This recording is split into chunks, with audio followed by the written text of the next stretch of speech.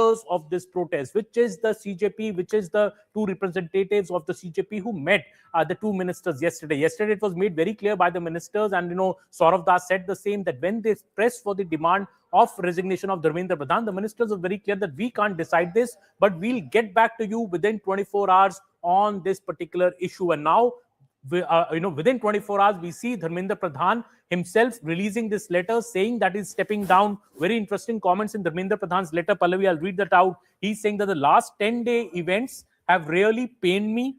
It is not about my personal pride. That's what Dharmendra Pradhan is saying. He's saying India's youth is our real strength. He's also saying, I have sent my resignation to the Prime Minister. Anti-national elements, Pallavi, Dharmendra Pradhan is saying, should not take advantage of the situation at Jantar Mantar. He's very clearly saying no student's future should be caught in these legal tangles, FIRs happening, violence happening. He does not want that. He actually wants the students to go back to the colleges and universities and focus on their studies. He say, my 4-decade-long political career has been devoted to the field of education. I did my best. Yes, there were discrepancies in the NEET paper leak case, but we ensured a re-NEET exam in the shortest possible time.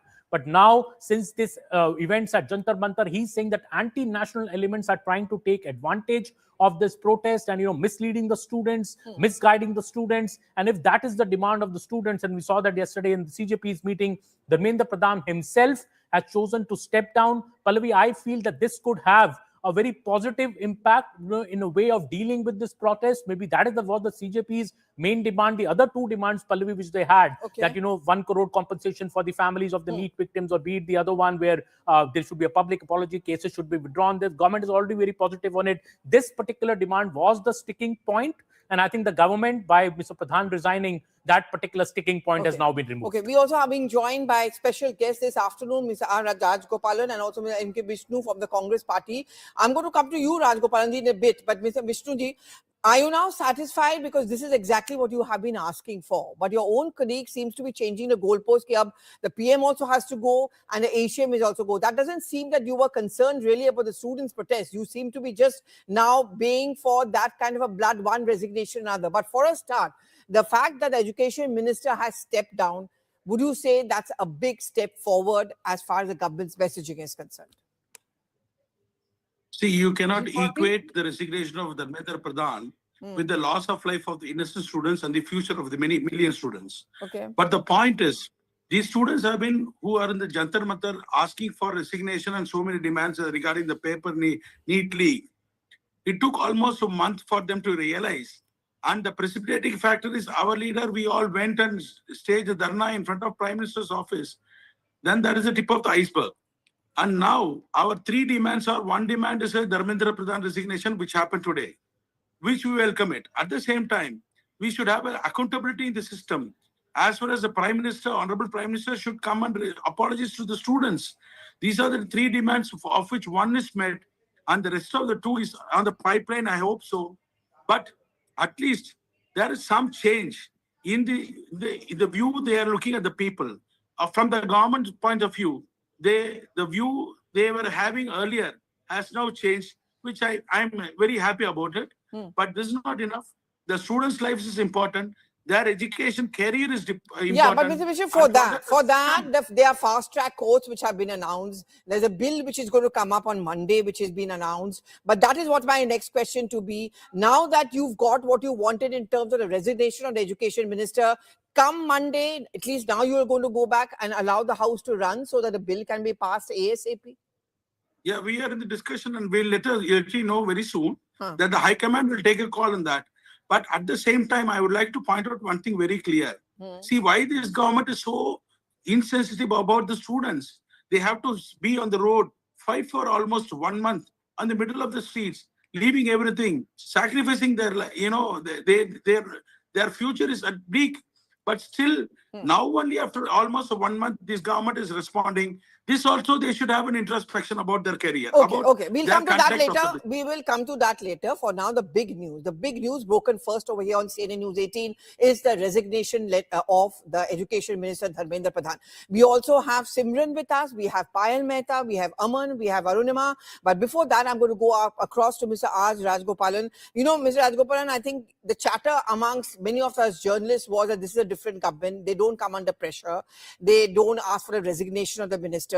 Why was it different then? Why do you think that the government decided, or the Prime Minister decided, that it was time for the education ministers to step down?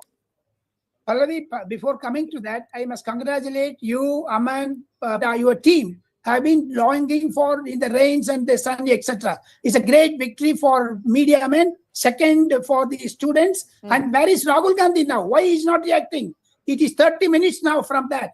Rahul Gandhi he should not go to foreign country. You tell him. He's here. I'm sure he'll react. Let's not talk about him now at this point in time. It's a good riddance from the point of view of politics, and it has also created some amount of discomforts among the top ministers. Yesterday, when the cabinet meeting was there were 2 or 3 ministers who were murmuring. Now, Prime Minister has heard that. Prime Minister took a decision. Otherwise, Prime Minister led this from the front, because the Instagram selfie, etc., that also made marks. It's a good riddance for the government. RSS pressure was also there on them. This morning, RSS chief also mentioned there should be negotiations. Now, at least tonight, Mr. Rahul Gandhi will not go to PM's house and stage a dharna in front of that. Okay, Mr. Rajgopalan, you've spoken more about Rahul Gandhi and less about why do you think the government took this decision. I'm going to come back to you in a bit. I'm going to take in a quick word from my colleagues who are on the ground. There is Simran, who has been correct. Simran, you were in fact about to cover the CJP government talks which are going to take place. If you can give me a sense of the mood around you and the fact that the timing just ahead of the talks, and I don't even know whether those talks are going to take place now, because that was the only condition that they were laying for today. And if I'm not mistaken, you had also reported that yesterday the government had told them that we'll get back to you regarding the resignation of Dharmendra Pradhan today. So do you think the talks are going to take place? Do you think it's going to change the dynamics now? Well, there is less clarity at the moment because the developments have unfolded on if the talks are going to take place at the scheduled time, which has shifted from 3 p.m. to now 4 p.m. The talks were scheduled only to press over the largest or the most important non-negotiable demand of the resignation of Dharmendra Pradhan. Now that it has happened, and what the reaction from the ground at Jantar Mantar is also coming is that they are going to take forward this entire fight against the educational reforms further. Abhijit Dipke has said that this is just the starting. What they are going to start is with another revolution of with democracy is what their first comments have come for. But most importantly, what Abhijit Dipke has said and the CJP has maintained through their official channels and through their official messaging platforms is that they are going to take forward with the 6 p.m. Candlelight march that they have decided earlier as well, and that they have not changed. They are going to take forward with that. They are going to protest with that even after the resignation has come in. Now, what is going to be the larger sense in which the protest is going to be carried forward by tomorrow or later or not, because there are already many security Simran, I guess we'll get to wait for that. Almost like 7 barricades that have been put in place. Yes, Simran will have to wait for that. I'm sorry, but I have to go across to Payal Mehta. Payal, you gave us a sneak peek and exclusive copy of the bill which is going to come up on Monday. But I really want to ask you the same question which I asked Mr. Rajgopalan. The perception was there that this government does not take any decision under pressure. The PM doesn't. Why do you think the government or the Prime Minister decided that Dharmendra Pradhan cannot continue as the Education Minister?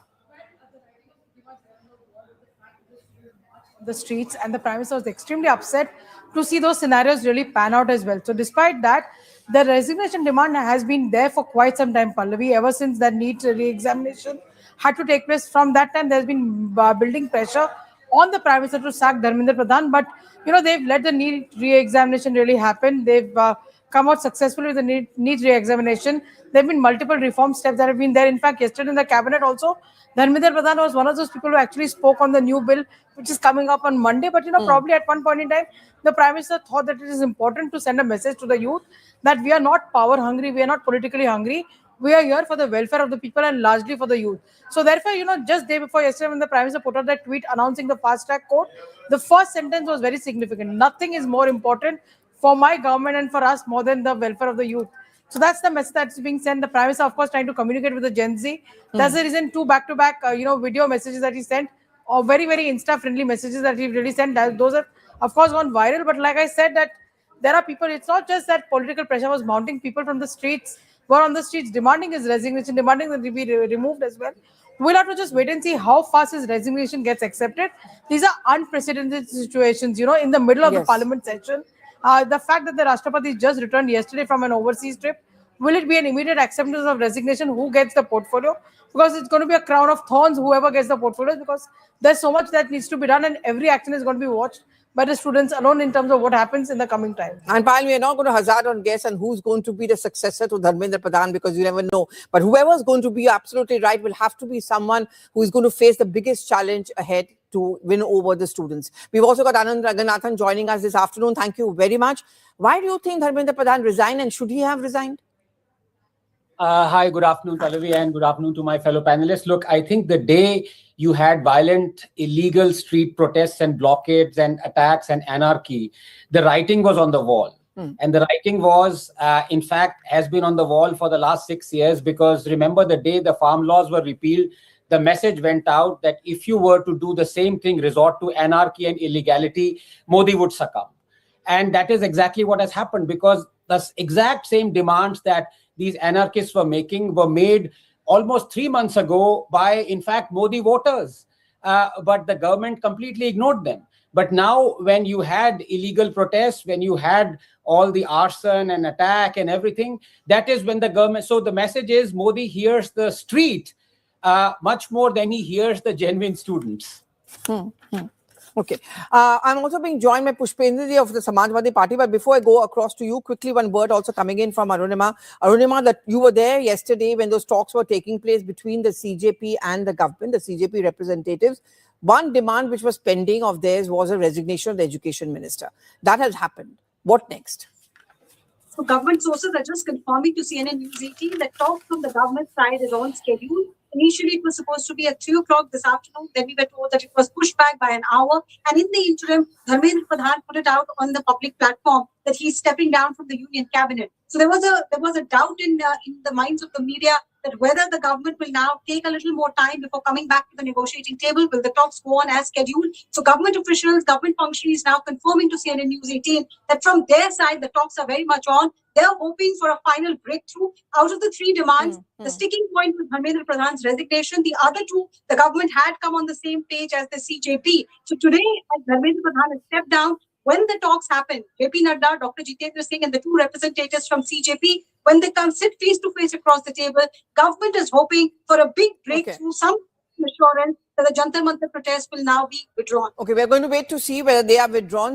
In fact, Jasmine is there at the spot. But before I go to you, Jasmine, before I go to you, Aman, before that, I'm going to go quickly across to Mr. Mohandas Pai, who's now joining us on the phone line. Mr. Mohandas Pai, I was seeing everyone say that this government does not take a decision under pressure.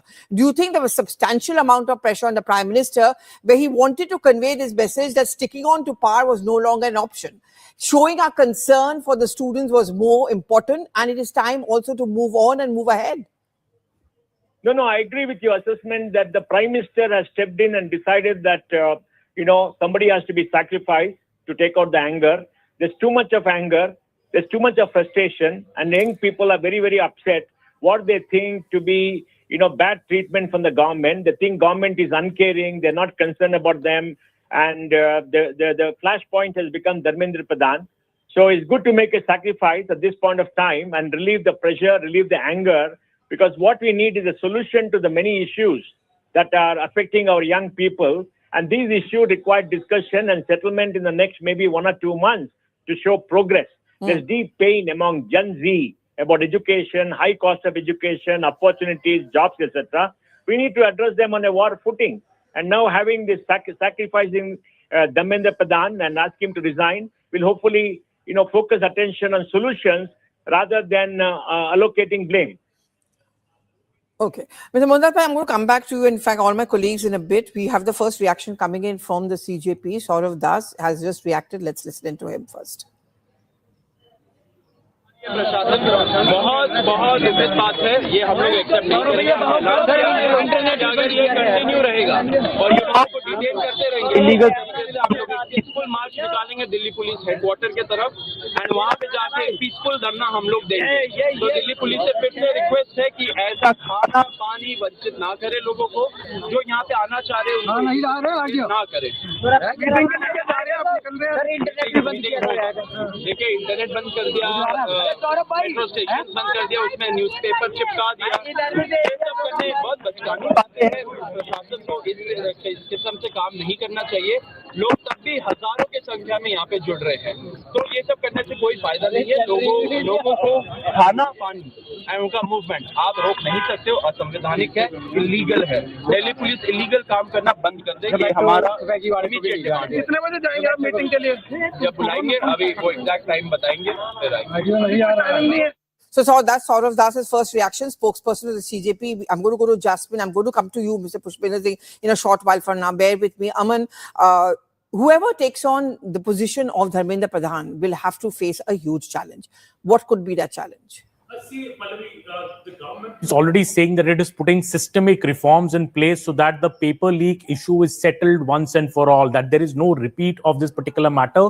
We have seen action in the NTA yesterday. We have seen the contours of this bill coming to light, which Payal brought to us earlier an hour back when we revealed the contours of this bill. Very, very stiff punishments, fast-track courts, charge sheets within 2 months, a trial within 3 months. In less than 6 months, the government is saying if a paper leak happens, we'll put the people, we'll give justice to the victims, we'll put these culprits behind bars on heavy sentences. So I think the government is very, very clear that it wants to solve this issue once and for all through legal means. And the minister concerned, I think one concern also in the opposition ranks and also amongst the CJP was that this new bill, which the government is going to produce before the parliament on Monday, should not be presented by Dharmendra Pradhan. So there is also one concern which was coming, but clearly now, whoever the government chooses as the new HRD minister right now, as the new education minister rather, right now, the status is that Dharmendra Pradhan has submitted his resignation. So we should wait and see what the government finally says. Is the resignation accepted? We'll have to wait and see. But given the circumstances which we are seeing right now, and given that the CJP yesterday made this a non-negotiable top demand, it is expected that Mr. Dharmendra Pradhan's resignation could be accepted. There could be a new incumbent in that post. Who will that be? We don't know yet. But clearly, I think the government is more concerned about the system and the process rather than who will be the minister. Okay. Government wants to set the system right through this new amendment law, which will be introduced in Parliament on Monday. Okay, I'm going to quickly go across to Jasmine because she's my colleague who's very much on the ground. I'm going to come back to you, Pushpendra Singh. I'm really very sorry, but we have to get the ground voice first. Jasmine, the mood around you, very quickly, if you could recap for us. So the mood around me, Pallavi ma'am, is right now the protesters, the people who have been here for over a month and specifically from 20th of July, the mood, the energy and the synergy is unparalleled right now. All of them are really happy that the thing that they were demanding and protesting for has finally been accepted.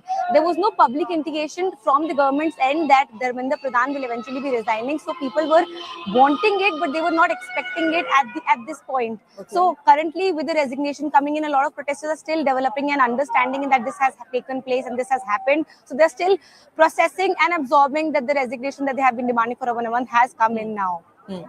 Pushpendra Singh, now you wanted, all of you, that we want the education minister to step down. Wo to ho gaya, he stepped down. Monday, bill in Lok Sabha likely. Tuesday, hopefully in Rajya Sabha. Tuesday, Wednesday, jab bhi. Will you let the house run now? Yes, because we were demanding the resignation of the person who's been responsible for 90 plus paper leaks in the country. We've been asking for a resignation of the person who's been responsible for many students who've lost their lives due to paper leaks. So I think the bill that has come up, I've still not gone through it, but when we'll go through it and read it, it has to safeguard the interest of the students. If it is not in place, we'll discuss it heavily in Parliament, because as earlier as I was saying as well, the discussion in Parliament has to take place for policies. These demands, that 3 demands that the students are laid down, was simply for the government. They could have done it earlier, but it's their sheer arrogance. And I thank the students and every citizen of this country that arrogance is lost today. They have won. It is their win. It is a win for the students. It is a win for the people who lost their lives. It is a win for every citizen of this country. Okay. Thank you very much, Mr. Pushpendra Singh. I know I have to let you go, but thank you so much for sharing your thoughts. So at least you're promising that the House will run from Monday onwards. Payal, I remember you had reported this, that when that cabinet meeting took place yesterday, correct me if I'm wrong, there were two people who were speaking. One was, of course, the Home Minister, and of course, the second, Dharmendra Pradhan. Very interesting and significant. Yes, Dharmendra Pradhan, in fact, spoke on the history of the bill, on history of paper leaks as well. That is something which he presented before the cabinet yesterday.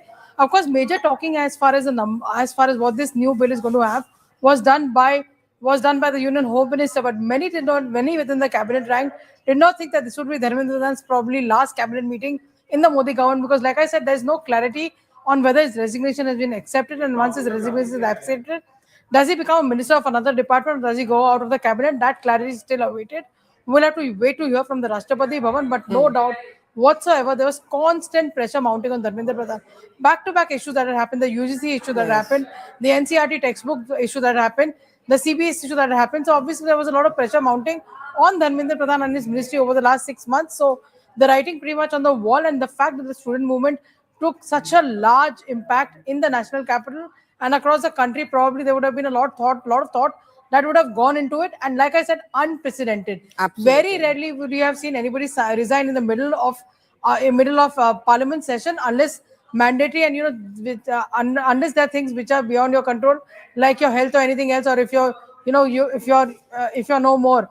But beyond that, it's unthinkable that something like this could have really happened. But like I said, the interest of the students is paramount. That's something that the Prime Minister. And also the interesting part over here, Payal, is no shifting of the portfolio, resignation. They didn't wait for a mini reshuffle to take place. But I'm just going to come back to you in a bit. Mr. Rajgopalan, I think MJ Akbar was the last minister of this government. I mean, the Modi tenure, who had resigned, right? And in the UPA, we saw many of them, Shashi Tharoor, Pawan Bansal, Ashwini Kumar. It led to a weakening of the UPA. Would you say the resignation of Dharmendra Pradhan will mean the unraveling of the NDA as the opposition hopes? Or the Prime Minister has stemmed this nick in time, right on time? He's ensured that there is no unraveling taking place, perfect timing, and also try and win over the students.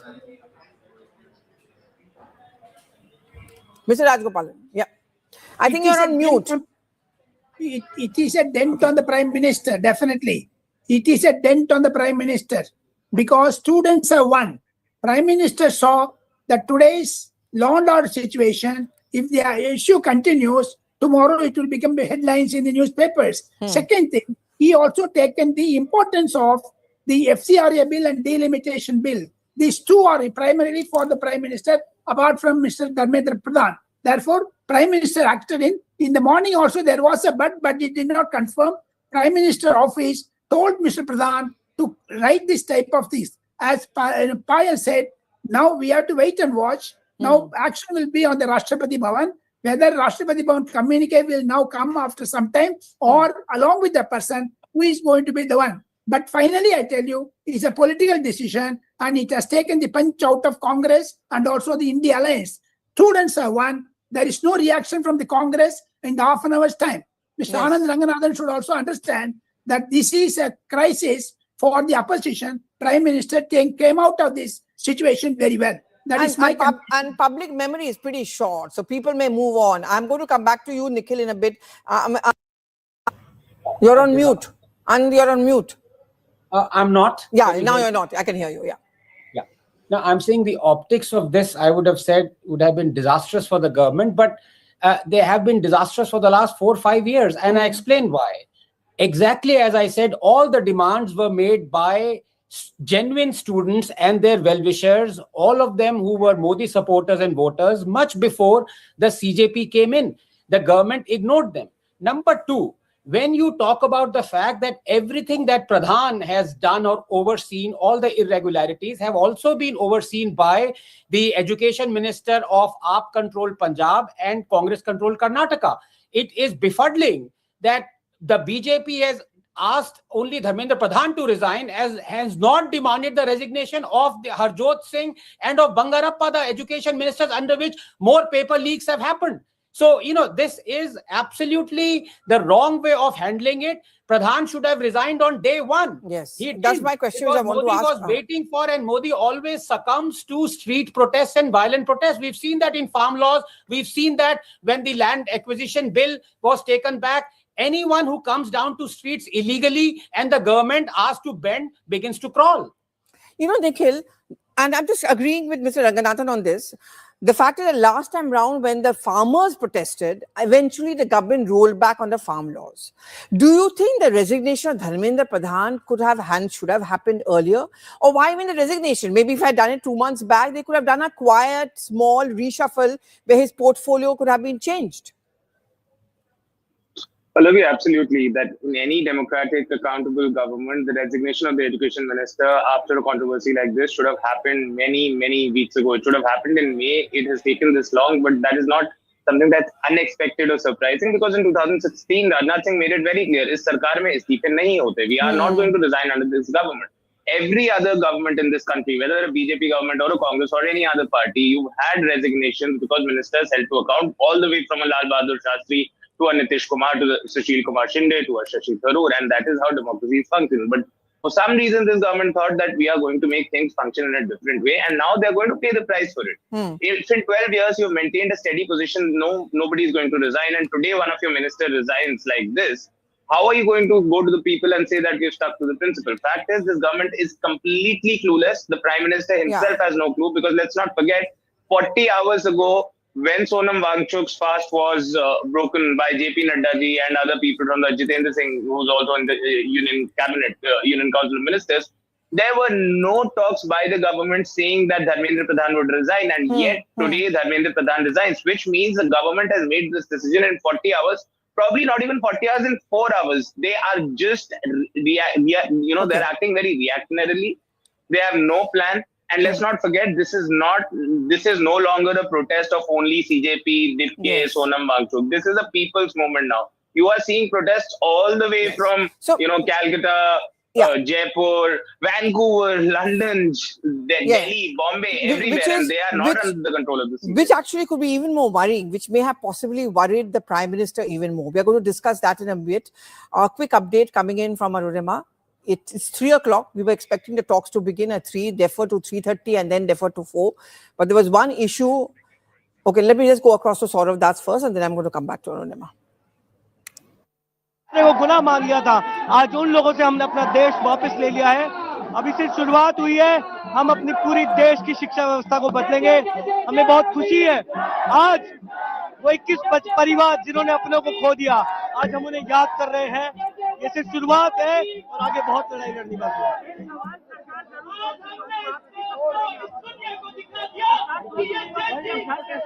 हमारी तीनों demand मान लीजिए, return में हम घर चले जाएंगे।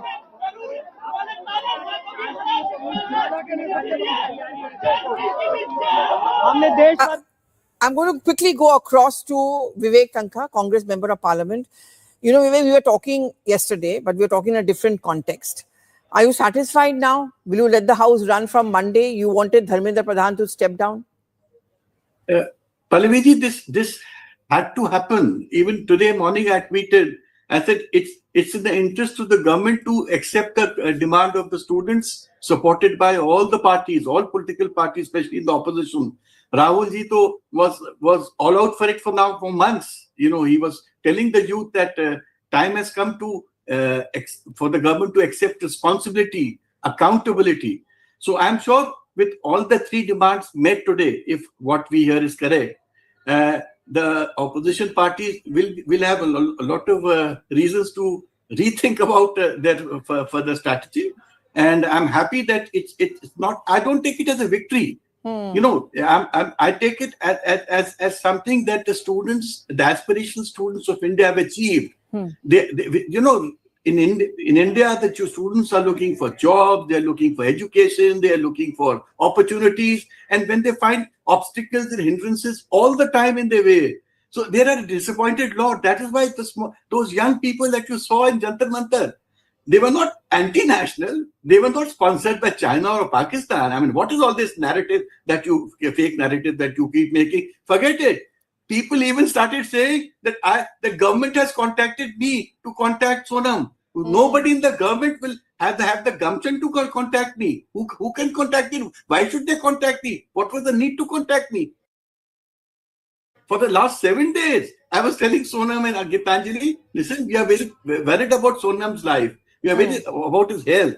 And on 22nd, I met him with other MPs, with a memorandum signed by 19 MPs. But you know, Mr. Tankha, while you would want to give the credit to the Congress party and to Rahul Gandhi for the resignation of Dharmendra Pradhan, let's face the reality. This movement was more being controlled by, say, the students themselves, a bit by the CJP and a lot by Sonam Wangchuk. Do you think Congress party was very slow? That good 20 to 21 days was lost by you when Rahul Gandhi was away. So you can't take credit. Listen, what happens is, this was a people's movement. And in a people's movement, which was essentially propelled by the students, all parties were supporting them. All opposition parties were supporting them. And I don't take away the credit of the students. I mean, in fact, some of these boys who were addressing the press conferences are very bright. You know, the way they were talking, the way they knew their mind. They knew what they were saying. So actually, the nation was very impressed with the movement of the students. So I salute the students for what they've done. Okay. Thank you very much, Mr. Tankha, for speaking to us this afternoon. Mr. Rajgopalan, I will definitely come to you in a bit. There's a quick update which is being brought in by Arunima, is that the talks are going to go on as scheduled between the CJP and the government representatives. Yes, Arunima.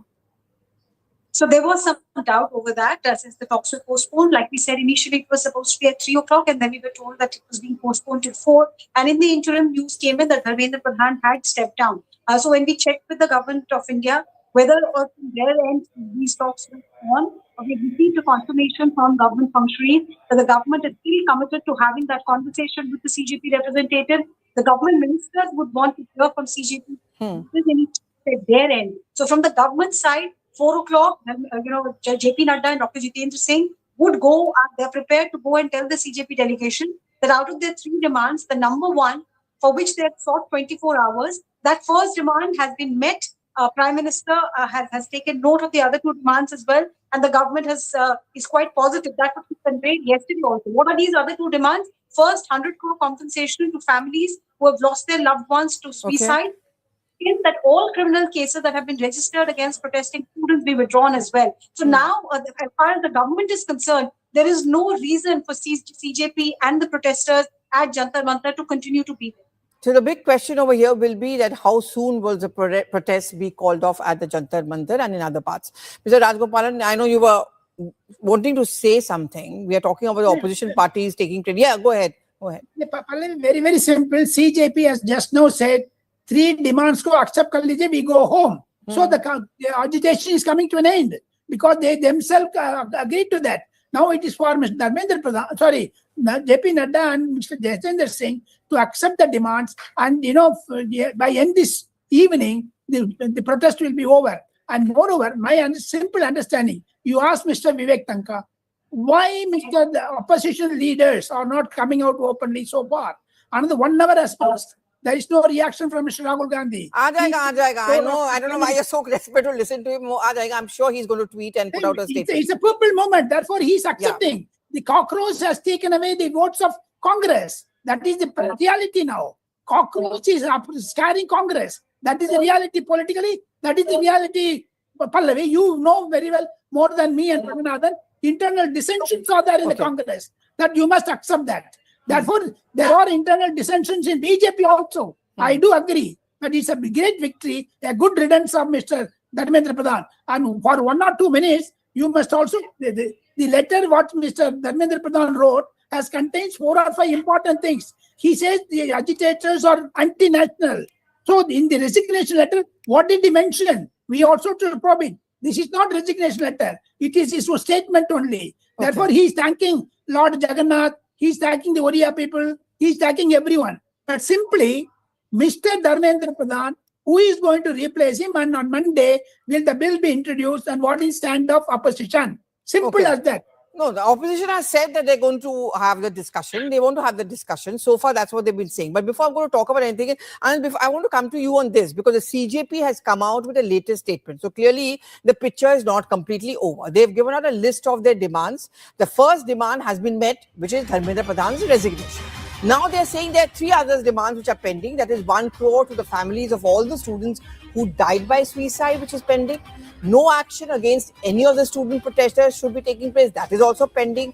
Public apology from RAF and Delhi police. That is also pending. Jantar Mantar and the entire country is still waiting on the rest of the demands. So Anand, I don't think the protests will be called off anytime soon if these 3 demands are not fulfilled, which means with the which means the resignation of Dharmendra Pradhan is not enough. They also now want these other 3 demands. They've tasted blood, so now they're going to keep on scaling up their demands. Do you see the protests ending anytime soon? Well, I think the ferocity of the protests and the idea of the protesters that they would have the rest of the country along with them, I think that's possibly going to fizzle out because most of their demands have been met. But I say this again, more than what they had demanded were initially demanded by those who like Modi and vote for him. That was ignored. So the fact is, the message is now clear. The more you protest, the more you come onto the streets, the more this government will hear you.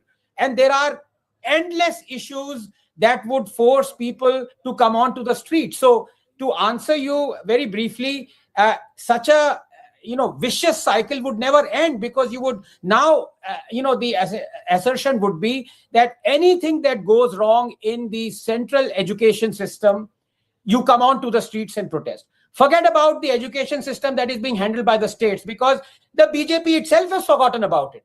The BJP itself is not demanding the resignation of Harjot Singh and Bangarappa. Why should anybody else do? So when you have such unprofessional way in which you deal with the street protesters, I think you get paid back in kind, Pallavi. It's as simple as that. Okay, yeah, absolutely. You pay back in kind. But I also have Jasmine, before I come back to you, Nikhil.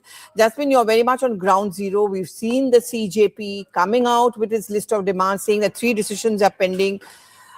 Obviously, there could be a celebratory mood around you where the young students are protesting. But are they satisfied with just the resignation of Dharmendra Pradhan, or also are they agreeing with the statement of the CJP? So at this point, yes, there is a celebratory mode here at Jantar Mantar, but people seem to not be very, very satisfied. They're definitely happy that the resignation that they have been demanding for over a month, they've seen hunger strikes here, they've seen protesters here, and thousands of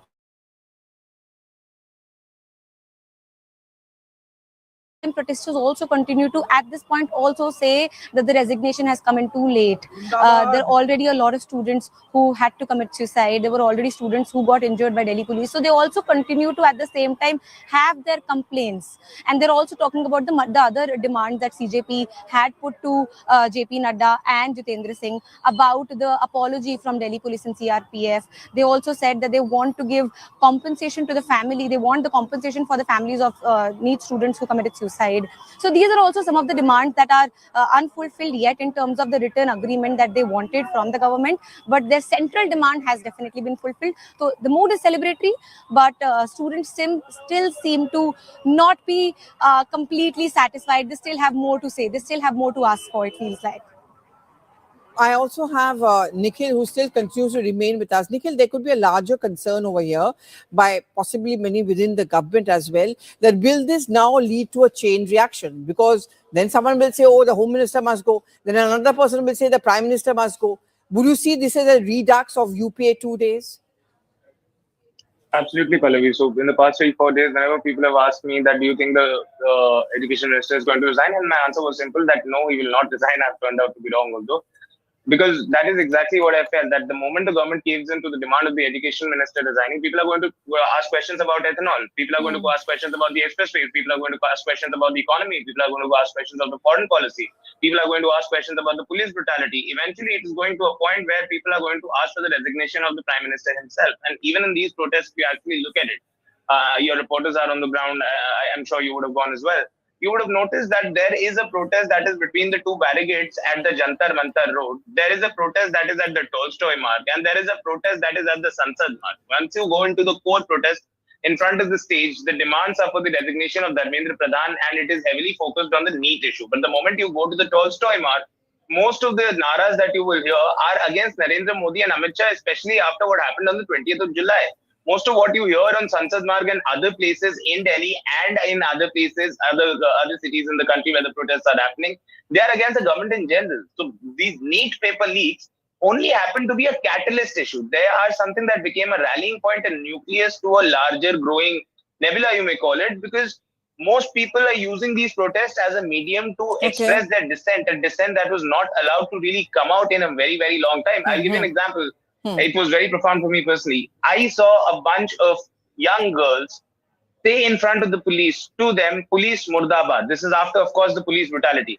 That is not something I could have imagined 10 days ago, that some young girls will say to the police on their face, "Police Murdabad." That has nothing to do with Dharmendra Pradhan, Education Ministry, education reform, need this, that. This is the dissent of the people that is coming out, and a chain reaction I'm sure is going to follow.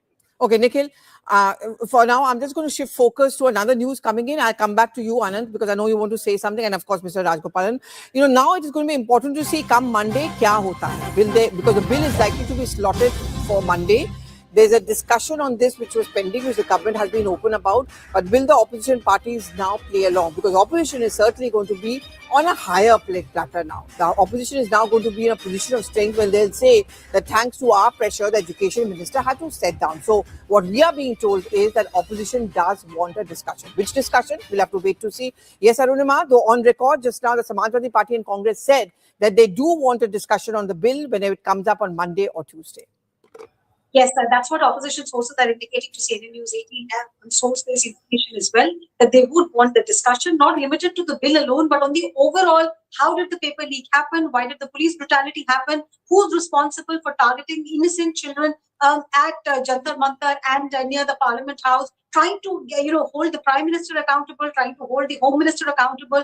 So the echo that we had heard on the floor of the lower house as well as the upper house, pehle hi istifa, phir kuch aur. That from that position, it looks like that there is a window to show that Parliament could function come Monday. The opposition is now saying that we would want a discussion. Whether that discussion will be under rule adjournment motion in Lok Sabha or similar rules in Rajya Sabha, or will it be a short duration discussion? I think those nuts and bolts are to be tightened now between the parliamentary minister and the floor leaders of the opposition. But there is now looking like that in monsoon session, finally the dark clouds are getting a small window of opportunity where there could be some business on the floor of the House. Pehle istifa, fir charcha. That is what the opposition had been saying, and they had been asking for an adjournment motion notice. That is, they do not want any other business of the House to run, plus the resignation of Dharmendra Pradhan. Well, that is what the government was open about, but the priority, of course, is going to be the bill. Saurav Das has come out with a response. I'm going to go and listen to that first, and then I'm going to go across to Anand as well as Rajgopalan. बहुत बहुत बड़ी जीत हुई है संविधान की, इस लोकतंत्र की, ये युवाओं का पावर है। और हम सरकार में, प्रशासन में सारे लोगों को बोल देना चाहते हैं, do not mess with the young generation. हमारा ताकत है ये, हमारा यूनिटी ताकत है। हिंदू मुस्लिम राजनीति छोड़ दीजिए। आपको चेतावनी है, एक इंसान का यहाँ पे इस्तीफा हुआ है। अगर आपने अपनी गंदी राजनीति नहीं छोड़ी, जवाबदेही और ट्रांसपेरेंसी में नहीं लाया, तो हम लोग किसी का रेजिग्नेशन नहीं छोड़ेंगे। तो बहुत बड़ी जीत है, संविधान जीता है, युवा जीते हैं, ये देश जीता है।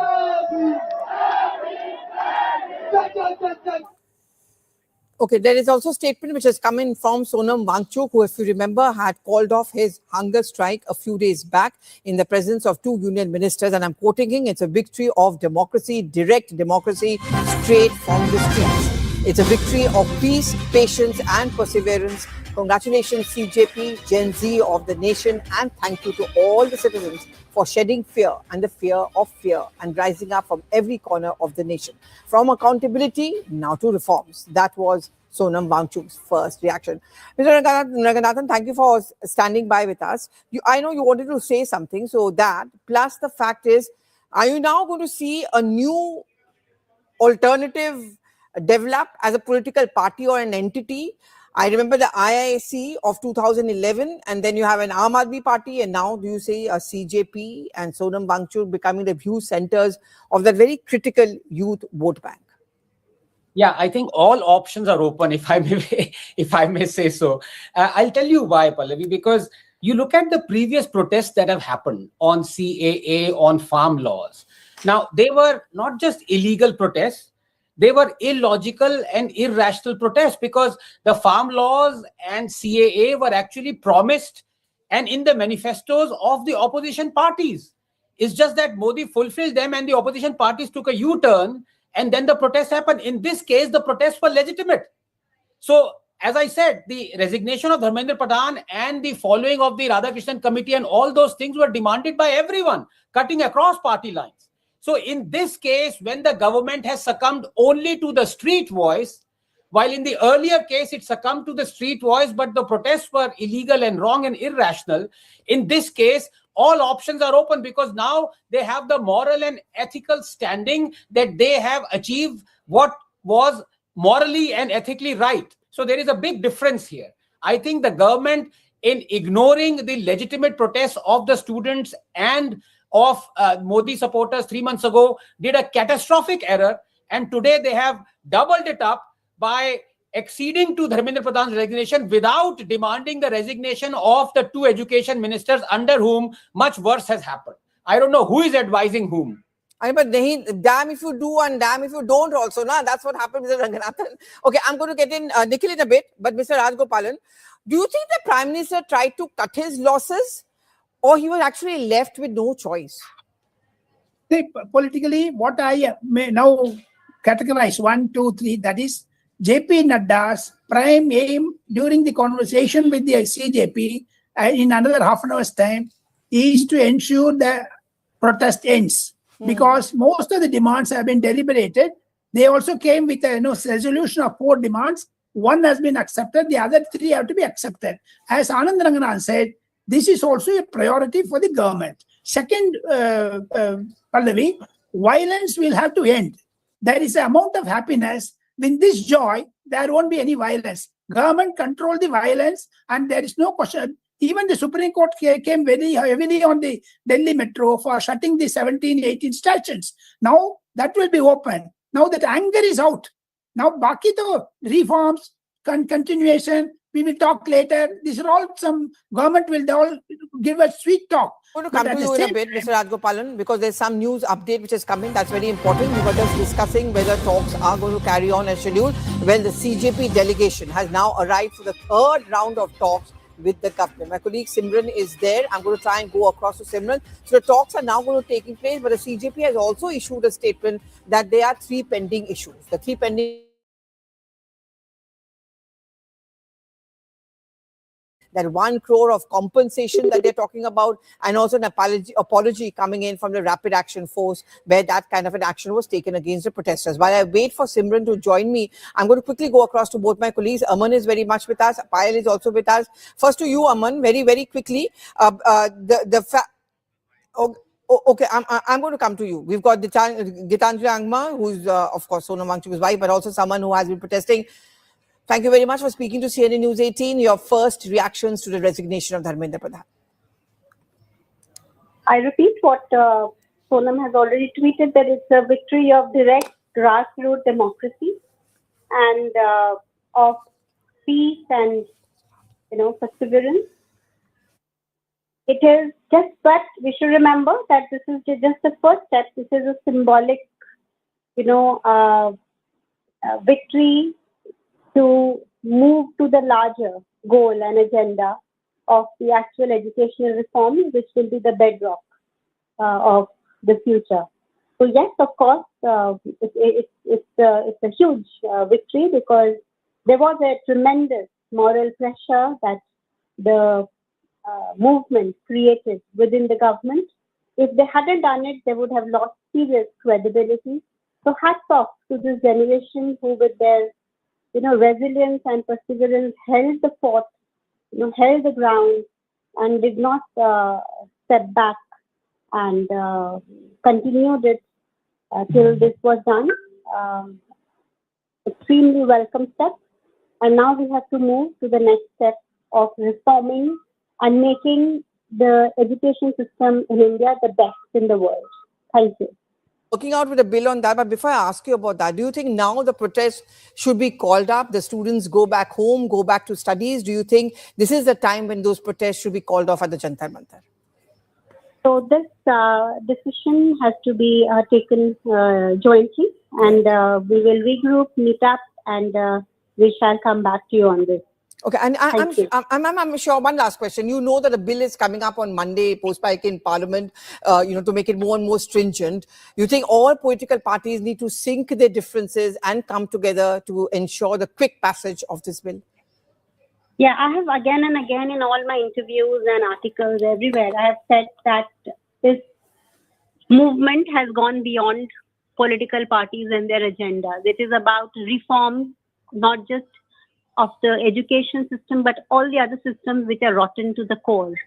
So political parties have become, not inconsequential.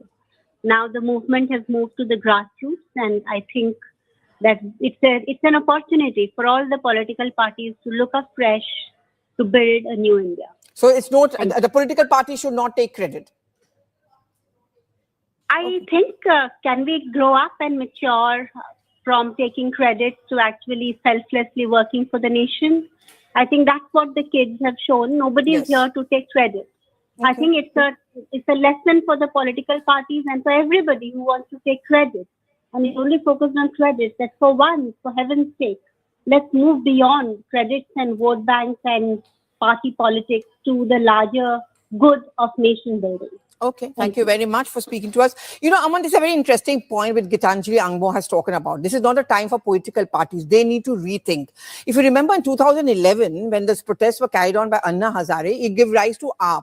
It was a redrawing of the political landscape. Do you think this particular protest, which has taken place at Jantar Mantar, has once again redrawn the political landscape as far as the opposition is concerned?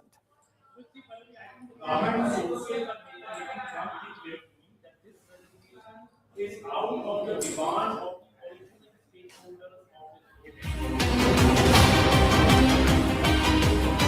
Aman, I'm trying to fix your audio. I'll just come back to you in a bit. Payal is with us.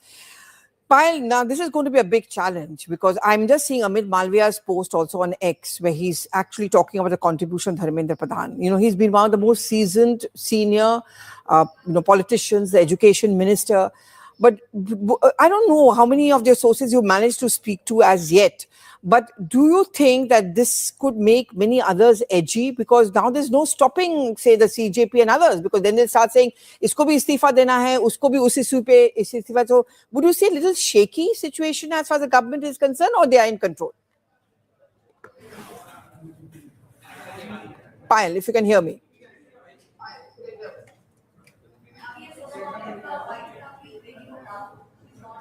Payal, if you can hear me. Okay, I'm going to try and connect with Payal and with Aman as well. I'm just going to go across to my guests as well. Mr. Rajgopalan, if you're still with me at this point of time. Mr. Rajgopalan, do you think this is going to make the other ministers little edgy as far as the government is concerned? I can't hear. I can hear you now, but I couldn't hear Pallavi. Ministers will see sigh of relief for them. And now, Prime Minister's intervention at the right time has helped two things. Politically, he has won. Second thing, he has politically taken the steam out of the opposition, give credit to the students. Now, the students' movement, definitely, as you said, will it go further like Anna Hazare movement turning into formation? I feel it won't, because at that time the government was weak, whereas here Narendra Modi is very strong, and politically very strong person, and any crisis, if you give it to Narendra Modi, he will turn into an opportunity for the BJP. So therefore, my only interest is that today the violence will be end because everyone is happy with the resignation of Dharmendra Pradhan. Baki thing kal parso dekha jayega. That should be the priority. That should be the priority, end to any kind of a violence. Okay, I think Aman and Payal are still with us, if I'm not mistaken. I'm going to quickly go across to Aman, if you can hear me. What I was asking you is, would you see this as a redrawing of the political landscape? That, you know, they are now apolitical stakeholders who can seize the movement. And this I'm asking from the point of view of the opposition parties, because they may want to celebrate, but as Gitanjali Agmo pointed out, that even they need to redraw and rethink their political strategies. Well, clearly, Pallavi, see, one thing is very, very clear, that the government sources, what they're telling me, that this resignation, if it has happened because the original stakeholders of this protest had this demand, which is the CJP, which is Sonam Wangchuk. It is not happening under the pressure of the opposition parties, the Congress party, because, you know, they are not the original stakeholders of the protest. For a long time now, at least for the last 2 to 3 weeks, when I have been speaking to the government sources, they have been very clearly saying that, you know, this may not stop here. Today, you want the education minister's resignation. Tomorrow, Rahul Gandhi may ask for the home minister's resignation, which he also did. And this is a never-ending thing. And this government is not known to succumb to political pressure. But one thing was very clear, that the government also realized, and you saw that in the Prime Minister's outreach over the last few days, that the government thought that the original stakeholders of the protest, the students, the CJP, have a valid grouse. You know, if they're angry for a reason. It is the job of the government to reach out to them. And that is why 2 senior ministers were deputed on the task to go and meet Sonam Wangchuk, go and meet CJP. Another meeting, the third round, is going to happen today. So definitely that outreach happened. And when yesterday, I think, this decision, I think, Pallavi, the designation of Dharmendra Pradhan has been decided within the last 24 hours. That is what I can tell you. Because yesterday, when the CJP came to meet the 2 ministers, they said that the resignation of Dharmendra Pradhan is a non-negotiable. If that does not happen, we will escalate our protest from Sunday, from Monday. We will again march to the parliament. This will go countrywide. The government does not want that kind of a situation at all. So I think Dharmendra Pradhan has also, in a way, I would say, seen reason that, you know, his continuance is also causing a problem for the government, a problem for in Delhi as general. And that is why he's very graciously, I think if you read his resignation letter, it's a very gracious letter. He says, I did my best. You know, I got a re-need done. I've been 40 years in politics. Okay. I've done my best. But, you know, if it is not good enough, if anti-national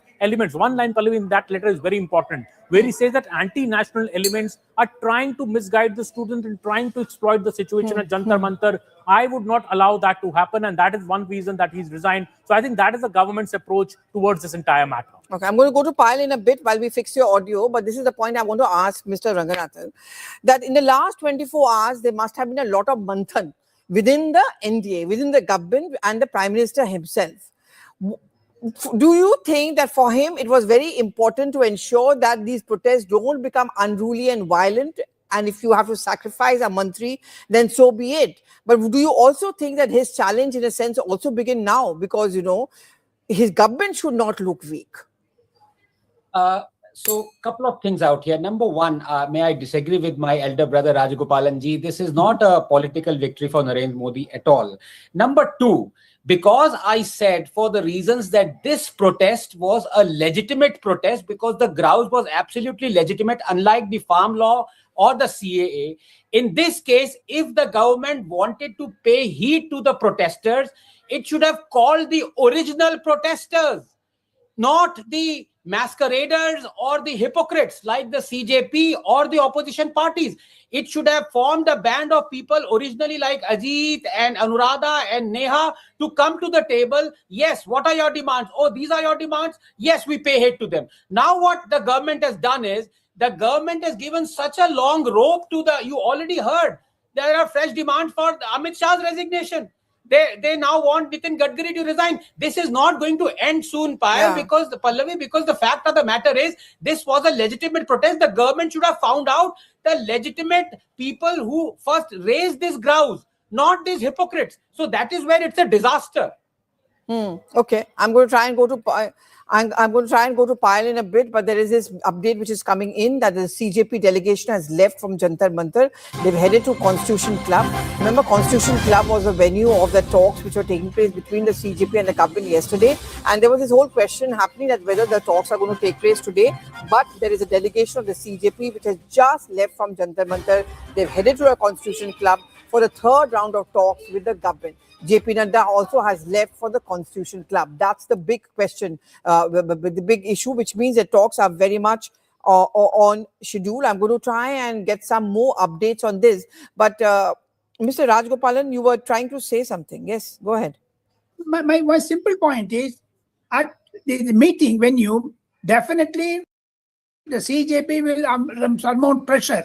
At the same time, government will also ensure that the compensation is a matter of the Prime Minister's discretion. Second thing, what the reforms bill is also before them. I am very sure Nadda will succeed because it is on the Nadda's one-to-one meeting with the Prime Minister. It all happened. Simply saying that by end of this evening, you will get a good news. That is the feedback I'm getting from government sources. Okay, we have also Mr. Akhil who's joining us, political analyst. I'm going to try and wait.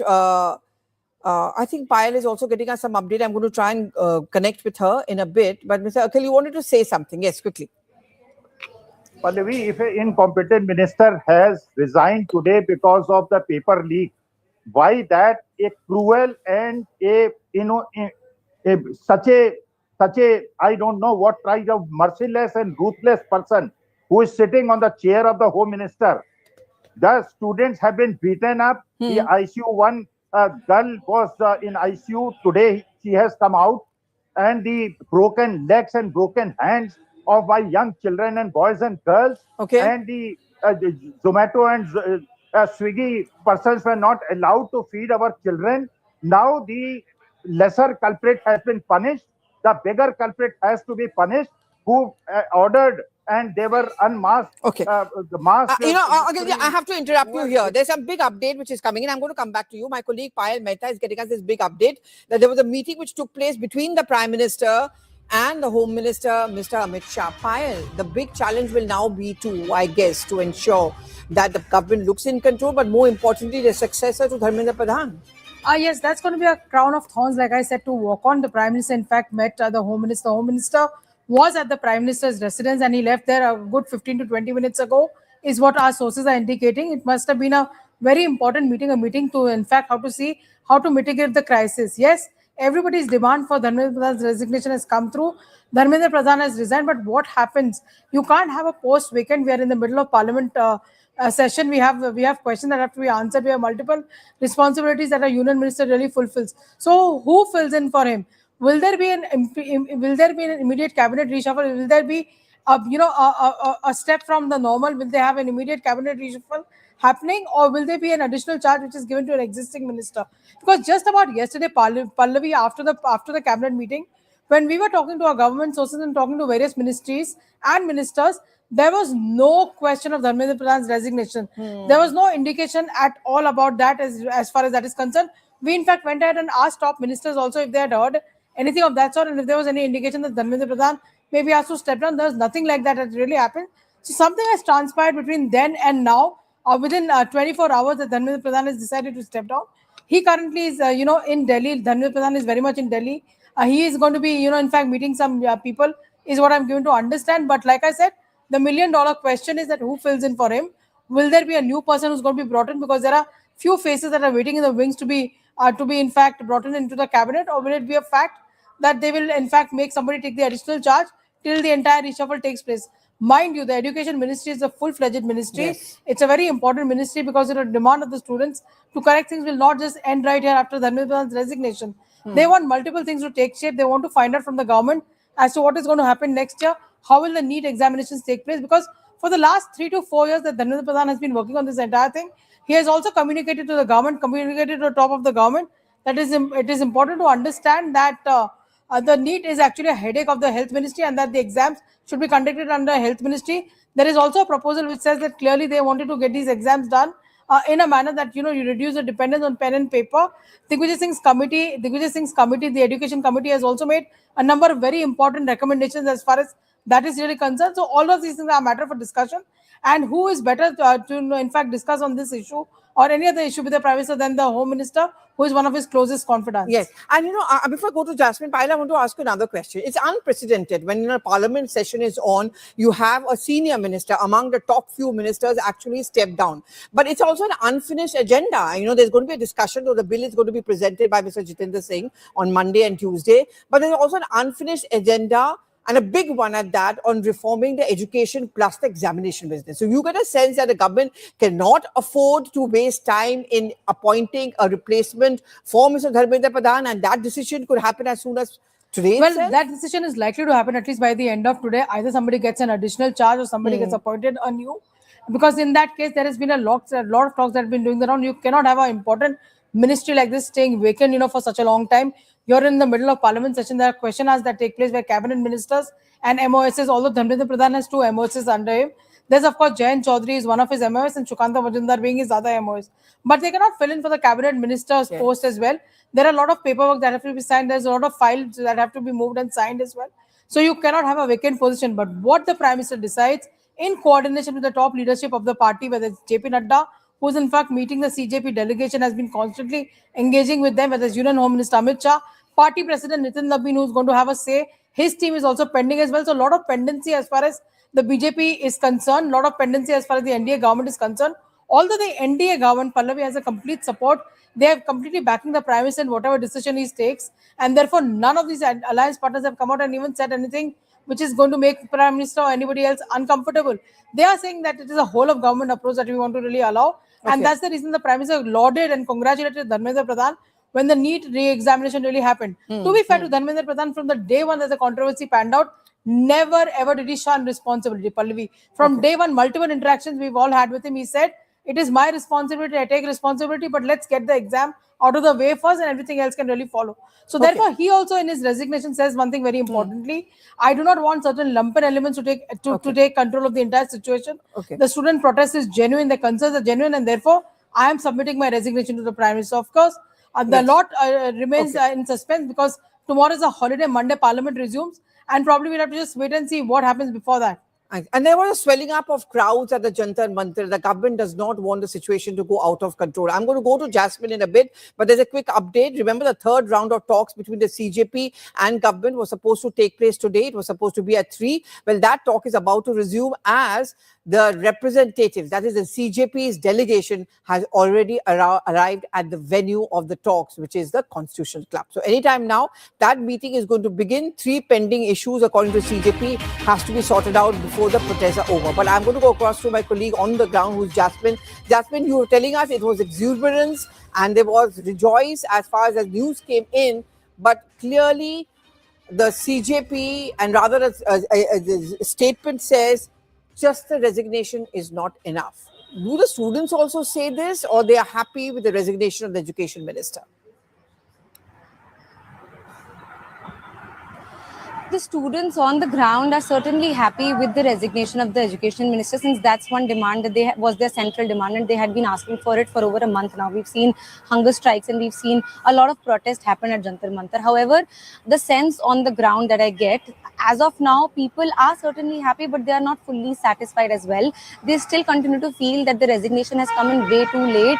The resignation came in only after the police beat children. The children got injured. The resignation came in after the NEET students had to commit suicide. So this is the sentiment on the ground that the students have. So there is a sense of happiness, but there is also a sense that it came in way too late. But at the same time, students are also saying that the Prime Minister resignation also has to come in, that the Home Minister's resignation also has to come in. So it doesn't look like that the protest is getting withdrawn. I'm not really sure if the protest is getting withdrawn, even though the central demand has been met. So we'll have to wait and watch if CJP, now the delegation that is going to meet, that is meeting the government, how will they now ensure that their demands being met?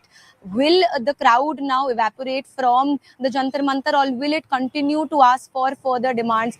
Their additional demands, such as they want in return that the government will give compensation to the affected families of NEET students who committed suicide, and also there will be no legal case against the protesters. These are the demands that they want in return at this point. But their central demand has been done. They also want apology from CRPF and Delhi police. But as of now, if I look at the ground, the protesters are still there. They're celebrating, but they're certainly asking for more.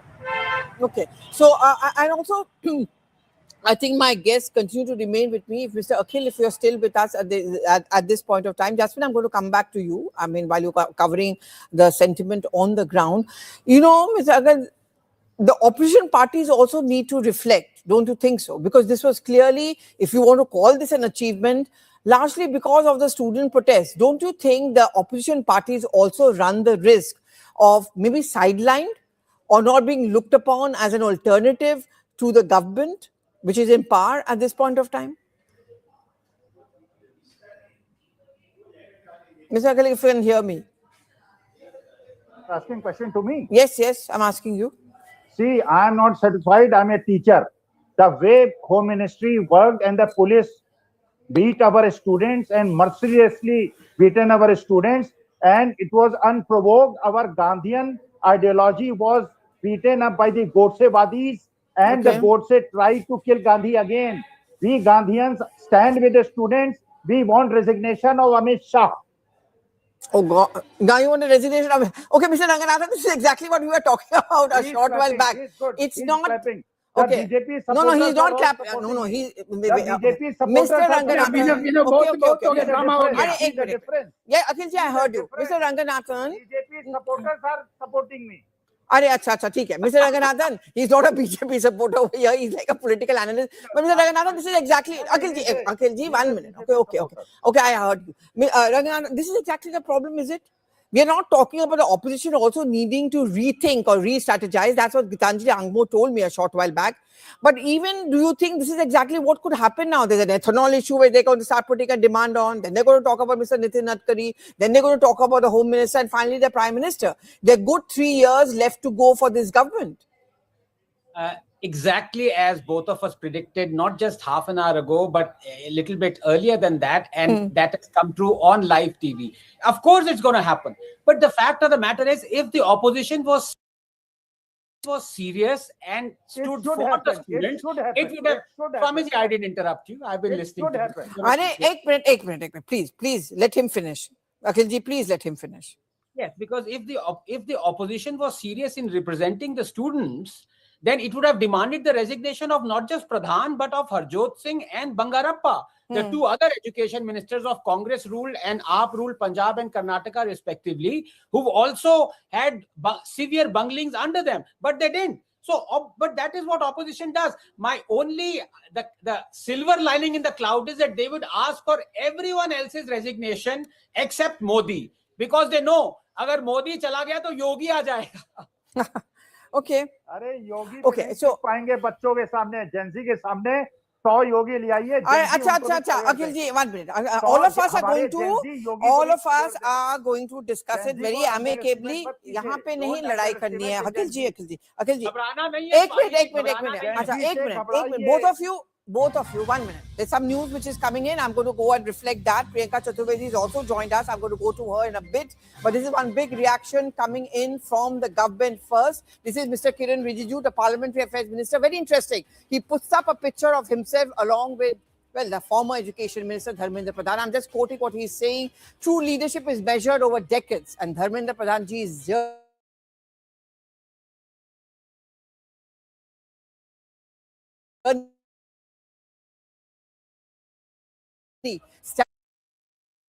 welfare. Having worked alongside him in the Union Cabinet, I have seen his sincere dedication to strengthening India's education ecosystem, keeping our millions of young students at the center of every decision. Leading such a critical sector demands immense perseverance, and he embraced it with courage and clear vision. Dharmendra ji, thank you for your relentless service, your commitment to reforms, and your contribution to building a stronger India. I wish you the very best as you continue to serve the nation with the same conviction and sincerity. What is interesting over here is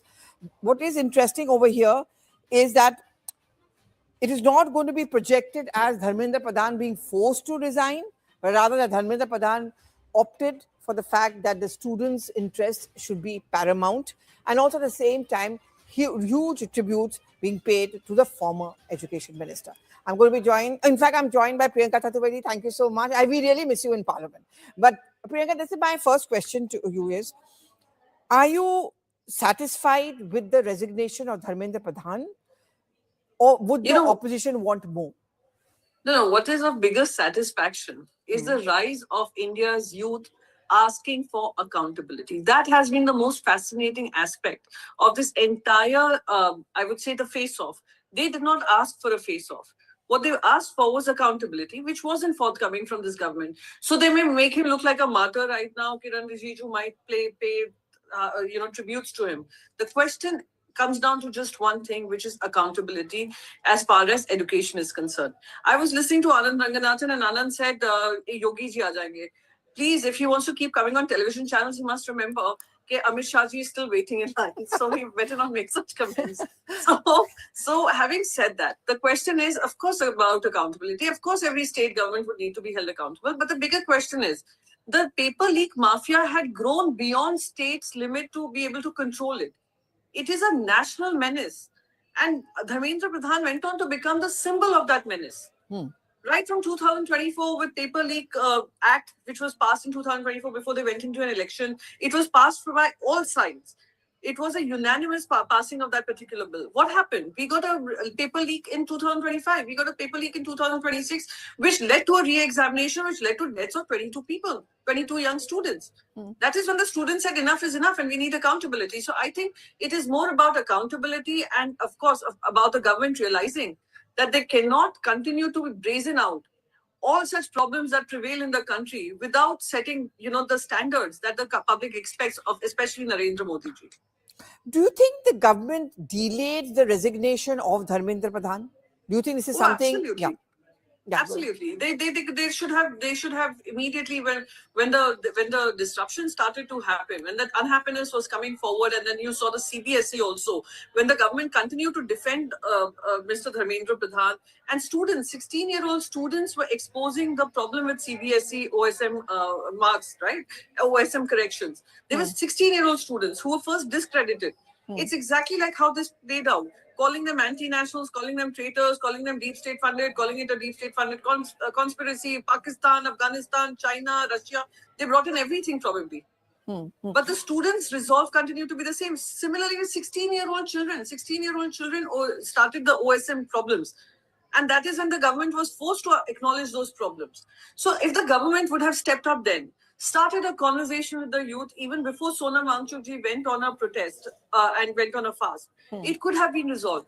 You'll allow the problem to fester to a point where it looks like an embarrassment is stepping down and a huge victory for the students of this country. Okay, Priyanka, now this question also comes in on the opposition party. One is, this movement has been largely about organic. There are students who've protested.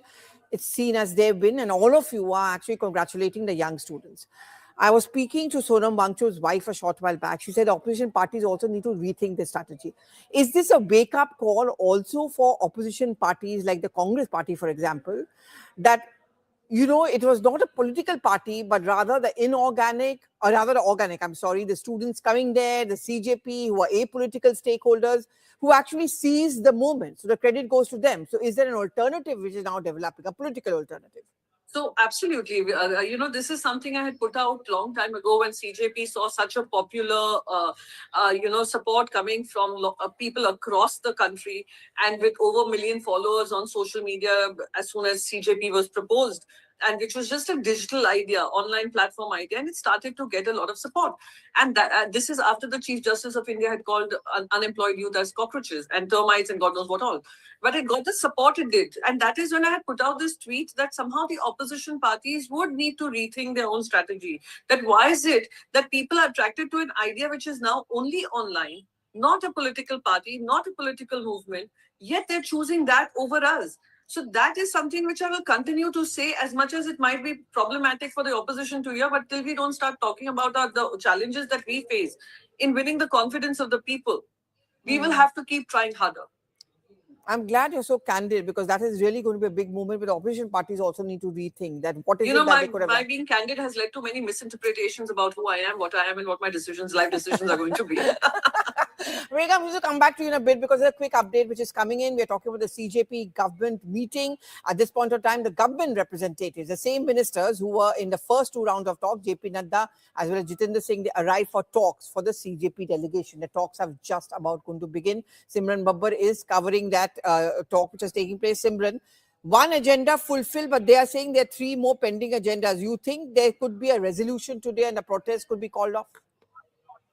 Well, absolutely. After yesterday, as both the parties, the centre and the CJP representatives have very confidently expressed that there is some move forward, and even at Constitutional Club, at the first, when we arrived here, the CJP representatives, Ashutosh Ranka and Saurabh Das, at first they arrived and they were given, the delegates had securely sent them in the very guarded security loophole. There is paramilitary force here as well at the Constitution Club, completely guarded, while there's an interim shutdown also at the moment.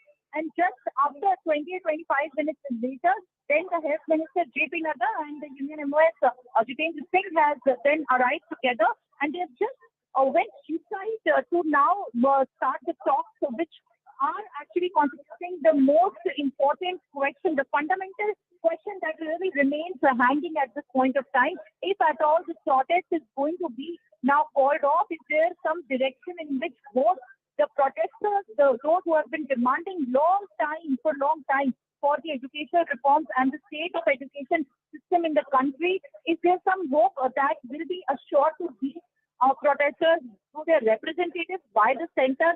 Will the approach after the resignation is going to work or not? Because that is their one demand that they were not, in fact, coming down from. They said it is a complete non-negotiable, and in a way, this certainly is being lauded as the victory of all of those who have been protesting for days. There have been controversies that have mired because of all of the protests, but actually the government has done something that has also come as unthinkable and unprecedented at the point of time. But at the very same time, as the meeting yesterday as well lasted roughly around 40 minutes, today as well we expect that maybe there would be some unfinished discussions that are going to take place, and finally there would be a concrete statement that we can expect further as both of them come and finish talks regarding what happens to the protest in the course of this agitation further. Okay, Simran, thank you very much for getting us those details. We still continue to... okay, we have only Simran. Simran, I'm sorry to interrupt you, but I'm just coming back to you once again. I know it could be euphoric as far as the protesters are concerned, but do you think that they would be satisfied with the fact that at least the education minister has resigned and it's time to go back home? Well, I am right now at the point where there is a lot of noise. Can you please importantly just repeat your question? Do you get a sense that the students who are protesting at Jantar Mantar would now want to go back home and they want to call up the protests and not, unlike the CJP, actually wait for the other three pending demands to be fulfilled? Well, exactly. In fact, that is the sense that we also started picking up from the ground, and as the security also was heightened because of what really happened just this afternoon after the resignation. The important focus from the security agencies on the ground was also to ensure that there are no fresh escalations that could be reported. Now we speak of the students who are there on the ground. Well, it is expected that they would be adamant to implement and to get the response on their other two demands as well. And it is also well in the optics of how the CJP has been protesting at this moment for more than a month now, that they would be continuing their protests with this agitation taking forward. But as the representatives have also expressed some confidence that they can also listen to what the government has to say. There have been already, apart from the resignation, some very monumental changes even that have begun with the NTA that we speak of, even the sacking of the 47 officials and the new post of the vacancy. There are corrective measures indeed that are being implemented and that have already taken off. So that should also give some hope onto the direction in which the educational reform and the changes are demanded at the moment. But more importantly, this remains to be very categorically viewed, even as the opposition had from this onset demanded the resignation, even with how the CJP had continued their first and foremost demand.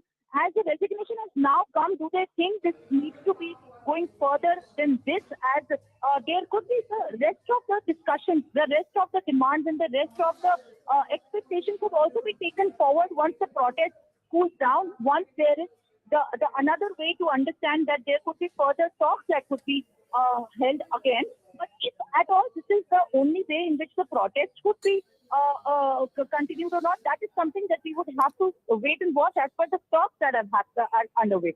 And these talks are also very high stakes because yesterday the CJP representatives very clearly mentioned that there's no point in talking to the government again and again if they're not going to listen to our demand of the sacking of the educational minister. Now, how do they respond to this? Do they congratulate? What do they say? Do they say that we are thankful that you have considered our request or not? That is what we can also confirm once they are also out, as this is a closed door meeting and no one is actually allowed inside and around that area.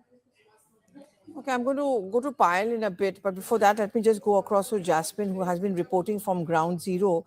You know, Jasmine, is there a sense of restlessness or there's a sense of satisfaction as far as the protesters are concerned? Are they in sync with the rest of the CJP delegation that we want 3 more of our pending demands to be fulfilled before calling off the protest? Pallavi ma'am, could you come again? Jasmine, what I'm asking is that the CJP has said that they're not just satisfied with the resignation of Dharmendra Pradhan, they have 3 more pending demands. Is that the sense you get from among the protesting students who are pretty much on their own in a way, but they would be happy with the resignation of Dharmendra Pradhan and go back home? Absolutely, Pallavi ma'am. At this point, protesters are definitely following what the Cockroach Janata Party is saying. Cockroach Janata Party is definitely leading this protest. So whatever the Cockroach Janata Party says out loud in terms of that they have received one of their demands as one demand is fulfilled, but they do have some other demands that are left. So definitely the crowd is happy, but at the same time the crowd is following the Cockroach Janata Party. They are continuously demanding everything that the Cockroach Janata Party is asking for. Other than that, when I was on the ground in Jantar Mantar, the crowd also continued to say, the protesters also continue to say that they also want the resignation of Home Minister, they also want the resignation of the Prime Minister, and they also show their disappointment as to why the resignation of the Education Minister has come so late. So despite Cockroach Janata Party not commenting more on the resignation, the protesters continue to talk about how the resignation coming in late keeps them disappointed to some extent even right now. Okay. I'll come back to you later. Thank you very much for now, Jasmine. We also have Payal. We also have Mr. Tushar Gupta. But before I come to you, Tushar, you know, Payal, now the challenge for the government begins in multiple ways. Finding a successor, that is one. Getting the bill passed in Parliament, that should not be too difficult. But more important, the image of the party, the image of the government, actually. They are accountable to the public. That's the larger message that the Prime Minister is trying to send. The Prime Minister said, we are not power hungry, we are not hungry for anything. So when there was a controversy, you remember, around Me Too, without any doubt, the government, in fact, asked MD Akbar to step down and he was asked to resign as well. So accountability to the public is something which is very, very important as far as Narendra Modi's government is concerned. And that is the reason his approval ratings have always been very, very high. This is the reason that public has elected them to come to power, for 3rd time in a row. They have not come to power on the basis of what Rahul Gandhi or probably Akhilesh Yadav are doing or saying as well. People at large have faith in Prime Minister Narendra Modi that he's helped the country tide through some of the most biggest storms, whether it's the war-torn situation that you see right now, whether you saw it during the COVID times, or when you saw that there's an economic, crackdown everywhere. Prime Minister Narendra Modi has been able to exhibit excellent leadership. He has not been shy to take tough calls as well. Of course, it's a very unfortunate scene that you see right now. Unprecedented scenarios that are happening in the middle of the Parliament session. Never ever have you seen that really happen in the longest of the history that I remember as far as the country is concerned, unless there are reasons beyond your control. But like I said, yes, the demand was constantly growing. Dharmendra Pradhan in his resignation letter also saying very clearly, I do not want unwanted elements, I do not want such anti-elements to take advantage of the student protest, which was very, very genuine, and therefore, in the interest of everybody, I have decided to step down, but I have done the work that I was supposed to do. He said he has had over 4 decades of exposure as a political leader. He has been somebody who's held multiple portfolios, not just in the government, but also in the organization. He's somebody who's had a lot of organizational strength. He, in fact, was extremely instrumental in the big Bihar win that you saw recently. He was extremely instrumental in the Haryana win, which was very critical for the BJP in terms of optics after the 2024 dismal election that you saw, where they did not get complete majority on their own. So Dharmendra Pradhan has multiple things that is added in terms of value as far as the organization is concerned. Comes in from the roots of the organization, was an ABVP person, has come from that route onwards as well. But given the fact that this is a very, very tricky situation right now, the protests are only mounting. There are certain elements who are trying to take advantage of the entire thing. So it will be very wrong to say that political pressure has led to this. Prime Minister has always stood for the people, and his message has been very clear. Youth is all that matters to the country. So, multiple people could have made fun of the Prime Minister day before yesterday or yesterday for putting out those Instagram videos. In fact, Pallavi, people actually started making fun of him also for advising all his party colleagues and all his cabinet colleagues to start participating more in Instagram, which is the platform the youth really follows. But that is how the Prime Minister really looks at things. He's, of course, somebody who thinks ahead of his times. Okay, Tushar. We also have Tushar Gupta. We also have Tehseen Poonawalla now joining us. Tushar, to you first, because I'm looking at one of your posts which you had put up a short while back, where you said that this does not necessarily mean that the government is going to begin, the parliament will begin working. The content creators agencies controlling them have been incentivized. You actually think that this is now going to... Oh, yes. Yeah, go ahead. I see Tehseen on the screen and I want to tell him, this is your shot. It's early Christmas. Go ask for the resignation of Nitin Gadkari also now. Because Pallavi, that is what has happened. If you had to go for the resignations of Dharmendra Pradhan, if you had to overhaul the NTA, if you had to suspend 47 officers, why not do it 6 weeks ago? My problem is not that the Dharmendra Pradhan has resigned. My problem is that it comes from a social media demand. A political opposition, even though an opposition is at least elected, it is a representative of some people. But they also have been demanding his resignation. No, hold on. But the government hasn't been talking to the political opposition. They have been hosting the likes of Sauradas and Ranka for a meeting. That is where it gets very problematic. Then why not host Tehseen for a meeting on ethanol also? Why is this selective? Why this selective bias? फिर तो तहसीन को भी invite करो, किसी को भी invite करो ना. अभी क्या होगा? Instagram pe anyone will create a page with 20 million followers, say I represent this fraternity, I represent this issue, and they'll demand a resignation, they'll demand a meeting. You have set a very dangerous precedent. This is now the Instagramification of our politics, and battles will be fought on social media where the numbers are always opaque, the agencies are always buying out numbers, and that is where the mandate of the people is being overruled to some extent by street veto. That is where I have a very, very serious concern. Okay. Tehseen, you were there when that Anna Hazare movement happened, and there were many of us who were... Fraud. Anna was a fraud. कुछ लोग तो आपको भी बोल रहे हैं. Let me listen. Let me complete. My point is that everyone said that it was a huge mistake that the then UPA government ministers, 5 of them, were even negotiating and speaking to people who had not even contested elections, leave alone won elections, and they were apolitical negotiators and things. The point which Tushar is making is actually important. You're also running Team Bharat. Then this was clearly the CJP is not a political party. It's not even a political entity. That's what they say. Do you think we've now reached one different mode or stage in our politics of our country, which actually could be dangerous? So let me agree with some things Tushar said. Pallavi, thank you for having me on the show. Disagree with some things. First of all, Tushar and I disagreed on ethanol. And that's fine. It was civil, it was democratic, and he has a right to disagree, and I have a right to disagree. But my protest stayed within the 4 walls of civility. I never used abusive language. I never brought in Maryada Purushottam Sri Ram. I never got in political parties to make abusive speeches. And we even took the jibes in a fun way, which was fun. Where Ramji is insulted, where you have failed actors trying to make their career, you are giving into such lumpen elements. Then the point is, why didn't you give it when your actual voters, and I'm not a BJP voters, were protesting against UGC? Those poor people you throw under the bus. I mean, I'm going to take names. You put Noida police outside Ajit Bharti's house for what? You may agree, disagree with Ajit Bharti. I don't like most of the things he says or agree with it. You put that Anuradha Tiwari, you send notices under bailable. They were asking for right cause. You should have removed Dharmendra Pradhan then. I'm going one step further. He created this mess in May. So you only want to talk to those people who sort of threaten you, where you think there's street power. So this is first part of it. That is where this government is. So where Tushar says it's early Christmas, no. They will not talk to me, Tushar. They will not, because no matter what logic I bring in, I will never do violence. I will never insult.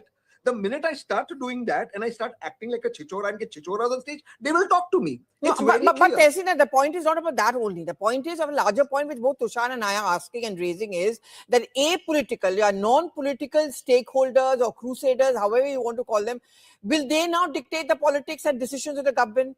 Isn't that dangerous? That's happened because, so I'll tell you why that's happened. Or is it also a reflection on the weakness of the opposition party? It is. That's why it's happened. Please understand, the opposition today doesn't exist in India, Pallavi. As much as I vote for the Congress, this issue, I read your brilliant article. the Congress has come in now. Where is the opposition? And all of the opposition, okay, let's put this to test now. If you, Pallavi, put Tushar and me to test that, okay, Dharmendra Pradhan ji is gone, we all agree. What are the next steps? We will have solutions. And we can agree, disagree on the solutions to how this doesn't happen. Where in the opposition would somebody have read and come for a debate? They won't. They are all powerful kids from big families and they will not do it. So because that vacuum is now created, that vacuum is being occupied by civil society, because in politics, you cannot have a vacuum in a democracy. It's also where I disagree with Tushar, it's also a great reality check for BJP. You know why? Because two things. It shows the Prime Minister is connected to the ground, something that I have said. He realized that the anger is genuine. Two, it also shows that the BJP cannot be arrogant. The BJP had got into an arrogant mode. It was talking down to people. Some of its ministers, even a few days ago, Nishikant Dubeji, etc., they were talking down to people. It doesn't work like that in a democracy. You got to be humble. So this is a great leveler in that sense to people. Okay. But we are starting the ethanol protest on 31st July. I'm just plugging that in. We are doing it. 31st July, and I've tweeted, Dharmendra Pradhan ji to jaki hai, Hardeep Puri aur Gadkari ji baki hai. You know, Tushar, I covered extensively the Anna Hazare and all of that. Fraud bulao ya to bulao. The mistake which then the UPA made was sending all those 5 big ministers rushing to negotiate. This government has been a little bit more careful because, you know, Mr. JP Nadda and Jitendra Singh, I'm not going to downplay them, but they did not have all the top ministers rushing and negotiating. They partly kept the political parties away, sending out that message that you don't really matter in our scheme of things. But do you think the bad times could begin for the government, or the Prime Minister has actually cut his losses, or was he late? Look, Pallavi, this is a token victory. Once the euphoria dies down, which will be by this time tomorrow, people will realize that the apprehension with respect to the education sector is still there. The concerns that the youngsters have still there. It's not like the youngsters who are protesting will overnight become super skilled to take up any job in this universe because Dharmendra Pradhan has resigned. So their problems are not going away anywhere. It's just a token victory for the CJP. One we were hoping shouldn't have happened because social media movements should not dictate the mandate of the people. Now for the BJP, this is not a political capital loss. In fact, they'll go back to the people. They'll go back to the families. The youngsters say, look, someone accused us of something. We made the changes. We did the hard miles and we removed the minister. Now we are listening to you. So there is no reason that you cannot vote for us again, or you shouldn't, sort of look at us with any apprehension. Now, coming to what happens on Monday, that will be the important day. They have a new bill which deals with the examination system. That is the one bill they would want to pass. But Pallavi, this monsoon session was also about the FCRA. It was also about the 131st Amendment. Now, if you're telling me the trade-off is that the parliament is up and running again, that would be wonderful. I think that is where the BJP will regain a lot of its losses, whatever token losses they might have faced today. And now if the political opposition, say the Congress says, no, we want the resignation of Gadkari or Hardeep Singh Puri or Amit Shah or Narendra Modi, if the CJP or the Congress, they try to overplay their hand, then they will be walking into the trap laid by the BJP where they will be losing their political capital and the BJP will come out as a victim and then play the same old game that, look, we want to run the parliament. We did everything they wanted us to do. And even then they have this expectation of just throwing Narendra Modi out of power. If this becomes about Narendra Modi, both CJP and Congress do not stand a chance. So the best thing for the political opposition to do is go back to the parliament, go back to things as they were before this entire charade started and corner the BJP if you really have to in the parliament, because now it is a numbers game in the Lok Sabha. That is where the BJP will regain its lost momentum. Okay, I'm going to go to Payal now. This because, Payal, I remember during the Anna Hazare movement, there was no direct dialogue happening between the then Prime Minister and the ones who were protesting, or, the people who agreed with that kind of protest. Here, at least the Prime Minister has used Instagram where he's directly communicated with the students. He's also been known to be a politician and a man who knows how to bounce back and capture the narrative once again. Unlike what Tushar is saying, do you think that this may not be the end? It could actually be a new beginning, which the government will be looking at, the BJP and, of course, the Prime Minister himself?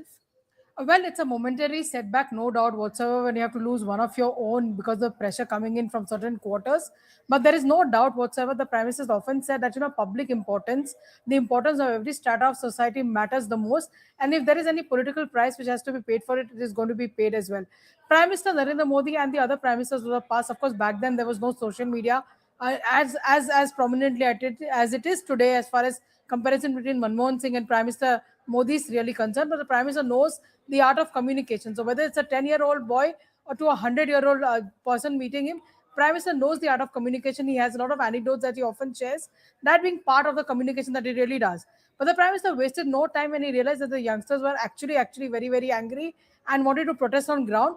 He started communicating to them in the language that they understand. He started communicating them in the forum or the medium that they really liked. And therefore, when he began both of his video addresses that he actually did briefly yesterday and day before yesterday, it started with something like friends. And he also went on to thank them for their contribution, went on to thank them for the suggestion that they really had. And he said, Hamara pyar bana rahega and we'll continue to communicate. So he's not ended the door over there. He's not ended the situation over there saying that, oh, I promise you that we'll take action against what is happening. We'll bring in a law. But no, he says it's going to be a constant medium of communication. So, from addressing the nation on crucial issues like announcing demonetization or even announcing the COVID lockdown, the Prime Minister has also evolved over a period of time and he understands. And therefore, for other political parties to make a joke of this is very easy. But even yesterday, in the middle of all this tension, when everything was going on, the Prime Minister, in fact, asked all his cabinet colleagues that how many of you are active on Instagram. That's a big message to communicate. It's a different aspect to communicate with the youth on this forum. All of you must get active. Make it interactive. Don't make it very boring and don't start only putting out your videos. Make it a two-way communication as well. So in the middle of all this crisis, also the Prime Minister does not forget to give in a word of wise advice to his cabinet colleagues, to say the least. And I'm seeing Kiran Rijiju's post, the BJP President Nitin Nabeen's post, all of them eulogizing the contribution of Dharmendra Pradhan. Since you cover the government and the Prime Minister's office, Payal, can you just tell our viewers, before I come back to Tehseen and Tushar, what was the relationship really between Dharmendra Pradhan and the Prime Minister? Well, Dharmendra Pradhan has risen from the ranks, like we've been saying, that 4 decades of political life is not easy by any standard. He rose in from the ABVP from then. In fact, ABVP, when he was in the ABVP forum, that time JP Nadda was also part of his, they were part of the same team. So JP Nadda and Dharmendra Pradhan go that long, as far as their political, as far as their relationship with each other is really concerned, in terms of the family connect as well.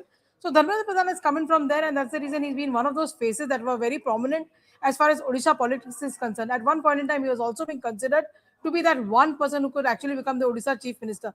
That's a different thing altogether. The BJP, with the kind of mandate that they got, both here in the center as well as in the state, they could have not really changed, or shortchanged Dharmendra Pradhan to become the Odisha leadership. But there's no doubt whatsoever, he's continued to maintain his contact. For the longest, Dharmendra Pradhan was one person who would be the bridge between the center as well as the Naveen Patnaik's government when they were in power in Odisha as well. So that's the kind of importance that he brought in. He's a very, very strong organization person, has been holding multiple portfolios within the organization as well. His association with Nitin Nabeen has also been a very, very long time, given the fact that Dharmendra has constantly been involved in election after election, whether it's Bihar, Bengal or the others. In fact, he was in charge of Shubhendu Adhikari's constituency Nandigram in this election that concluded recently as well. So that's the kind of leadership that Dharmendra Pradhan really brings in. When 2024 was not such an impressive victory as far as the NDA was concerned, or the BJP in particular was concerned, it was Dharmendra Pradhan who was entrusted with the task of, in fact, taking over the mandate as far as Haryana elections were concerned. The first election that took place after 2024, and of course that is where Dharmendra Pradhan brought in a huge amount of victory. He's known as somebody who actually empowers people under him. A lot of people will say that, and a lot of people will swear by that, and therefore rich praises coming in from various people in his cabinet. There's Kiran Rijiiju who's put that out. There's Pema Khandu. I'm going to interrupt you here. I'm very sorry, because we're getting those first pictures of the meeting which is taking place between the CJP representatives and that of the government. This is day 3, round 3 rather, of the talks which are taking place between both the sides on schedule. And just moments after Dharmendra Pradhan's resignation, you can see Saurav Das over here. You can of course see Mr. JP Nadda as well as Jitendra Singh. I'm going to try and connect with some of my colleagues on the ground, either Simran or Jasmine perhaps will be joining us. But till we do, Tehseen, I want to ask you this question.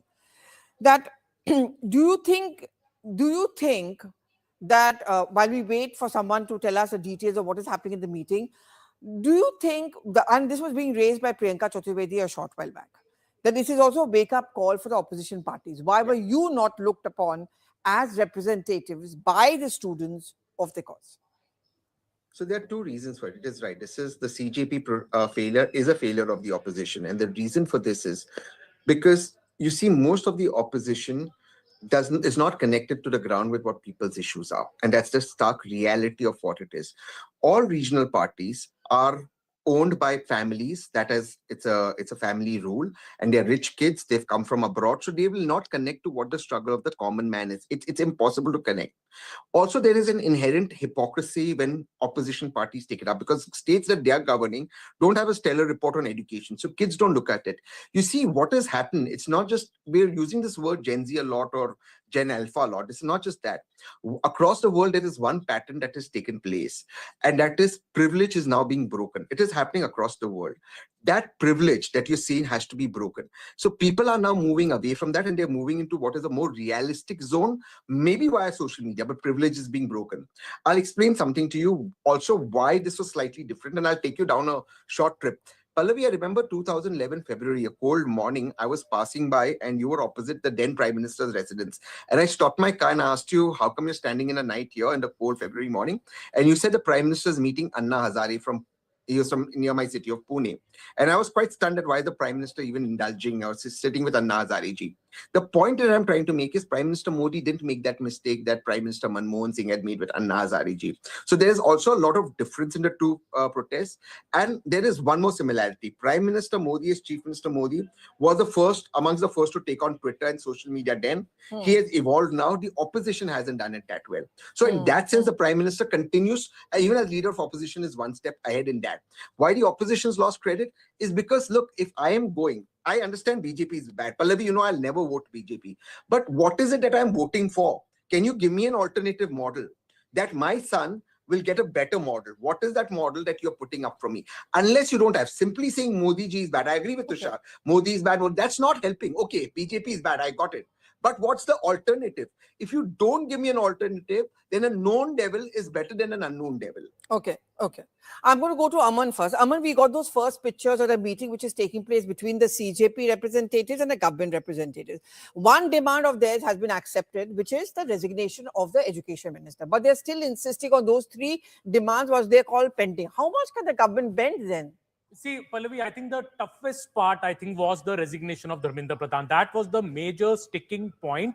Even in the yesterday's meeting, or even when the Mr. Jitendra Singh and Mr. JP Nadda had met Sonam Wangchuk, even there the government had said that they are positive about the declaration of compensation for the families of the suicide victims, in the NEET case. They were also open about maybe a public apology from the Delhi Police Commissioner or the RAF head, because the government, also there is a feeling inside the security establishment that there were certain public maybe excesses, SOP was not followed. And so that is also not, I think, such a big icebreaker, a big deal breaker, I would say. But I think the major point which yesterday also we saw at this particular meeting was that the CJP representatives were very clear that the resignation of Mr. Dharmendra Pradhan is a non-negotiable #1 demand.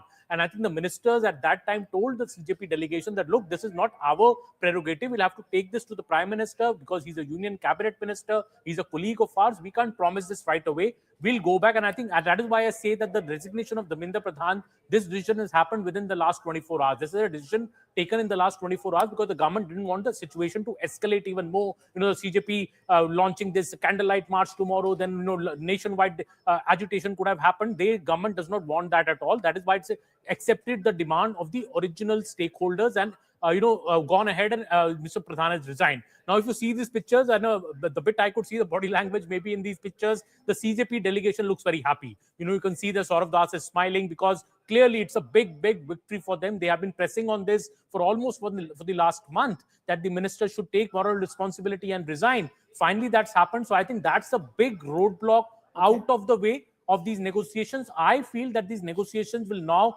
get into a more constructive, positive territory because I don't think the government has any problem in paying compensation because these are, of course, youngsters who have died. They are our own youngsters, and the PM has been reaching out to the youngsters through Instagram and through his reels as well. So I think the compensation is not an issue. Public apology, maybe we'll have to wait and see in what shape and form the government agrees to that.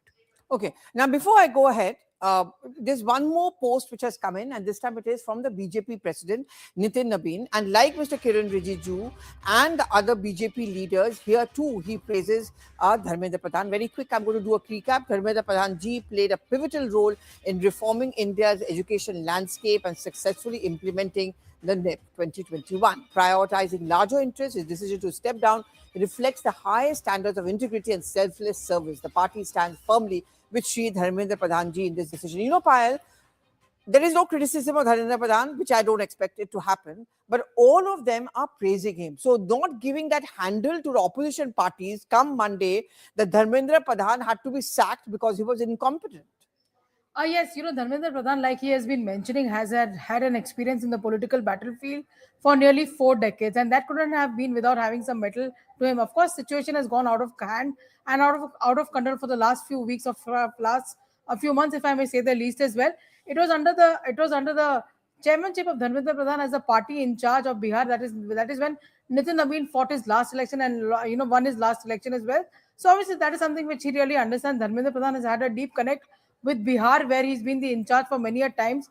He's been the in charge of many other states as well. So therefore, people in the party are saying that it will be wrong to judge that he is an incompetent person. If he was an incompetent person, he wouldn't have survived in the business of politics, survived in the opposition for that long, because the BJP has barely been in power for 12 years. But the fact of the matter is that you can't write somebody off just because some things have gone wrong with him. In the last few weeks, a few months, there is no direct condemnation of him. There is no direct link which is there with him to show that he's the one who's taken money or done anything of that sort. There is no direct charge at him. Of course, he as a responsible person of the department, he has in fact decided to step down. That's a different thing altogether, but that cannot really do away with the work or probably the credit that he has to himself of being an excellent parliamentarian and also being a very, very effective organization person. Okay, we also have a reaction coming in from the former finance minister and the home minister, Mr. P. Chidambaram, senior Congress leader.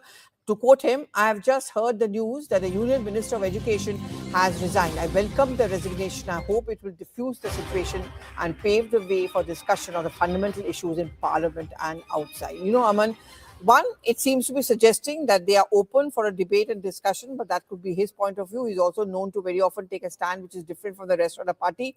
That decision will be taken on Monday at around 10 a.m. But more importantly, the UPA knows how the unraveling takes place with one resignation after another.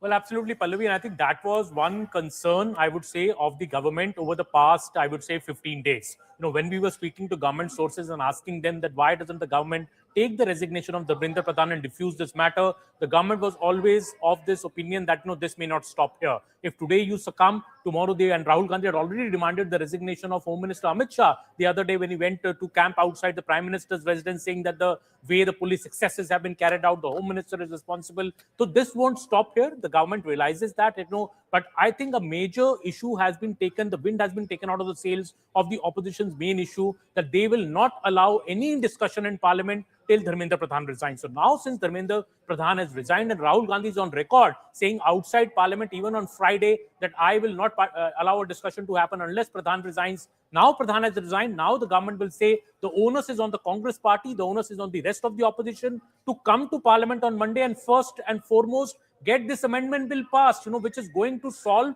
the issue of paper leaks once and for all. If the Congress now also creates adjournments, now also create disruptions in the House, the government will turn around and say, look, we got Dharmendra Pradhan to resign. That was your main demand. Now, if you don't participate in this debate, you're actually compromising the interests of the students of the country. I'm going to go to you, Tushar, 1 minute, because we are going to play this a little later, but we have Rahul Gandhi's first reaction coming in.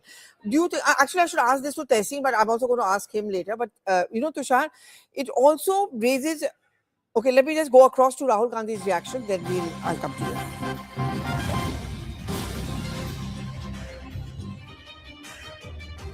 Okay, that was Rahul Gandhi's first reaction after the resignation of Dharmendra Pradhan. Let's listen to him. Building our education system. It's a symbolic step because he was a symbol, but it is still a big step. And I want to congratulate every single student, every single youngster who came out on the streets and fought for democracy, fought for the future of this country, and defended the Constitution. I'm proud of you. Well done. It's also a signal to other parts of society, farmers, laborers, poor people, anybody who this regime is attacking and oppressing. There is wisdom and courage in standing up. Daro mat, let's get rid of this regime that is attacking India, destroying our Constitution, capturing all our institutions. Let me remind the government, there is still 2 demands outstanding. The first one, and most important one, anybody who has raised a finger on our students, beaten them, shot at them, has to be held accountable. people who've organized it, people who've implemented it, all have to be punished. And the final demand that the Prime Minister of India, out of respect for the students of India, out of respect for the future of India, has to apologize to the students who were brutalized and attacked. Thank you. Jai Hind. Tushar, I'll come to you in a bit. Tehseen, dekho, he may say daro mat, he's come out with a statement. He's very careful not to congratulate the CJP or Sonam Wangchuk. He was away for 21 days, and in those 21 days, these two, that is Sonam Wangchuk plus CJP, took advantage, became the platform and the voice of the protesting students. Missed opportunity by Rahul Gandhi? Look, whatever your point of view is on everything, the demands of the students were right. Their lives were ruined. That Aman will agree, Tushar will agree, and you, Pallavi, will agree. This, what happened was, and Dharmendra Pradhan may be a great administrator politically, but the administration had failed. And the anger was the last NDA chief was made principal secretary Chhattisgarh. No, what These I'm asking kids- is different. I'm asking you that should Rahul Gandhi have not given the space to the CJP plus... No, yeah. all Do of this you think he movement- goofed up by disappearing all for of this 21 movement- days? See, Pallavi, all of this movement that's come up, this what Tushar calls Sadak opposition, why is it that we have to? Because I'm again telling you, Pallavi, you watched the debate on Monday. I want a solution to the problems. Unless we don't have solutions and the opposition doesn't give it, there will always be that churning, there will always be that vacuum. That vacuum is there. Okay, BJP is bad. Yes, terrible. Yes, get rid of them. Okay, he wants to get rid of the regime. Great. What is your alternative? Can I ask you? Aman, you're a neutral guy. I take your advice a lot. Tell me, which state has got a good education system that we can look up to, that we can implement? Look, unless I have a 3-year-old son, this is personal for me. I want my son to live in a country where education is valued. He goes ahead on merit. Can somebody give me that? Yes, okay, Prime Minister Modi is bad, great. Okay, what's plan B? We've got rid of Dharmendra Pradhan. What's plan B? What is the education system? How do we improve it? Are these 3 bills enough? So somebody who's going to go to jail for 3 years will be scared because he'll go to jail for 10 years. That's not your solution. How do you bring in technology? How do you integrate it? How do you use blockchain? How do you use AI? How do you use QR unzipping so that these leaks don't take place? You can follow up. Can we have more detailed solutions, something with intellect, something with value, rather than just these rhetorical statements? I think that's where we have to focus. Okay. Tushar, we are talking about a missed opportunity by the opposition. Do you think in the days to come, the fact that there were a bunch of apolitical entities, like say the CJP, like a Sonam Wangchuk, it's not just the opposition who should be worried. Should the BJP also be worried that in future, the alternatives will not come from a political party, the alternatives will come from these people, and maybe the BJP will not understand how to fight these people? Look, the core voter of the BJP is not going anywhere. And I don't think the CJP, the political project of the Aam Aadmi Party, also has any significant political capital to even dent the Congress. The Congress's core voter is safe with the Congress. The BJP's core voter is safe with the BJP. My only worry is that people will take the wrong lesson from this entire episode. They will think that they can commit to the Instagramification of Indian politics and get away with it. That every time they sit on a protest, their irrational demands will be agreed to.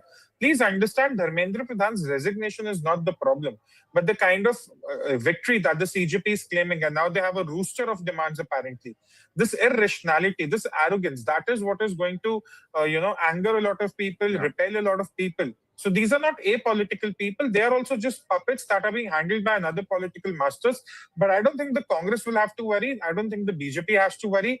Beyond a day, this euphoria won't last because the problems still remain. The challenges for the generation still remain. It's nothing has really changed on the ground. People who want to see otherwise can do it. But even when you had the Jan Lokpal bill being passed in 2013, it did not mean the political offshoot of the IAC really made significant inroads in 2014. It was again the BJP who won power. So, we have to be very, very clear about what's really on the ground in terms of politics, what's social media politics, and what we are seeing today. And if this has a long shelf life. I don't think this has a long shelf life. I still stick to my original statement. CJP is a temporary phenomena. It is at the end of the Aam Aadmi Party project, and the people are smart enough to see through it. Tehseen, I'm going to take in a quick word. Aman, I'm going to come into a quick word. I remember I was there in 2011 and we were covering the IAC and Anna Hazare movement, but most of them are nowhere today. So are we making the mistake of thinking that, oh, there are great alternatives who have arrived? I mean, the CJP and all of that may be forgotten, because the BJP does have the ability, unlike the UP at that point of time, to bounce back. Well, absolutely. Pallavi, I think that is a $1 million question. At that time, the protest of Anna Hazare or Arvind Kejriwal who protested, the BJP was able to encash that protest, that anger, and divert it against the Congress, using itself as a big platform. And the BJP was able to do it successfully because BJP at that time as well had a strong organizational structure on the ground, had a great leader, had a charismatic leader who came up as Narendra Modi, and the people rallied behind him. Can the Congress take similar advantage of the CJP's protest and the anger of the students? I am not too sure, because the Congress party has tried to piggyback, as you very correctly said, that actually it is Rahul Gandhi who raised the issue of NEET the most strongly and the earliest than any other leader. But then what did he do? He raised that issue, and then for 3 weeks he escaped abroad. He left abroad. Nobody knew where he was. And the CGP comes in from nowhere. Mr. Sonam Wangchuk comes in and completely steals the Congress's thunder. I think the Congress is now suffering for the last 1 week from a terrible FOMO.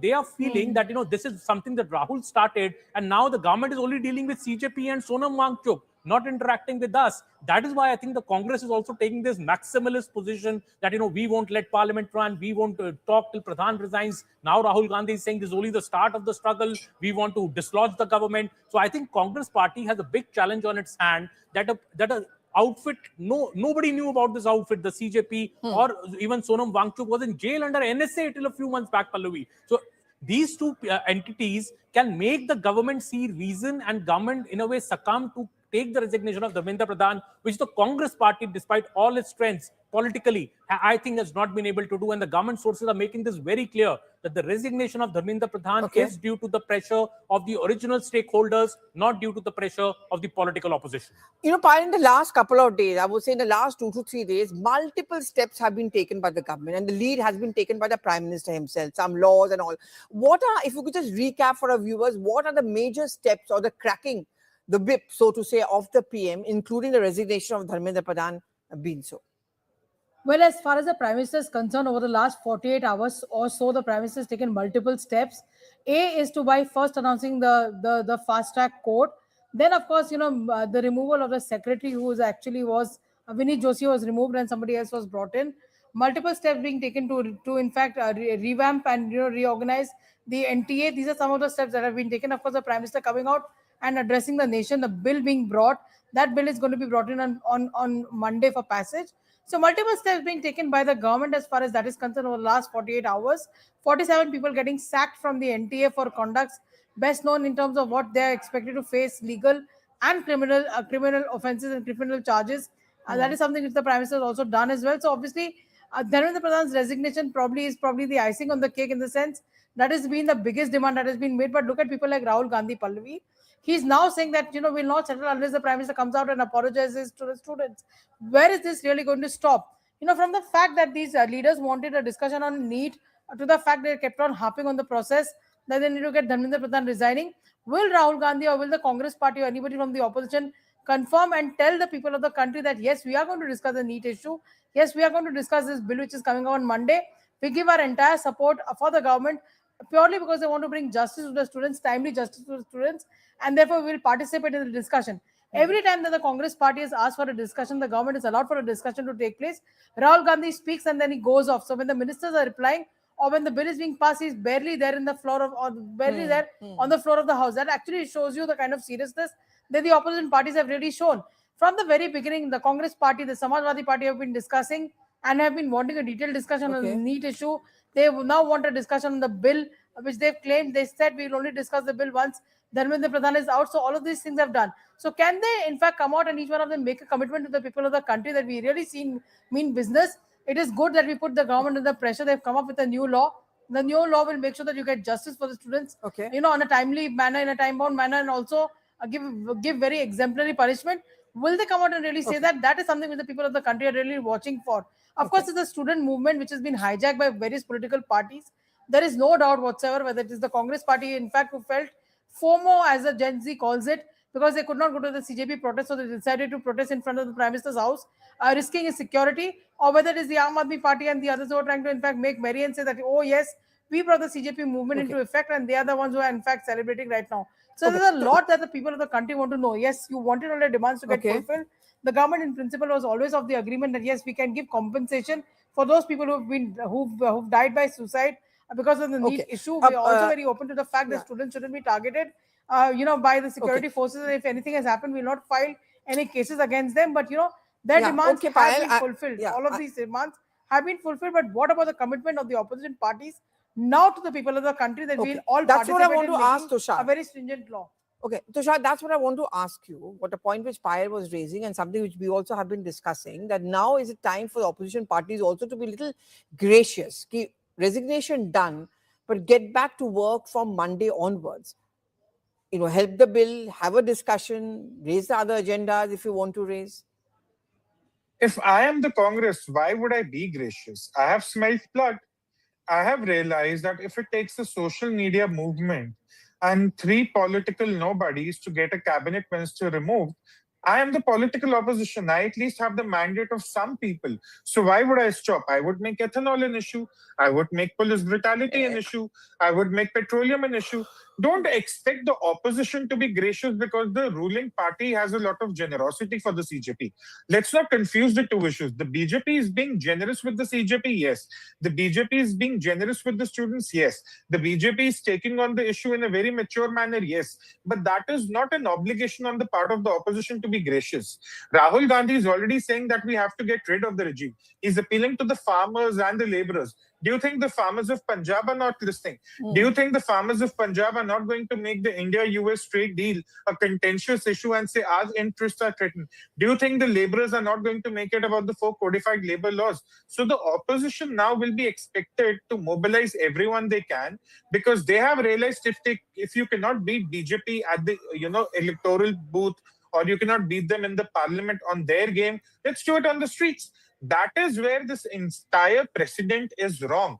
Dharmendra Pradhan's resignation or the revamping of NTA is not a problem. My problem is that you do not give social media movements the same pedestal but you would was have the given the government even political left with any opposition. choice? Was the Prime Minister left with any choice? Absolutely. Yeah. Absolutely. You Multiple choices. You don't ask him to resign? Absolutely not. Come on, Pallavi. Are you telling me CJP, which is a political offshoot of Aam Aadmi Party, will now dictate terms to the government? Look at your screen right now. Saurav Das is a freelancer for a digital newspaper. Ashutosh Ranka, the way he was addressing the cabinet ministers from the stage, do you think it's going to be accepted by the voters of India?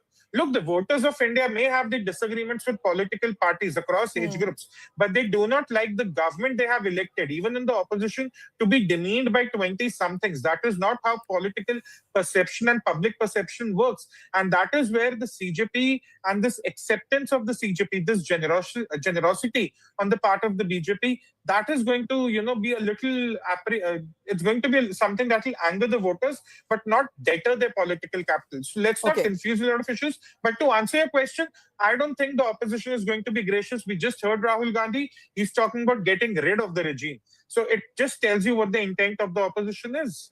Okay.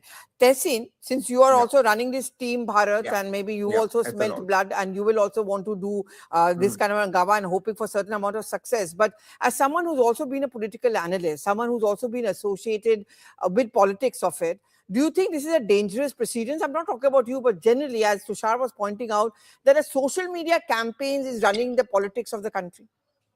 So again, let me just come to my campaign to come to this. Nitin Gadkari ji is the last. There are genuine solutions we want, and we are being positive. We are offering solutions. We are not saying the ethanol policy is bad. We are saying the implementation, there are certain lacunas which you can address. But there is a conflict of interest with Nitin Gadkari ji promoting ethanol and his kids being in the ethanol business, and he threatening journalists. That doesn't work in a democracy. That has got nothing to do with social media. He needs to stop threatening people, and he needs to acknowledge that he's in a conflict of interest, which he needs to stay away from. That is the first part of our campaign. But yes, ultimately, the laws have to be made in Parliament. Sansad will make the laws. Supreme Court will adjudicate whether it is ultra-wise to the constitution or no. And people have a right on the Sadak to protest the laws or demand the laws. One cannot override the other. Our constitutional framework gives way for all three, Sadak, Sansad and Supreme Court. But laws can only and only be made in the Sansad. It can be protested on the Sadak. It can be struck down by the Supreme Court, but neither does the Honorable Supreme Court can make laws, neither can SADC make laws. I'm very clear on that. But our protest is not about making a law. Our protest is about the lacuna in what is existing in a policy and the conflict of interest one minister shares with it. Okay. Again, Tushar, I'm just going to... Okay, Payal is still with us. Payal, at this point of time, is there some developments happening within the government at this point of time? The Prime Minister is meeting with the Home Minister. And, you know, both of them, especially the Home Minister, is always been the troubleshooter and also one of the closest ones to the Prime Minister. The image of the party, is that, and the government, is that something which they could be possibly worried about, or they know that they have a formula where at the end of the day, they know how to hit back and bounce back? Yeah, it would be completely wrong to say that, you know, everything is okay, everything is hunky and dory. The pressure has definitely been felt by the government. There is no doubt whatsoever. But, you know, the fact is that they are trying to gradually make sure that they are able to ease the pressure. The fact that students were on the street, the fact that students wanted certain demands to be fulfilled, that actually made the Prime Minister take these decisions effectively. Like I've been telling you till yesterday when we were interacting with multiple ministers, top ministers in the Modi government, there was no clue whatsoever whether something like this would follow in the next 24 hours. But, you know, come the hour and come the decision as well. So Prime Minister Narendra Modi has never been shy of taking decisions which are tough as well. You know, withdrawing of the farmer bills was also one tough decision, but he took it in the larger interest. In fact, as far as the trade deal is concerned, you remember there was a lot of concern that was expressed among the public. Back then also the Prime Minister said, if there is a political price which I need to pay, I will pay for it, because nothing comes in more important than what my citizens mean to my country and mean to me as well. So that's something which, of course, we'll have to wait and see. But what comes out of it, who becomes the minister next, what happens, will you have a reshuffle in the middle of the parliament session? Will there be an urgency which is going to be stepped in? Will Dharmendra Pradhan be brought back to the organization? All of these questions are something that Prime Minister Narendra Modi definitely will be discussing with his top lieutenants, whether it's Union Home Minister, who's been one of his closest confidant, not just in the center here in Delhi, but all through his regime in Gujarat as well. Yes. Nitin Nabin, the newly appointed BJP president, is still waiting for his team to come. He will also have a thing or two to add over here. The General Secretary organization is also a very active politician. He will also have a thing to say. Okay, Payal, I'm sorry I have to cut you short. We're running out of time here at this point of time. Yes, that's a big question. Will Dharmendra Pradhan be reinstated into the organization, or will he get another portfolio? Well, going into all the praises that he's getting from his colleagues in the party and government, who knows? But that's all we have time for now. But news continues over here on CNN News 18 with a big story, which we broke here first, the resignation of the Education Minister.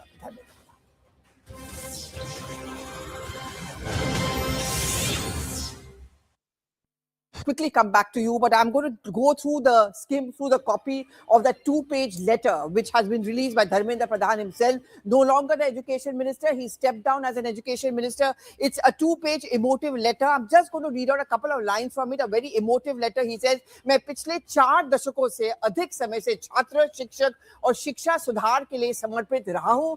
मेरा सदैव यही विश्वास रहा है कि एक सशक्त, समावेशी और दूरदर्शी शिक्षा व्यवस्था ही सशक्त राष्ट्र के आधारशिला होती है. And then he goes down. We're just going to scroll down, and basically he talks about the fact of how the NEET UG की परीक्षा में सामने आई अनियमितता पाई गई, that is the irregularities which were found in the NEET UG exams of 3rd May 2026, and this was taken immediate cognizance of. The entire investigation was put to the CBI की जांच को सौंपा गया और परीक्षा को रद्द किया गया. So this is a computer-based test, the new mode which was brought in, and then he talks about the entire government approach. So basically what he's saying in this 2-page letter is the steps which have been taken by the government to ensure that there's a change in the examination system. No time was wasted, guilty were arrested, more steps are being taken. This is a 2-page letter which has been put out by Dharmendra Pradhan. Now, Payal, everyone says that no one resigns. But look, would you say in the last 2 to 3 days, the timing is also very significant. Not just the CJP government talks, but also the big bill coming up on Monday and Tuesday. Okay, I'm going to go across to Arunima. Would you say that the timing is significant, coming just a couple of hours, maybe an hour or so before the CJP government talks which were supposed to take place, but more importantly, the Monday morning possibility of the introduction of the big bill?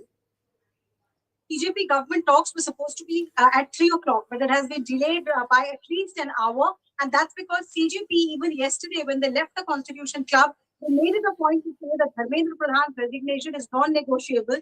And once they went back to Jantar Mantar, in repeated media and social media posts and interviews, They kept reiterating that there's no point talking to the government if they're not going to be flexible on the issue of Dharmendra Pradhan's resignation. So this kind of a maximalist position that, the CJP had taken, that the student protesters had taken, I think that finally forced Dharmendra Pradhan's hand. He says it very categorically in that letter, ये मेरे व्यक्तिगत प्रतिष्ठा का सवाल नहीं है. This is not a question about my personal interest or my ego. It is about the larger interest of the student community. And if it is my resignation which is going to ensure that they go back to the classrooms, they go back to the university, then so be it. But the CJP also will have to now wait and see when they come back at 4 o'clock to the negotiating table with the government.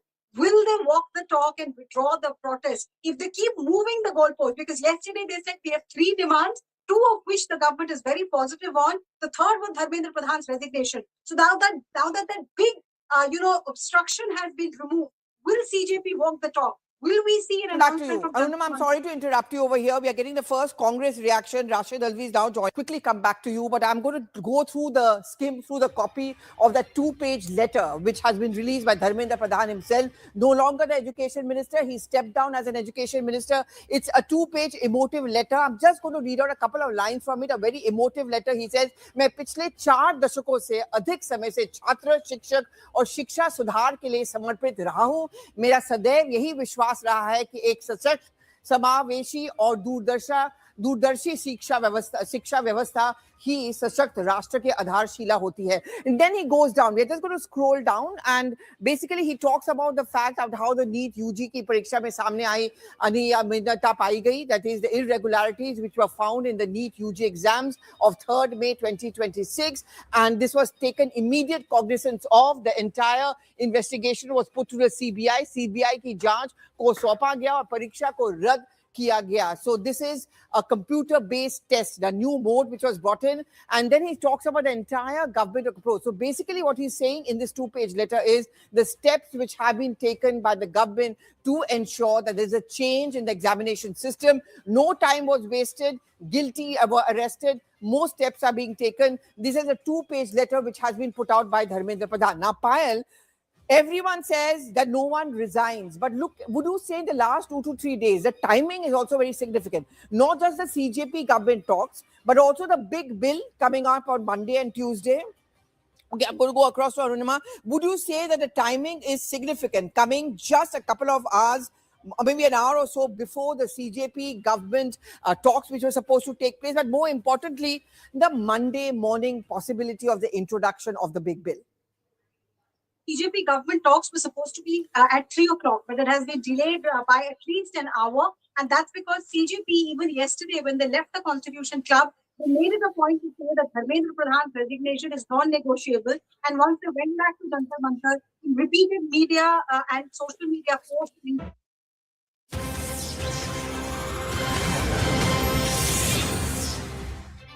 Hello and welcome. You're tuned into CNN News 18. I'm Poonam Burde. You're watching our non-stop rolling coverage over what's transpiring in the national capital here. It's the biggest development so far as the NEET protest, the movement is concerned, and the opposition's criticism of fixing accountability. Dharmendra Pradhan has resigned as the education minister. He submitted his resignation to the Prime Minister, and that has now given ammunition both to the CJP and to the opposition to claim this as their victory. This is vindication of the students' movements, they say. They also say that this is only the beginning.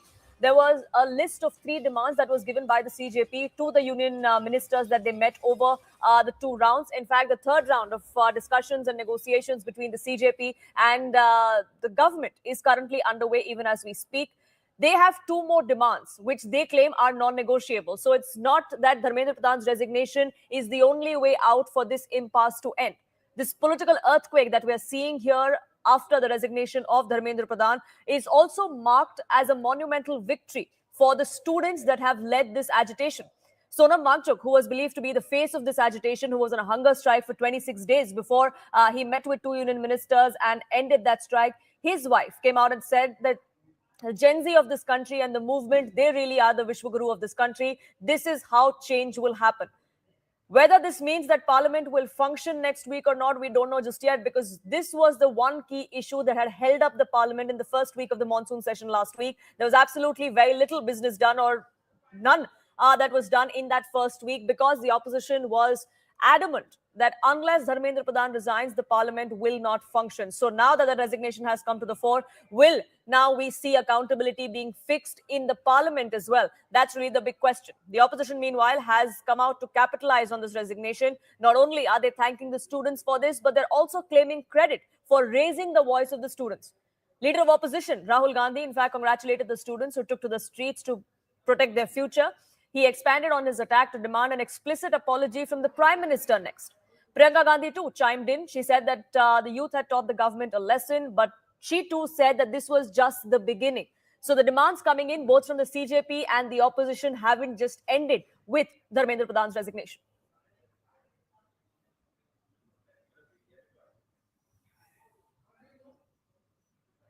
Education Minister Dharmendra Pradhan's resignation is a huge step in rebuilding our education system. It's a symbolic step because he was a symbol, but it is still a big step. And I want to congratulate every single student, every single youngster who came out on the streets and fought for democracy, fought for the future of this country, and defended the Constitution. I'm proud of you. Well done. It's also a signal to other parts of society, farmers, laborers, poor people, anybody who this regime is attacking and oppressing. There is wisdom and courage in standing up. Daro mat, let's get rid of this regime. Dharmendra Pradhan penned a 2-page letter and put out on social media as he announced his resignation. And this is what he went on to write in that 2-page letter when he announced his resignation and that he was submitting it to the Prime Minister. He says, for decades, at least 4 of them, I have ensured that I dedicate my life to the purpose and to the cause of the students. He says, I took responsibility of the situation from day one. He then goes on to say that he has respected the aspirations and sentiments and legitimate expectations of the youth of this country. The decision to resign is solely mine, is what Dharmendra Pradhan has also gone on to say now. He then says that he never turned away from this challenge, that from day one he had taken certain steps, and that's something that he highlighted in this letter. He then says that there were multiple attempts that were made to mislead the students, hinting at the politics that we have seen over the last 2 weeks, politics that has stalled the parliament as well.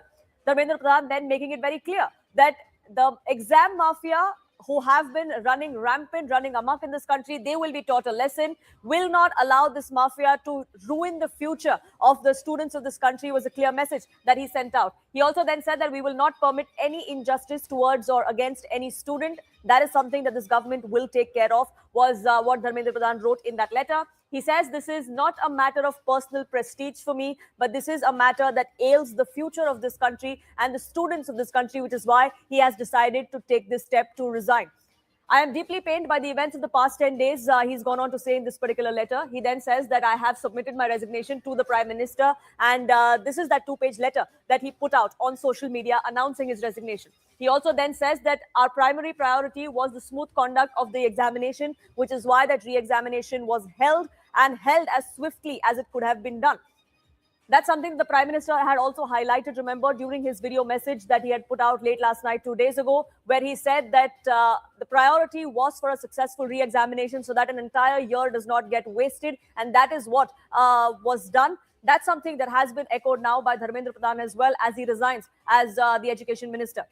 My colleague Jasmine now joins us, getting us more details on this. Jasmine, we are seeing some sort of celebratory scenes coming in from Jantar Mantar as well. The meeting between the government and the CJP representatives, is that still underway?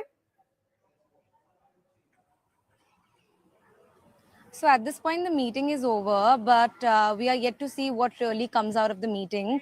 There is definitely a sense of relief, of victory at the Jantar Mantar. The protesters are certainly happy, but there's also a sense of the government. I mean, till a few hours back, the protesters were wondering if the government will sack Dharmendra Pradhan or will he give resignation. But now the conversation has become about, among the protesters and also the CJP, that what else will the government do? Because the CJP is constantly asking for the government for also fulfilling the other demands that they had. The central demand obviously was the Dharmendra Pradhan's resignation, and that has definitely has been fulfilled. But the other demands that they had posed, that's still underway, and that's what the CJP is continuously still doing. And the protesters on the ground are also definitely under the leadership of CJP, are also following that, and also kind of still wondering what else can be done. Definitely there's a sense of happiness and, so as I said, sense of relief.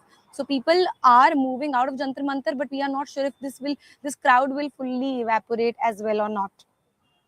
Know if this is going to end the impasse, if this is the end of those protests that we have seen at Jantar Mantar. For the moment, though, Jasmine, thank you so much for getting us the latest on that front. We'll, of course, keep an eye out on what transpires or what transpired in that meeting between the two union ministers and two representatives of the CJP that have been leading this protest, at least at Jantar Mantar. Let's open this up. GVL Narasimha Rao, senior leader of the BJP, is with us. Nishant Anand, spokesperson of the Congress. Karan Verma, political analyst. And Vijayda Daya, ex-spokesperson of the CJP, is with us as well. Vijayda Daya, let me begin by asking you, is this where the protest ends? Is this where this movement that has been going on for over 3 weeks at Jantar Mantar will I'm not end? able to hear you properly, ma'am. Like very, very low volume. We'll try and fix that, but I was asking you about the recent development, and will this mark the end of the Jantar Mantar protest? It's a great day for the whole country. I would like to extend my congratulations to the entire. It is like a reclaiming of our democracy, where some people, they had that kind of an aristocratic arrogance that they can do anything. And I was saying it again and again that it is a public office. It is not, some kind of private office. And if you have not performed well, you must resign. So finally, the resignation has happened, and the democracy has been reclaimed. And I hope that this kind of democratic fervor retains in the. And yeah, I mean, it has been a big win, and I hope that it will open a door for systemic reforms, which will help to achieve mission of zero paper leaks. But do you think this is where the CJP should come out and say that this is our primary objective, and we will now ensure that we work in tandem with the government to ensure that the future is secured, that the future is better? Yeah, I mean, CJP has been saying, but yeah, of course. I mean, that has been the objective of CJP to secure the future of students and to see that there are zero paper leaks. And what puzzles me are the two other demands. Why is the government dilly-dallying on them? Because those demands, they are like very simple demands, just some monetary compensation for the families of NEET victims.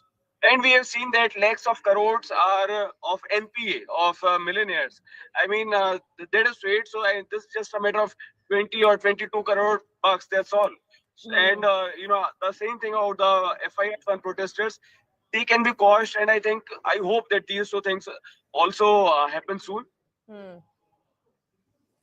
Well, GVL Narasimha Rao, so two more demands were put forth, or three demands in totality were put forth by the CJP, which they claimed were non-negotiable. One of them is done, which is the resignation of Dharmendra Pradhan. Will the government concede on the other two as well?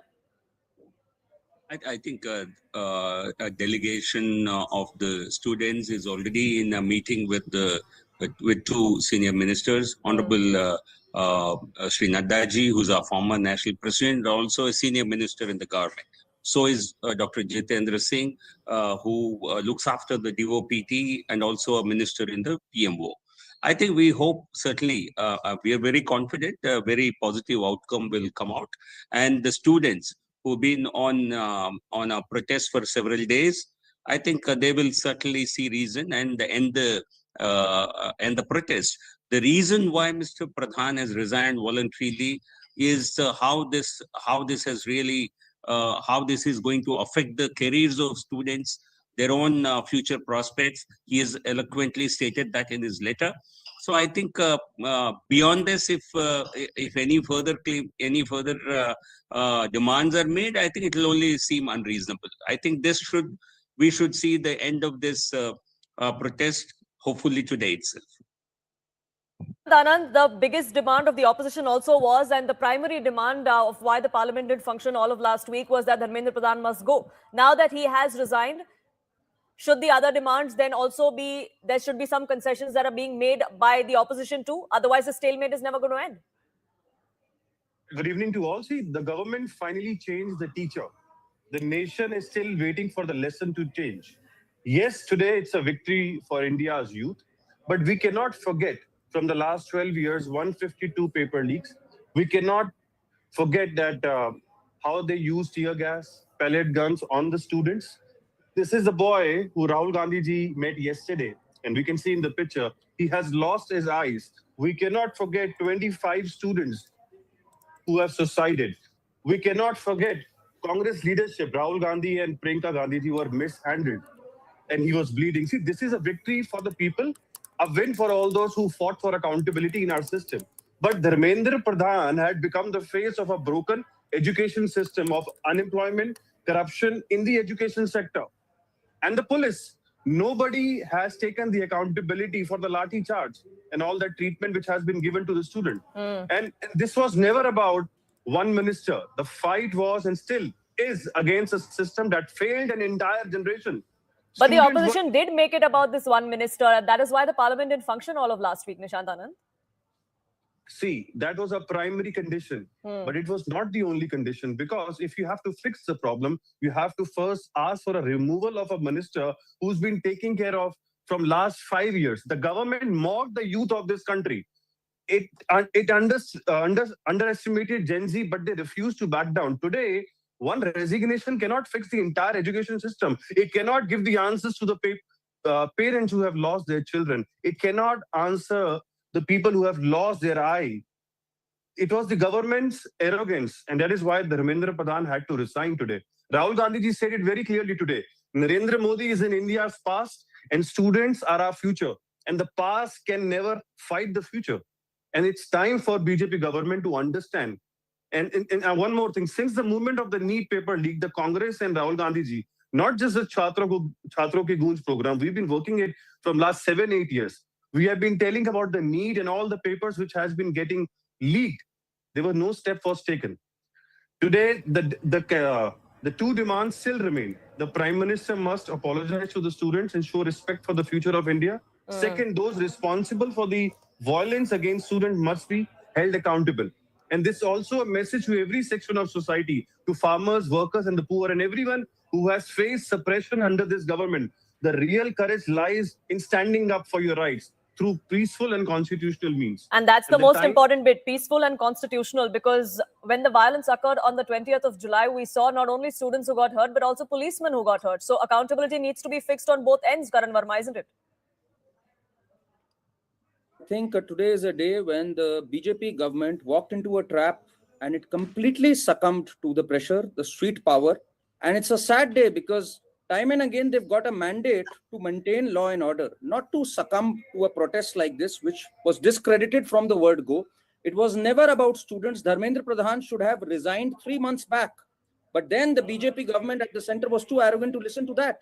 Today, when push came to shove and when street power wreaked havoc, 125 police officials got injured, that is when the BJP government decides to succumb to pressure. So unfortunately, it sends a very, very wrong signal. It sets a very bad precedent. And it's sad, honestly, because time and again, when right-minded people were proposing that Dharmendra Pradhan should resign after the UGC humiliation, after the first NEET leak itself 2 years back, then the government doubled down. But today it succumbed to pressure. So that shows the government in a weak light. I think they completely mishandled it. I still don't want to give legitimacy to what happened at Jantar Mantar, because there were a lot of thugs also there. There were a lot of anti-national slogans there. I don't want to give credence to that. Having said that, the cause was 100% justified. The paper leaks that were happening, and that's happened across all governments, by the way. Our good friend from Congress here, it's good to see him wax eloquent, but he must remember what was happening in Rajasthan when the Congress was in power from 2018 to 23, or for that matter, what's happened in Punjab a couple of days back under the AAP government, where they cracked down on genuine students. So it's hypocrisy all over, but then it's the BJP to be blamed. When you have a weak government at the center that bows down to street power, this is what happens. And those demands, those demands were legitimate. Well, Priyanka Gandhi herself, Nishant Anand, Priyanka Gandhi herself has been quoted saying this, that yes, we know it's a problem in Rajasthan, which is why we brought in a law. This was under Mr. Gehlot as the chief minister. So even before I list or anybody lists the number of paper leaks that have happened, there has been admission from the Congress that paper leaks used to happen in Rajasthan.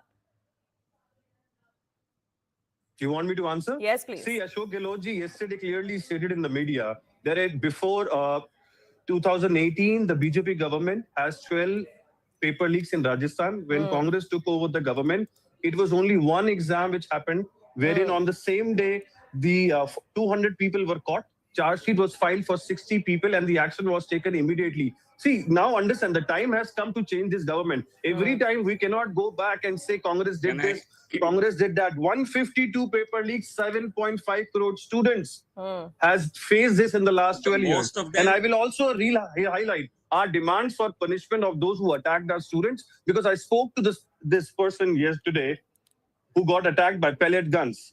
He has completely lost his one eye and the second eye is getting treated. It is not, he has lost the second eyesight for 40-50%. See, however, I'll say last thing, however, our movement for reforms in the education sector will continue until we bring fairness in the system, reduce the pressures faced by students and improve the quality of education. Congress will not rest. We will continue. And to all the boys and girls who So Congress will continue, GVL Narasimha Rao. If that means stalling the parliament again on for more days, we don't know if that's going to be the strategy, because there is also a bill that the government intends to bring sometime next week to only strengthen the current law. Do you expect the opposition to back you on that?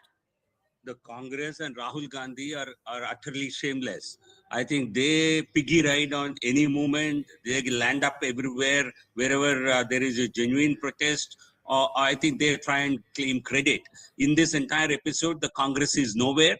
Rahul Gandhi had zero credibility, and the Congress governments have never controlled it. Even in Telangana, where the Congress is in power, leaks have happened. So it's a systemic problem. We are not saying it's only a one-party related problem. So now that Mr. Pradhan has shown the way, will the Congress governments, AAP government, will they follow suit? Will they voluntarily resign? Will they show any sense of a modicum of change the government, sir? But in a democracy, that's done via elections. Yes. So let's do it in the democratic way. Let's not ensure that governments are changed by the kind of violence that we saw on the 20th of July. That's not what a healthy democracy like India should witness. I won't be surprised if Rahul Gandhi on Monday morning claims credit for it, because that will be utterly shameless on his part and Congress's part. But if they continue to block the session, even after government has agreed to let's say a debate, and after minister himself has voluntarily resigned, I think Congress will only be exposing itself. Congress will only expose itself.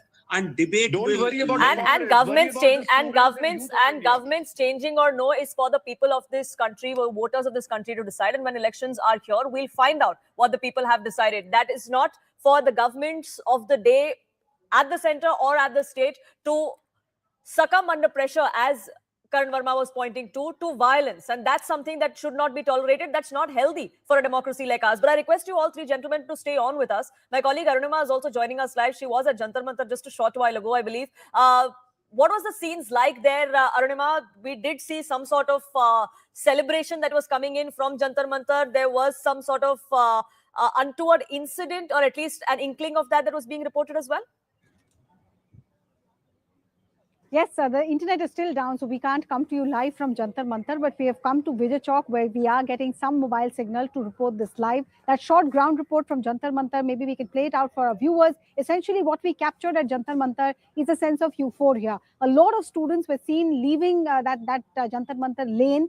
The stage was still occupied by people who were cheering. A lot of them still shooting their reel, hoping that once they get signal, they will be able to uplink it. I came across two young girls, class 11 students, who had come all the way from Jaipur over the weekend to be part of the protest. They were going back. They said most of our demands have been met. Another young professional from Sarojini Nagar said that, even though they are still waiting for that official word from the Rashtrapati, which is the procedure, and they were well aware that the procedure is that the Rashtrapati must put out an official communique accepting the resignation of a union minister, yet they felt that their job has mostly been done. The third point that we noted there was the heavy police deployment, no surprise, and the police announcing every 2-3 minutes that such and such metro station is now open. People who want to go back, they can access the metro station. So all these metro stations in the vicinity, be it Central Secretariat, be it Barakhamba, be it Rajiv Chowk, they're now being opened up for people to take the metro and go back to their respective place. Each of these announcements were again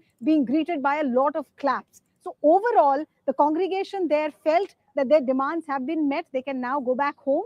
But they were also saying we'll wait and see what this negotiation that is going on at Constitutional Club, stone's throw from where we are coming to you live from, what that negotiation finally leads to.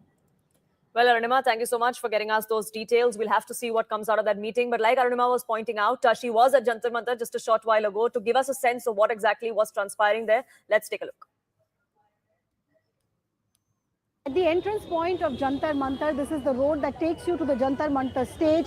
There is a heavy police deployment, and there are also crowd which is still milling over, all with phones in their hands, trying to capture the moment, trying to showcase what this moment when Dharmendra Pradhan has stepped down means to them. They all, there's one person here which has who has Shahid Bhagat Singh's picture in his hand. So that iconography is complete. But like I was telling you, most of them have phones in their hand, capturing this particular moment. As far as police bandobast is concerned, police bandobast is also very, very tight here. While we were coming towards the Jantar Mantar side, we did see that at a number of places, auto rickshaws and taxis were being stopped, and the people were being asked, the passengers were being asked what their purpose was to come towards the India Gate area. Posters like that where it says that, section 166 of the BNS, which was earlier section 144, that is in place. And they're also continuing to hold posters here with the Prime Minister's face on it. Various kinds of posters here. These youngsters, some of them ecstatic. Let me see if I can get in a word with them. Hi, excuse me, hi. I just wanted to get a word with you. You have a dream, you say. What is this moment where Mr. Pradhan has stepped down? What does it mean to you? It means a lot to me. I'm incredibly happy that he has resigned, and now the demand is... Like I was telling you about police bandobast, see, there are announcements being made that metro station has been reopened. That was the announcement which was greeted with a lot of claps here. I saw you clapping. What was the announcement there which got you elated? Metro stations are open right now. So now the crowd is going back? Some of them, but some of them are still celebrating. All right. And you see there, some people are still clapping. This is a moment that they feel where the reason they were protesting, that reason has been fulfilled. At Jantar Mantar, some people feel that Dharmendra Pradhan's resignation is just step one.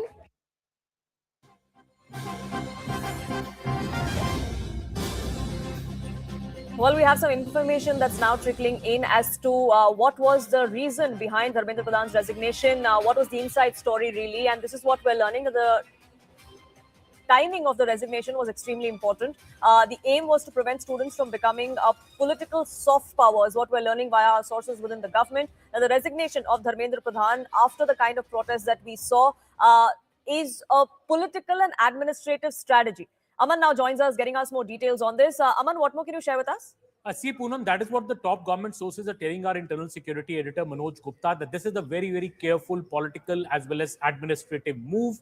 The government realizes that the students who are the original stakeholders of this protest have some valid concerns, that the issue of NEET leak is actually a major issue. The repeated leakage of examinations is a major issue which has angered students, which has upsetted students. And the government is aware of this. Government is cognizant of this. And that is why Mr. Dharmendra Pradhan has resigned, because this was the big demand of the students that this should be a non-negotiable, and Mr. Pradhan has to resign. The other information that is providing is that this is also an acknowledgement of an oversight, maybe, over the entire mechanism, because be it the NTA, there have been changes made in the NTA as well over the last few days, but there was maybe some level of oversight, and that has also been, the PM also accepted that the concerns in a way raised by the students are genuine. And the Prime Minister spoke to students 2 days back in his midnight video address. He said that he was pained and he understands the pain of the lakhs of students and their parents because the exams leaked. At the same time, the Prime Minister and Mr. Pradhan also in his resignation letter today says that we made all the attempts, we moved heaven and earth to ensure that the re-NEET exam happened without a glitch in the shortest possible time, so that the 1 year of the students was not wasted. But that said, what sources are telling Manoj Gupta that it's also a very clear feeling inside the government that some anti-national elements were trying to misguide the students at Jantar Mantar, maybe take this protest into a different direction, which could have been very dangerous. And Mr. Pradhan has also mentioned that in his resignation letter, that I don't want anti-national elements to exploit the genuine anger and the genuine upsetting of the students and make this protest into something very To interrupt violent. you there, Aman, but these visuals that are just coming in are of JP Nadda, Union Minister, who's just about to brief the media after their meeting with the CJP representatives. This was round 3 of that meeting. In fact, this is a joint statement that we're seeing from the CJP and the 2 union ministers.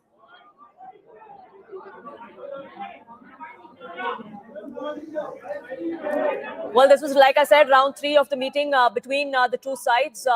3 demands were put forth by the CJP. The first one was the resignation of Dharmendra Pradhan, which has happened. They claimed that the other 2 were also non-negotiable. Have there been any concessions on that front? We'll find out in just a few minutes when that press conference begins.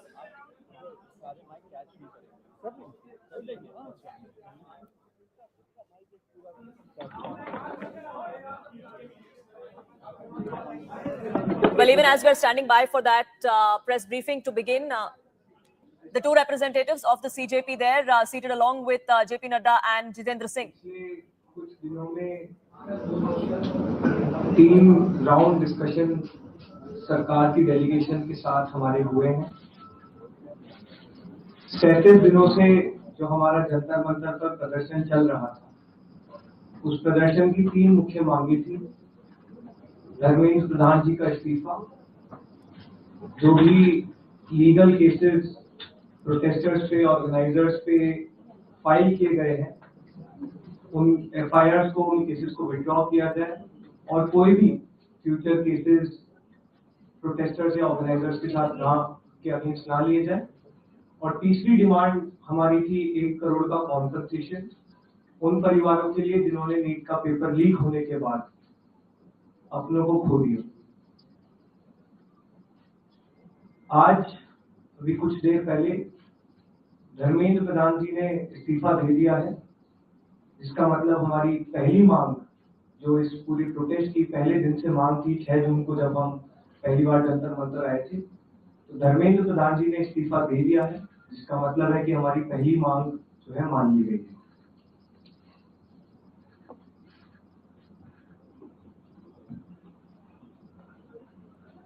साथ साथ जो हम लोगों की दूसरी मांग थी कि सारे एफआईआर जो सारे प्रोटेस्टर्स के खिलाफ फाइल किए गए हैं अभी तक, सिर्फ दिल्ली में नहीं लेकिन सारे बीजेपी रूल्ड और बीजेपी एलाइड स्टेट्स में वो एफआईआर विड्रॉ हो जाए, ये भी हमारी सेकंड मांग थी।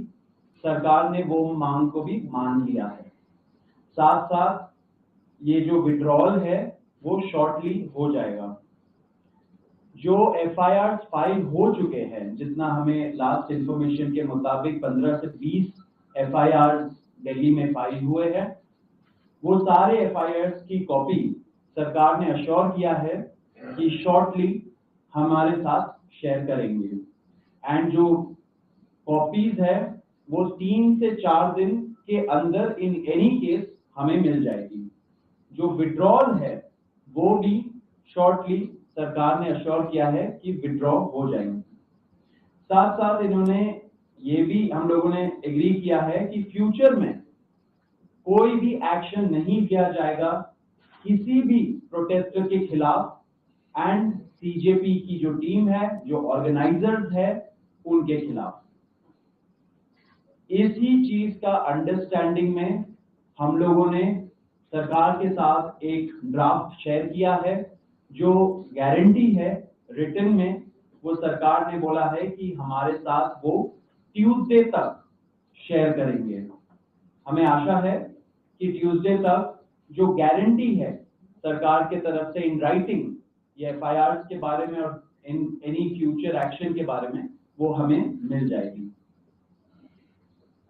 तो आप लोग फॉलो अप कर रहे हैं जो 1 करोड़ का कॉम्पनसेशन हमने नीट विक्टिम्स की फैमिलीज के लिए मांगा था, उसके लिए सरकार की तरफ से सहमति बन रही है कि जो भी रूल्स और रेगुलेशंस के तहत कॉम्पनसेशन पॉसिबल होगा, एक ऑनररी कॉम्पनसेशन उन फैमिलीज को दिया जाएगा। इसके अलावा हम लोगों ने एक 5 पॉइंट का डिमांड चार्टर भी सरकार के समक्ष रखा था, जिसमें broader educational reforms, exam reforms की बात की गई थी। सरकार से हम लोग लगभग 4 हफ्ते में एक बार फिर से मिलेंगे उस डिमांड चार्टर को लेकर, ताकि हम लोग मिलकर एक ब्रॉडर रिफॉर्म्स पर साथ में काम कर पाए। अगर ये सभी मांगे सरकार को एग्रीएबल है, तो then we would like to also withdraw. Sir, maybe if you can.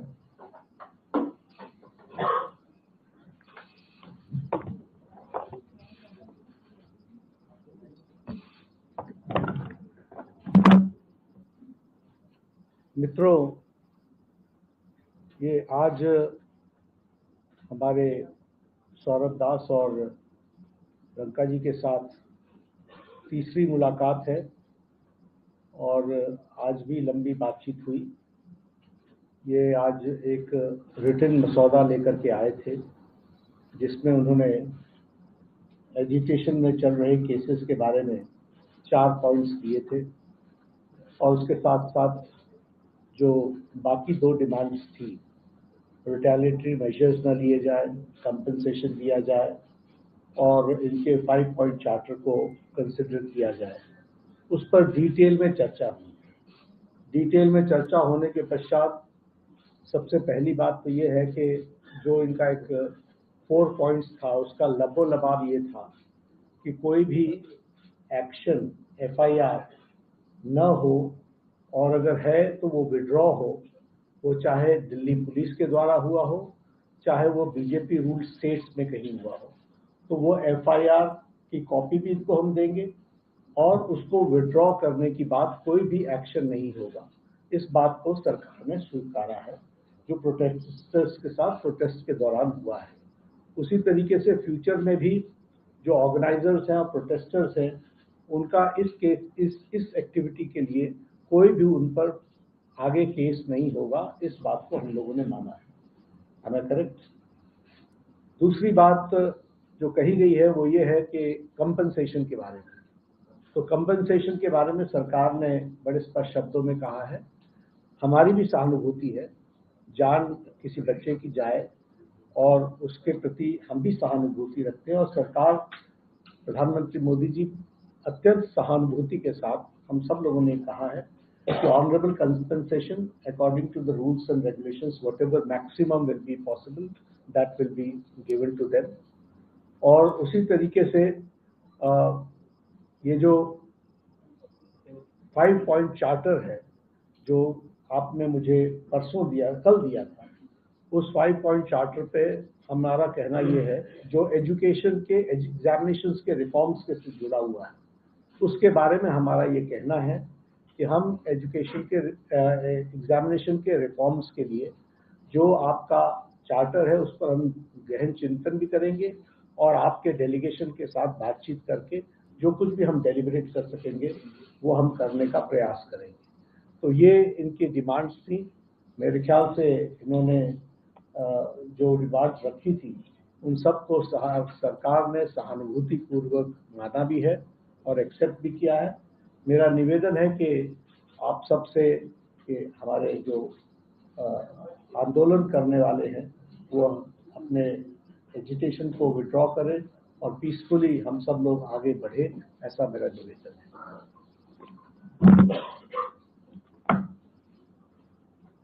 On that note, the Cockroach Janata Party declares that we withdraw the agitation in good faith and understanding that the agreed upon terms will be executed within the agreed upon timelines.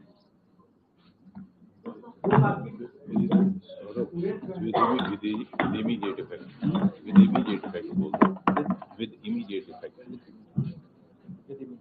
हम तमाम मांगे जो हमारी थी वो मान ली गई है, तो हम इमीडिएट इफेक्ट से प्रोटेस्टर से रिक्वेस्ट करते हैं कि आप विड्रॉ करें, पीसफुली अपने घर वापस जाएं और आगे की जो भी हमारी रणनीति होगी या बातचीत होगी उससे हम आपको अवगत कराएंगे।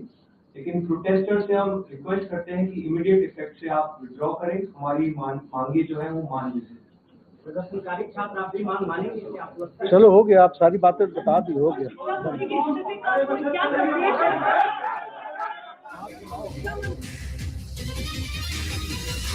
Well, that's the big breaking news there. Cockroach Janata Party has decided to withdraw its agitation, end the Jantar Mantar protest with immediate effect after their demands that were raised with the government. All of them have been agreed upon.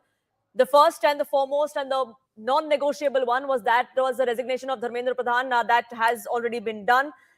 Their demands to quash FIRs against protesters has also been agreed upon, is what both CJP and the government came out and confirmed. There are negotiations on as to how much compensation could be accorded to the families of the students that died by suicide during this NEET agitation and after the paper leak. And a 5-point charter for education reforms is what the CJP has demanded, over which the government will be in negotiations with CJP and all of the stakeholders that are involved. So with immediate effect, that protest is going to end. We will hopefully see people and students that had gathered at Jantar Mantar to eventually disperse in a peaceful manner. At least that's the appeal that has come in from the CJP as well. Aman joins us, getting us more perspective on this. Aman, there were 5 demands that were made by the CJP. The government has agreed to all of them, one in principle.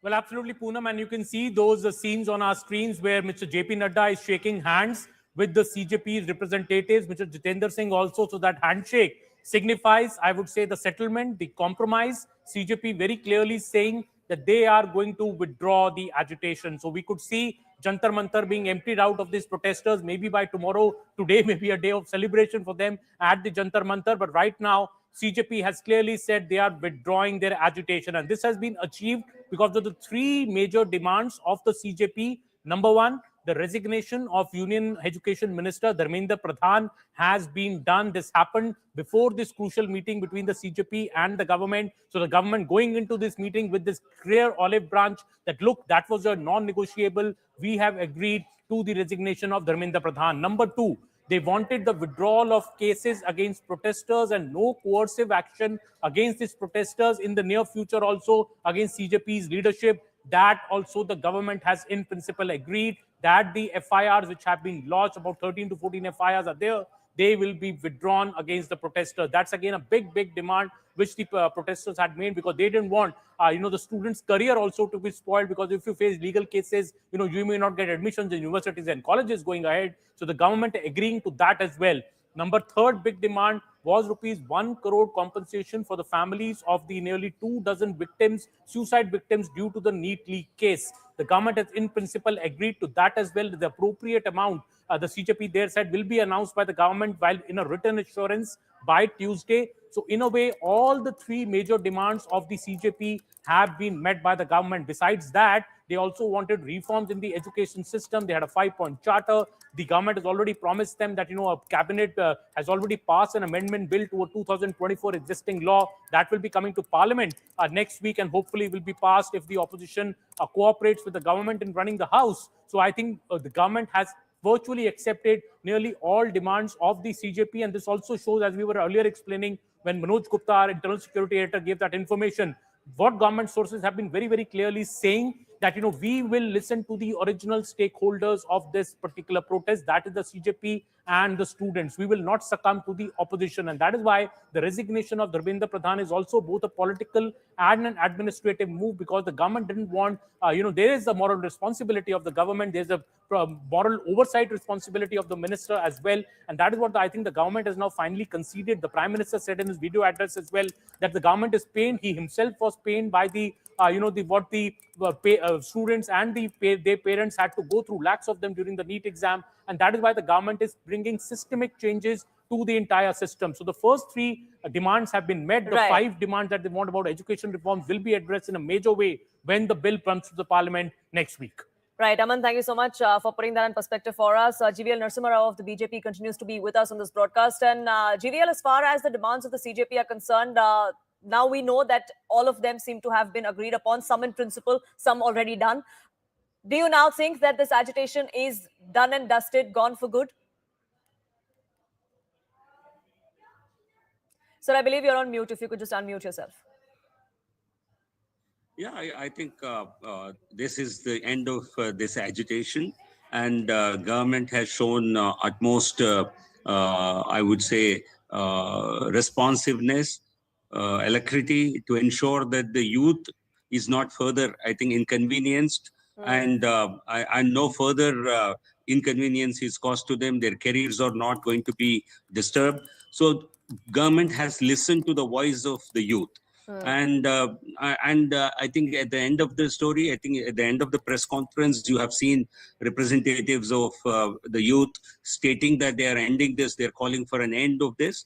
And there is a roadmap that has clearly been discussed. The charter of demands, what they call is a reform for reforms, will be considered by the government, will be examined and considered wherever possible. That's what the minister carefully stated. And I think all is well that ends well. So I think by evening, I don't think tomorrow, in the next couple of hours, I expect, because many of these students and youth have been there for a long time or visiting there regularly. So I think in a matter of maybe a couple of hours, I think you will see all the protesters leaving the venue. Nishant Anand, so the agitation has ended. CJP has called it off, asked people to peacefully leave. So that part of, or that aspect of it has been dealt with. Will now the parliament function? See, yes, as I said, Parliament now must hold a full, meaningful debate on the crisis facing on India youth, so that this kind of protest never happens again. And the mass police brutality needs to be answered. At the very least, Modi ji owes the nation, and especially the young people who were beaten and humiliated on the streets of Delhi, an unconditional apology. He should show the decency to seek it. The real face is visible on the streets, and it is visible on the Parliament. We have said it for the last 7 days. Now they have taken a step. It's a positive step, but all these answers need to be given in the Parliament. Why was the lathi was charged? Why the tear gas was done? Why the people were stopped and prevented from protesting? Well, we do hope that the parliament functions so that the people of this country can also get the answers that we've been waiting for. Unfortunately, last week was a complete washout. Hopefully, better sense prevails this coming week. But I have to leave it at that. I thank you both, gentlemen, for joining us here and sharing your perspective. On that note, it's time for a quick break here on this edition. But our rolling coverage here on CNN News 18 will continue.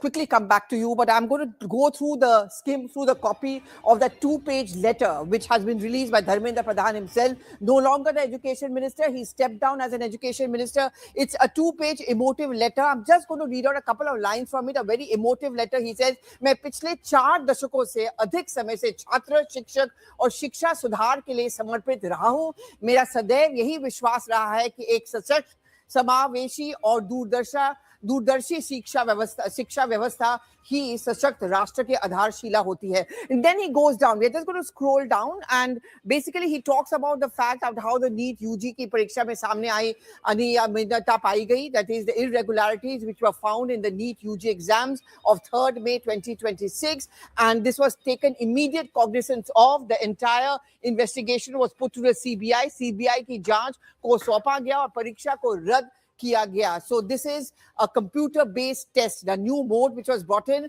and then he talks about the entire government approach. So basically what he's saying in this 2-page letter is the steps which have been taken by the government to ensure that there's a change in the examination system. No time was wasted. Guilty were arrested. More steps are being taken. This is a 2-page letter which has been put out by Dharmendra Pradhan. Now, Payal, everyone says that no one resigns. But look, would you say in the last 2 to 3 days, the timing is also very significant. Not just the CJP government talks, but also the big bill coming up on Monday and Tuesday. Okay, I'm going to go across to Arunima. Would you say that the timing is significant, coming just a couple of hours, maybe an hour or so before the CJP government talks which were supposed to take place, but more importantly, the Monday morning possibility of the introduction of the big bill? BJP government talks were supposed to be at 3 o'clock, but it has been delayed by at least an hour. And that's because CJP, even yesterday, when they left the Constitution Club, they made it a point to say that Dharmendra Pradhan's resignation is non-negotiable. And once they went back to Jantar Mantar, in repeated media and social media posts and interviews, They kept reiterating that there's no point talking to the government if they're not going to be flexible on the issue of Dharmendra Pradhan's resignation. So this kind of a maximalist position that, the CJP had taken, that the student protesters had taken, I think that finally forced Dharmendra Pradhan's hand. He says it very categorically in that letter, ये मेरे व्यक्तिगत प्रतिष्ठा का सवाल नहीं है. This is not a question about my personal interest or my ego. It is about the larger interest of the student community. And if it is my resignation which is going to ensure that they go back to the classrooms, they go back to the university, then so be it. But the CJP also will have to now wait and see when they come back at 4 o'clock to the negotiating table with the government. Will they walk the talk?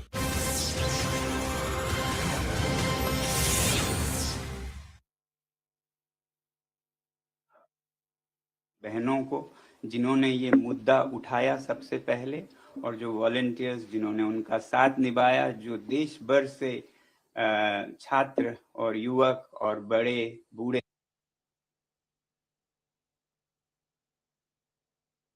लोकतंत्र के लिए खड़े हुए, उन सब का सम्मान करता हूं मैं।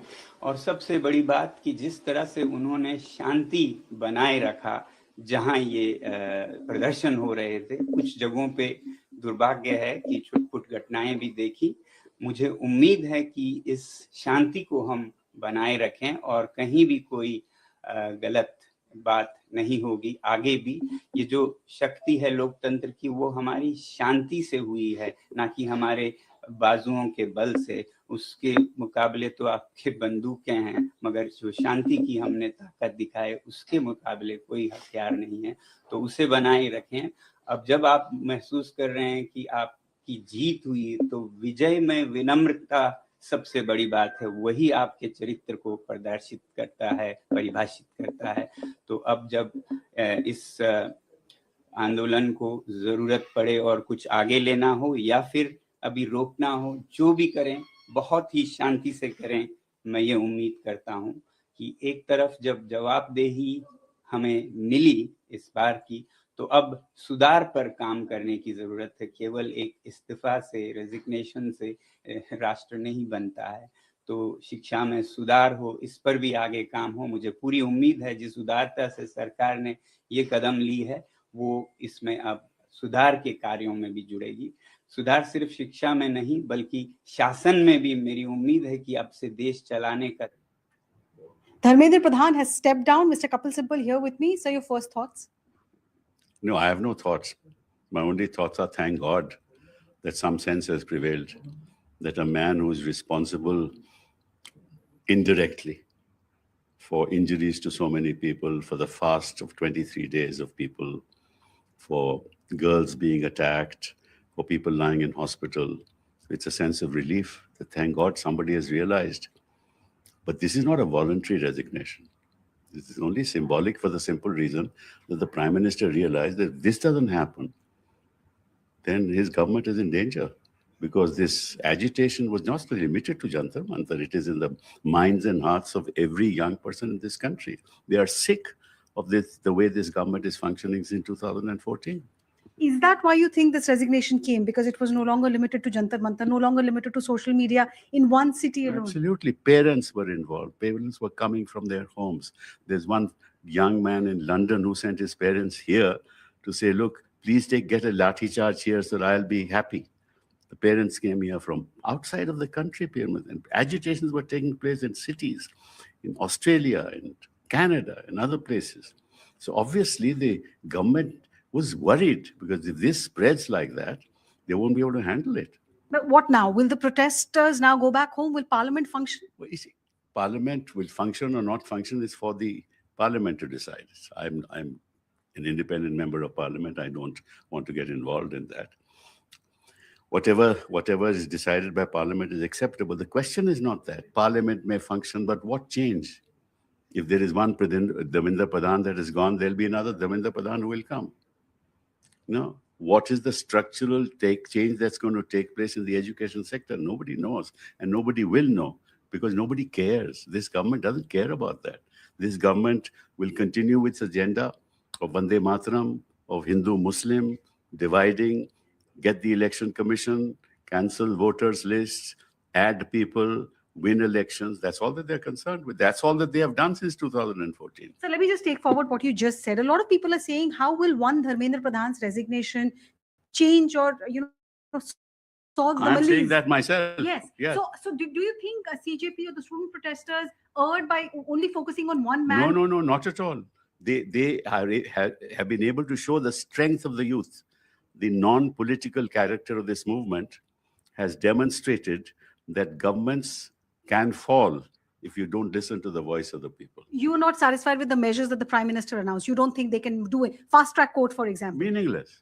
Fast track court for those who are responsible for the leaks in NEET. What about fast track courts for those who are responsible for the injuries to our students?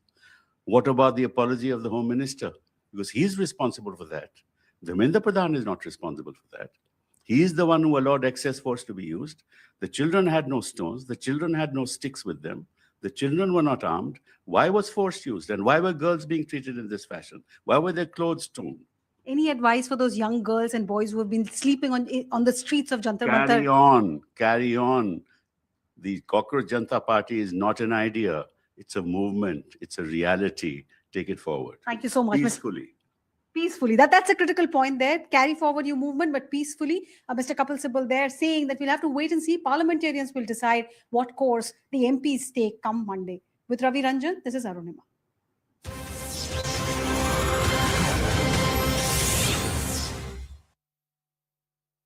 Quickly come back to you, but I'm going to go through skim through the copy of that 2-page letter which has been released by Dharmendra Pradhan himself. No longer the education minister, he stepped down as an education minister. It's a 2-page emotive letter. I'm just going to read out a couple of lines from it, a very emotive letter. He says, मैं पिछले 4 दशकों से अधिक समय से छात्र, शिक्षक और शिक्षा सुधार के लिए समर्पित रहा हूं। मेरा सदैव यही विश्वास रहा है कि एक सशक्त, समावेशी और दूरदर्शी शिक्षा व्यवस्था ही सशक्त राष्ट्र के आधारशिला होती है. And then he goes down. We are just going to scroll down and basically he talks about the fact of how the NEET UG की परीक्षा में सामने आई अनियमितता पाई गई. That is the irregularities which were found in the NEET UG exams of 3rd May 2026, and this was taken immediate cognizance of. The entire investigation was put to the CBI. CBI की जांच को सौंपा गया और परीक्षा को रद्द किया गया. So this is a computer-based test, the new mode which was brought in, and then he talks about the entire government approach. So basically what he's saying in this 2-page letter is the steps which have been taken by the government to ensure that there's a change in the examination system. No time was wasted. Guilty were arrested. More steps are being taken. This is a 2-page letter which has been put out by Dharmendra Pradhan. Now, Payal, everyone says that no one resigns. But look, would you say in the last 2 to 3 days, the timing is also very significant. Not just the CJP government talks, but also the big bill coming up on Monday and Tuesday. Okay, I'm going to go across to Arunima. Would you say that the timing is significant, coming just a couple of hours, maybe an hour or so before the CJP government talks which were supposed to take place, but more importantly, the Monday morning possibility of the introduction of the big bill? CJP government talks were supposed to be at 3 o'clock, but it has been delayed by at least an hour. And that's because CJP, even yesterday, when they left the Constitution Club, they made it a point to say that Dharmendra Pradhan's resignation is non-negotiable. And once they went back to Jantar Mantar, in repeated media and social media posts and interviews, they kept reiterating that there's no point talking to the government if they're not going to be flexible on the issue of Dharmendra Pradhan's resignation. So this kind of a maximalist position that, the CJP had taken, that the student protesters had taken, I think that finally forced Dharmendra Pradhan's hand. He says it very categorically in that letter, ये मेरे व्यक्तिगत प्रतिष्ठा का सवाल नहीं है. This is not a question about my personal interest or my ego. It is about the larger interest of the student community. And if it is my resignation which is going to ensure that they go back to the classrooms, they go back to the university, then so be it. But the CJP also will have to now wait and see when they come back at 4 o'clock to the negotiating table with the government. Will they walk the talk and withdraw the protest? If they keep moving the goalpost, because yesterday they said we have 3 demands, 2 of which the government is very positive on. The third was Dharmendra Pradhan's resignation. So now that big, obstruction has been removed, will CJP walk the talk? Will we see an Back to announcement you. from Arunam, I'm sorry to interrupt you over here. We are getting the first Congress reaction. Rashid Alvi is now joined. Quickly come back to you, but I'm going to go through skim through the copy of that 2-page letter which has been released by Dharmendra Pradhan himself. No longer the education minister. He stepped down as an education minister. It's a 2-page emotive letter. I'm just going to read out a couple of lines from it. A very emotive letter. He says, "मैं पिछले 4 दशकों से अधिक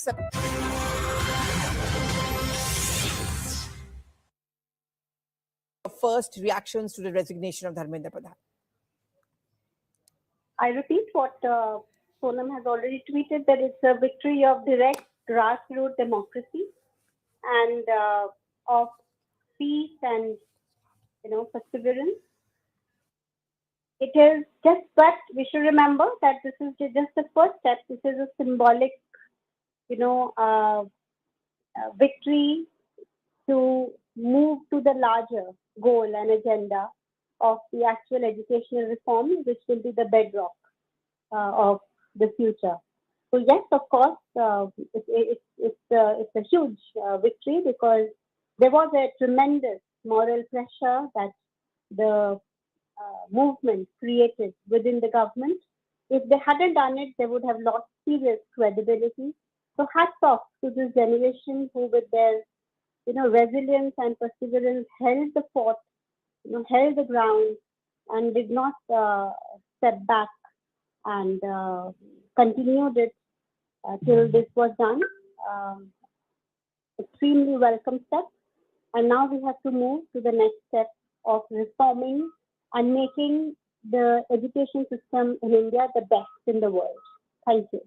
Working out with a bill on that, but before I ask you about that, do you think now the protest should be called up? The students go back home, go back to studies. Do you think this is the time when those protests should be called off at the Jantar Mantar? So this decision has to be taken jointly, and we will regroup, meet up, and we shall come back to you on this. Okay, and I'm sure, one last question. You know that a bill is coming up on Monday, post-pike in Parliament, to make it more and more stringent. You think all political parties need to sink their differences and come together to ensure the quick passage of this bill? Yeah, I have again and again in all my interviews and articles everywhere, I have said that this movement has gone beyond political parties and their agendas. It is about reform, not just of the education system, but all the other systems which are rotten to the core. So political parties have become, not inconsequential. Now the movement has moved to the grassroots, and I think that it's an opportunity for all the political parties to look afresh to build a new India. So it's not, the political party should not take credit. I think, can we grow up and mature from taking credit to actually selflessly working for the nation? I think that's what the kids have shown. Nobody is here to take credit. Okay. I think it's a lesson for the political parties and for everybody who wants to take credit. And it only focused on credit. That for once, for heaven's sake, let's move beyond credits and vote banks and party politics to the larger good of nation building.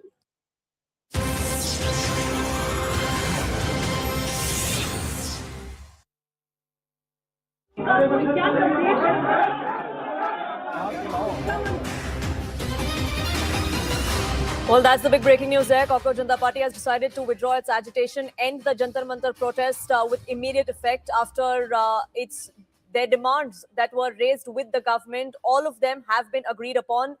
The first and the foremost and the non-negotiable one was the resignation of Dharmendra Pradhan. That has already been done. Their demands to quash FIRs against protesters has also been agreed upon, is what both CJP and the government came out and confirmed.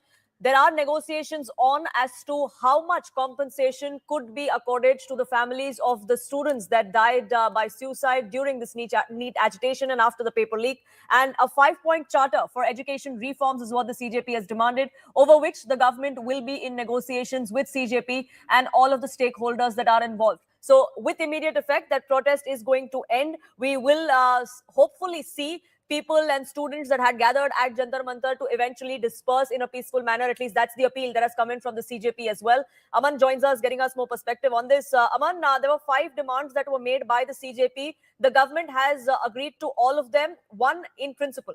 Well, absolutely, Poonam, and you can see those scenes on our screens where Mr. JP Nadda is shaking hands with the CJP's representatives, Mr. Jitendra Singh also. So that handshake signifies, I would say, the settlement, the compromise. CJP very clearly saying that they are going to withdraw the agitation. So we could see Jantar Mantar being emptied out of these protesters. Maybe by tomorrow, today may be a day of celebration for them at the Jantar Mantar. But right now, CJP has clearly said they are withdrawing their agitation. And this has been achieved because of the 3 major demands of the CJP. Number 1, the resignation of Union Education Minister Dharmendra Pradhan has been done. This happened before this crucial meeting between the CJP and the government. So the government going into this meeting with this clear olive branch that, look, that was a non-negotiable. We have agreed to the resignation of Dharmendra Pradhan. Number 2, they wanted the withdrawal of cases against protesters and no coercive action against these protesters in the near future also against CJP's leadership. That also the government has in principle agreed that the FIRs which have been lodged, about 13 to 14 FIRs are there, they will be withdrawn against the protesters. That's again a big demand which the protesters had made, because they didn't want the students' career also to be spoiled, because if you face legal cases, you may not get admissions in universities and colleges going ahead. So the government agreeing to that as well.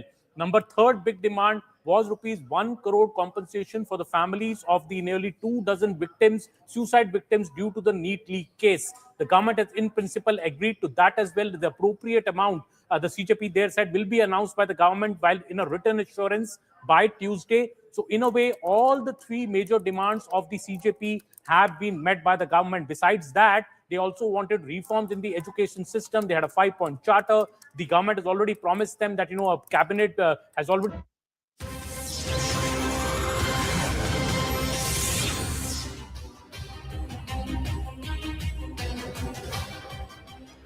Thanks a lot for staying with us. I'm Shivani Gupta. An important day playing out as far as the ongoing unrest in the national capital over the issue of NEET paper leak is concerned.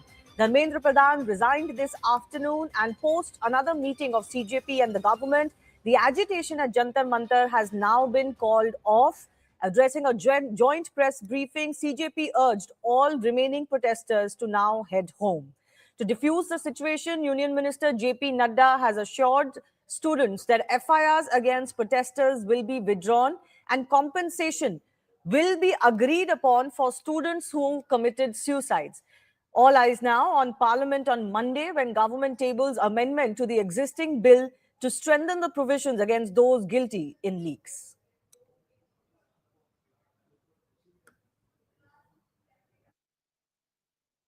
Education Minister Dharmendra Pradhan's resignation is a huge step in rebuilding our education system. It's a symbolic step because he was a symbol, but it is still a big step.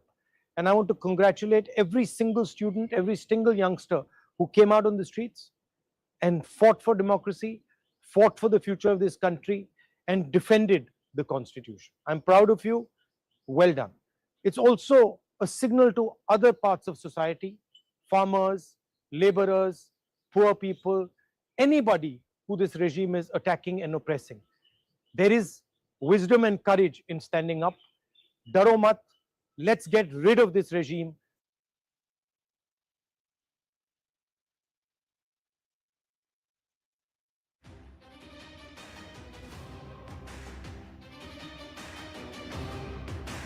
Let's go across to Radhika Khera, spokesperson of the BJP, now joining us. Radhika, the government having to come to terms with the demands that have been raised from day one. One would say better late than never, because the focus was on ending this unrest that was ongoing, and it was becoming clear that this was not going to end unless something gives. Shivani, our government is for the people, of the people, and by the people.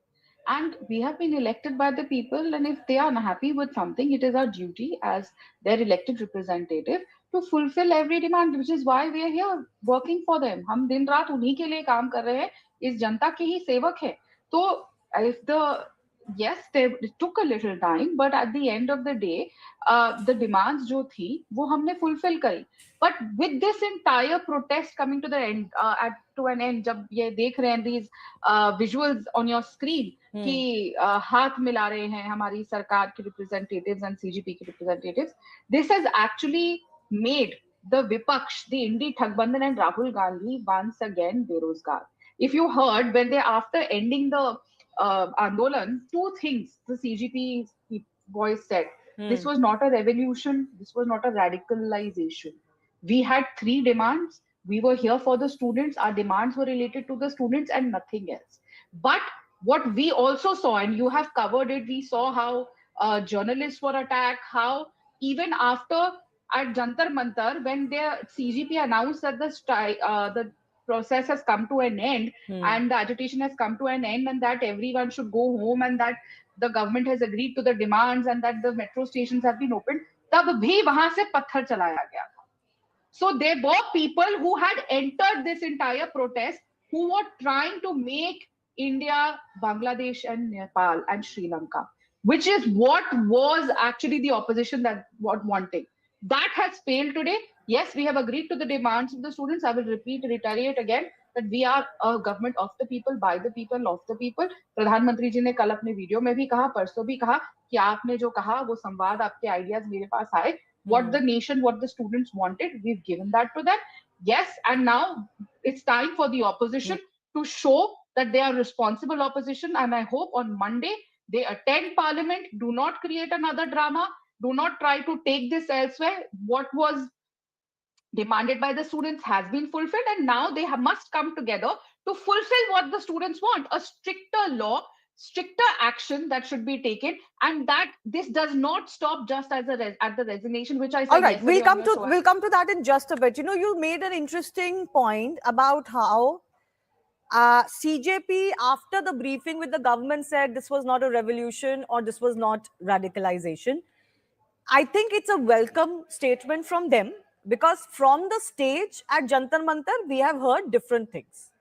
And I'm not talking about just other people who had lent support, but even from CJP itself, till this afternoon, we were hearing very different things. We had even heard a statement yesterday that even if Dharmendra Pradhan was to quit, their revolution was not going to end. So if today they are suggesting that no, there is no point in an ongoing confrontation, I think that's a welcome thing. Neeja Chaudhary, senior journalist, is also joining us. And I think I have with me Chirag Sethi, spokesperson of the Aam Aadmi Party.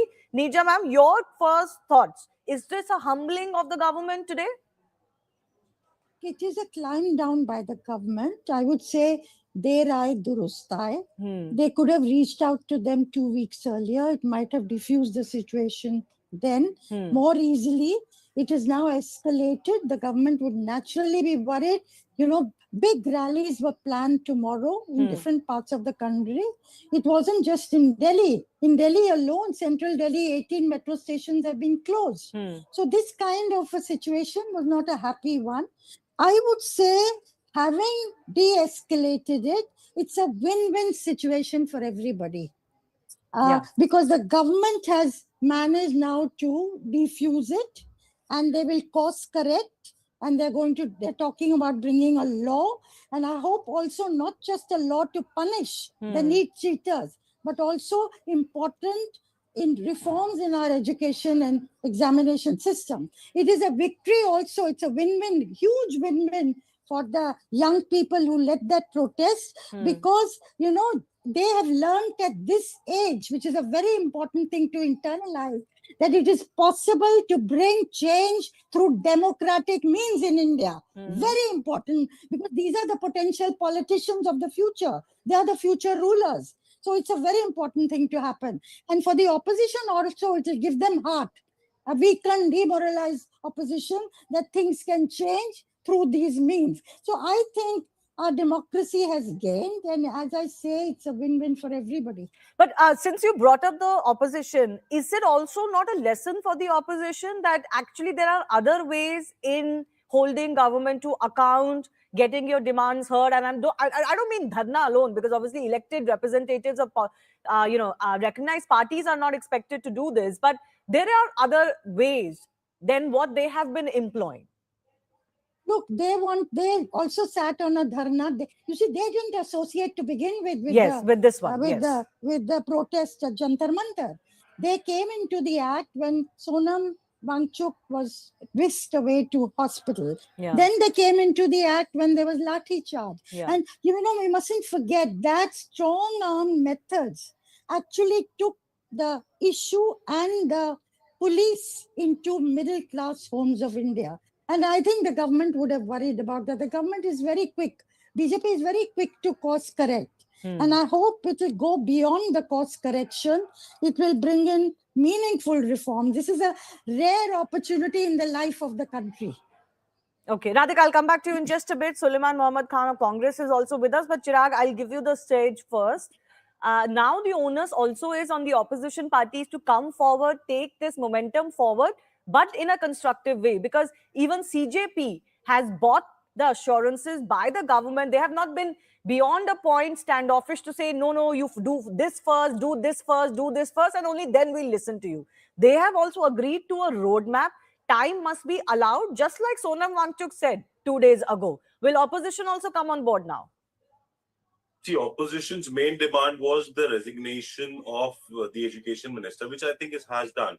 So I think this is the start of accountability first. The government, which was not accountable for the last 12 years, has at least started with the accountability. So the NEET reforms or the Radhakrishnan, the Radhakrishnan suggestions, committee suggestions should now be implemented. The whole idea is the whole industry that is revolving around paper leaks. 152 paper leaks. Now there has to be some structure where the students who are going for the exam should feel safe and secure that my exam will not get leaked. My seat will not be sold to a dhanna Seth. My education, my time that has gone in should be fruitful to my future. Now the government has agreed, at least the Dharmendra Pradhanji's resignation has been taken. So this is the first fruitful step, but there are a lot of things that needs to be done now. There are a lot of but will you allow Parliament to function? Will you come forward together with the government to offer constructive solutions or not? Yes, we are always giving solutions. It's just that the government never wants to take it. The first solution we gave that please fire the education minister. Let's talk about what can happen from next week now, Chirag. Don't give me what has happened. Okay, let's look at the first thing. What is the Radhakrishnan Commission report says? The first thing was computer-based testing. Yeah. Let's get the computer-based testing in place. Let's get a slot-wise exams for NEET. Let's get the question bank ready. All those things. Computer-based testing has actually already been announced after the NEET paper leak happened. So from next year, it is bound to happen. Also, some reports suggest, some reports suggest that actually the government was in favor of CBT this time around too. But there are other bodies that were also consulted that did not want to go ahead with it. So listen, we've got many cogs in the wheel. They all need to come together. Yes, Radhika. Shivani, I have a question. We've led by example. Is the Aam Aadmi Party going to get their education minister to resign now? We've seen what is happening in Punjab. Exam after exam, and we've seen jo barbarta police kar rahi hai. Sir, let me complete my question. You can answer after me. Are you going to follow suit and bring a reform? You now who are led the we all know that cockroach is aap logo ki janak, and you should take credit for that now because it is a creation of your andolan or whatever. But when are you also going to follow suit and take resignation of your education minister? Okay, let him respond now. Let him respond, please. Punjab every day. Let him respond now. Sure. Whenever there is a paper leak that's going to happen in Punjab, we will take action. There is no paper leak that has happened in Punjab first. Okay. Cheating hui hai. Your office madam cheating start होने से पहले vigilance की team वहां चली गई और उन्होंने पकड़ लिया. हमने चीटिंग नहीं होने दी. ये फर्क है. नीट का एग्जाम टेलीग्राम ऐप पे आ गया था. Can you authenticate the video? Can you authenticate? Can you authenticate? No. Both of you, I have to step in because we will park this. We will take this up separately. I want to have a debate, which is more about moving forward from next week, because Sulaiman Khan, there is also all eyes on Parliament. The government is working on a war footing now. You can criticize it for not doing it earlier. It is doing it now. The opposition hopefully will come together, let Parliament function, pass the bill, which is asking for greater stringent provisions, and move on from there. Government is not working on a war front. It has been forced to do something which it was duty bound to do initially when this paper leaks have done. But this, arrogance-filled, ego-filled, dictatorial attitude and mindset government and its leader Narendra Modi has to bend the knee before the people of the country, before the youth of the country, before Gen Z. Finally, he has to bend the knee. This arrogance-filled and dictatorial mindset-filled government has to finally bow down, and that is the victory of a democratic protest. We have been telling this for so long. We have a full program of Chhatron ki I'm getting these visuals of Rahul Gandhi now all set to address the press conference that he has called. So, Suleiman, I think I'll just interrupt you. Let's just cut to Rahul Gandhi now and listen into what the leader of opposition has to say. Because it will be interesting on what happens, what the mind of the Congress is for next week as well.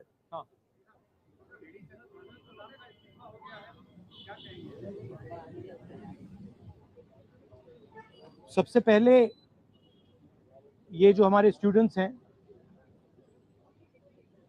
इनकी victory है, इनकी जीत है,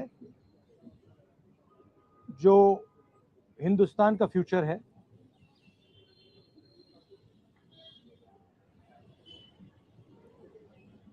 education system जो हमारी शान हुआ करती थी, पूरी दुनिया में एक्नॉलेज था कि हिंदुस्तान का एजुकेशन सिस्टम बहुत बढ़िया है, उस पर सालों से आक्रमण हो रहा है, उसको कैप्चर किया जा रहा है, उसको प्राइवेटाइज किया जा रहा है, उस पर रिएक्शन था। बेरोजगारी पर रिएक्शन था, और जो हिंदुस्तान का जो आज हालत है, जो सिचुएशन है, उस पर रिएक्शन था। प्रधान एक सिंबल है, करप्शन का सिंबल, एजुकेशन सिस्टम के डिस्ट्रक्शन का सिंबल, इनकॉम्पिटेंस का सिंबल। और अच्छा है कि वो गया, बट अब कॉन्क्रीट स्टेप्स एजुकेशन सिस्टम को बदलने की सरकार को लेने पड़ेंगे। बहुत बड़ा मुद्दा है आरएसएस का जो कैप्चर है हिंदुस्तान के सिस्टम पर, एजुकेशन सिस्टम पर। अगर मोदी जी की गलती है तो उतनी ही गलती आरएसएस की है, क्योंकि दीमक का काम आरएसएस ने किया है, हमारे एजुकेशन सिस्टम को अंदर से खोखला कर दिया है। जो नॉलेज होती है उस पर इन्होंने आक्रमण किया है। तो गहरे स्टेप्स लेने पड़ेंगे। मुझे नहीं लगता है कि ये ले सकते हैं, बट देखते हैं। स्टूडेंट्स की 2 और मांगे थी, उनको नहीं भूलना है। पहली मांग, जिन लोगों ने स्टूडेंट्स पर आक्रमण किया, अटैक किया, मारा, इंप्लीमेंटर्स एंड ऑर्गेनाइजर्स, दोनों पर कार्रवाई होनी चाहिए और विजिबल कार्रवाई होनी चाहिए। स्टूडेंट्स को दिखना चाहिए कि ये लोग इस कारण पनिश हुए हैं। और दूसरी बात, जो मेन ऑपरेटर हैं सिस्टम के, नरेंद्र मोदी जी, उनको हिंदुस्तान के स्टूडेंट्स से अपोलोजाइज करना चाहिए। तो ये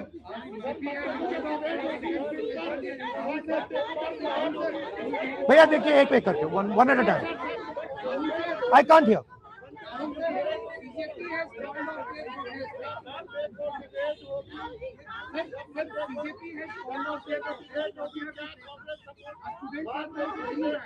Okay, please, one at a time. I can't answer otherwise. No, I'll tell you. You go ahead. BJP has called off their protest, and students are now going back.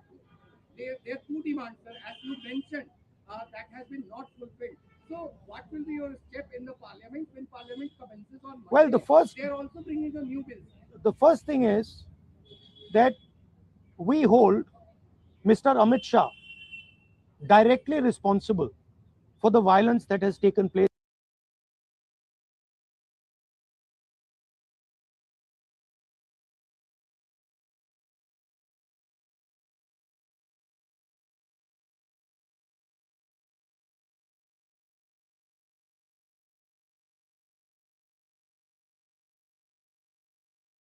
दो और मांगे थी, उनको नहीं भूलना है।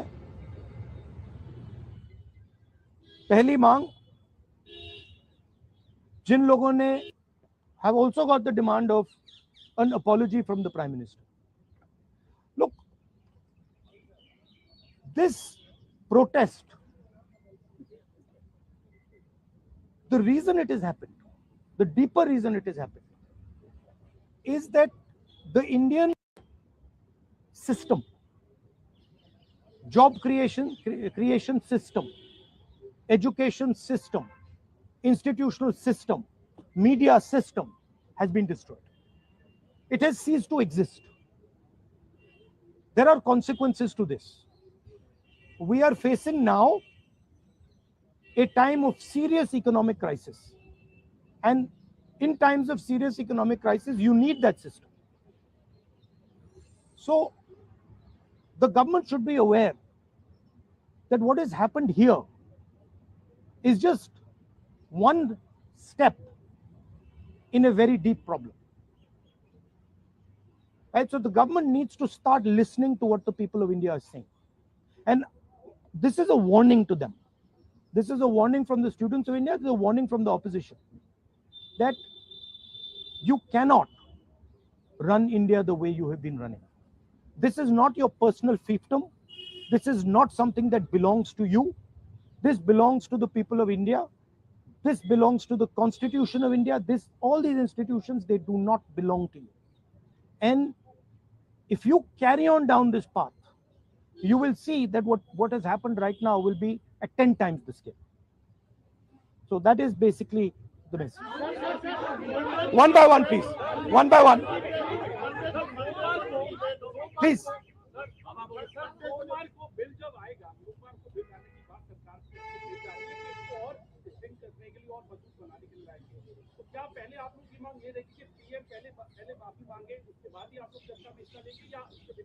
देखिए, इसमें हमारा कांग्रेस पार्टी का सेंट्रल प्रिंसिपल है कि हम ये जो सवाल हैं, हमारी जो मीटिंग होती है ऑपोजिशन के साथ, उस मीटिंग में हम रेज करते हैं और जो ऑपोजिशन का कंसेंसस बनता है उस पर हम डिसीजन लेते हैं पार्लियामेंट में. That is our discipline, that is our way of functioning. So I cannot answer this question right now.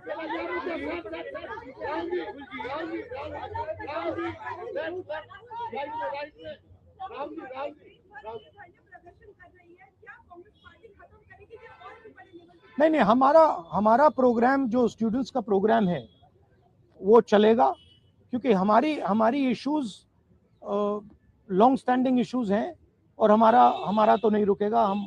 हम इश्यूज रेज कर रहे हैं और उसको हम करते जाएंगे. मैं अंत में सारे के सारे स्टूडेंट्स को दिल से धन्यवाद करना चाहता हूं और मेरे साइड से जो भी उनको सपोर्ट चाहिए, जहां भी सपोर्ट चाहिए, मैं तैयार हूं. Congress parties idea with the protest was to support it wholeheartedly. We supported it, and we are here to protect the students of India, to protect the future of India. As I said, this is a fight between the past, which is Narendra Modi and the RSS, and the future of India. And we are very confident that the future of India will defeat the past. Thank you very much. And the future of India. And we are very confident that, look, this protest,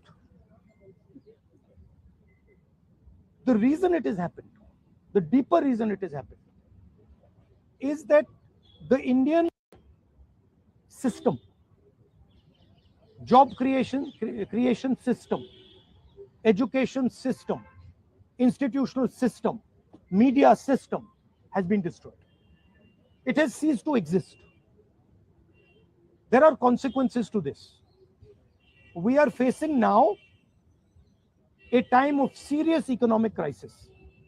And in times of serious economic crisis, you need that system. So the government should be aware that what has happened here is just one step in a very deep problem. Right? So the government needs to start listening to what the people of India are saying. And this is a warning to them. This is a warning from the students of India, this is a warning from the opposition, that you cannot run India the way you have been running. This is not your personal fiefdom. This is not something that belongs to you. This belongs to the people of India. This belongs to the Constitution of India. All these institutions, they do not belong to you. And if you carry on down this path, you will see that what has happened right now will be at 10 times the scale. So that is basically the message. One by one, please. One by one. Please.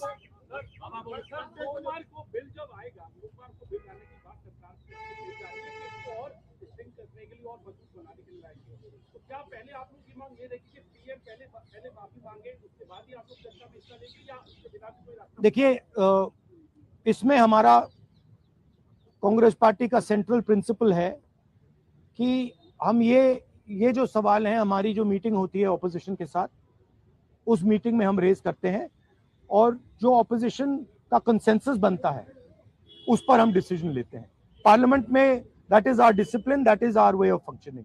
So I cannot answer this question right now.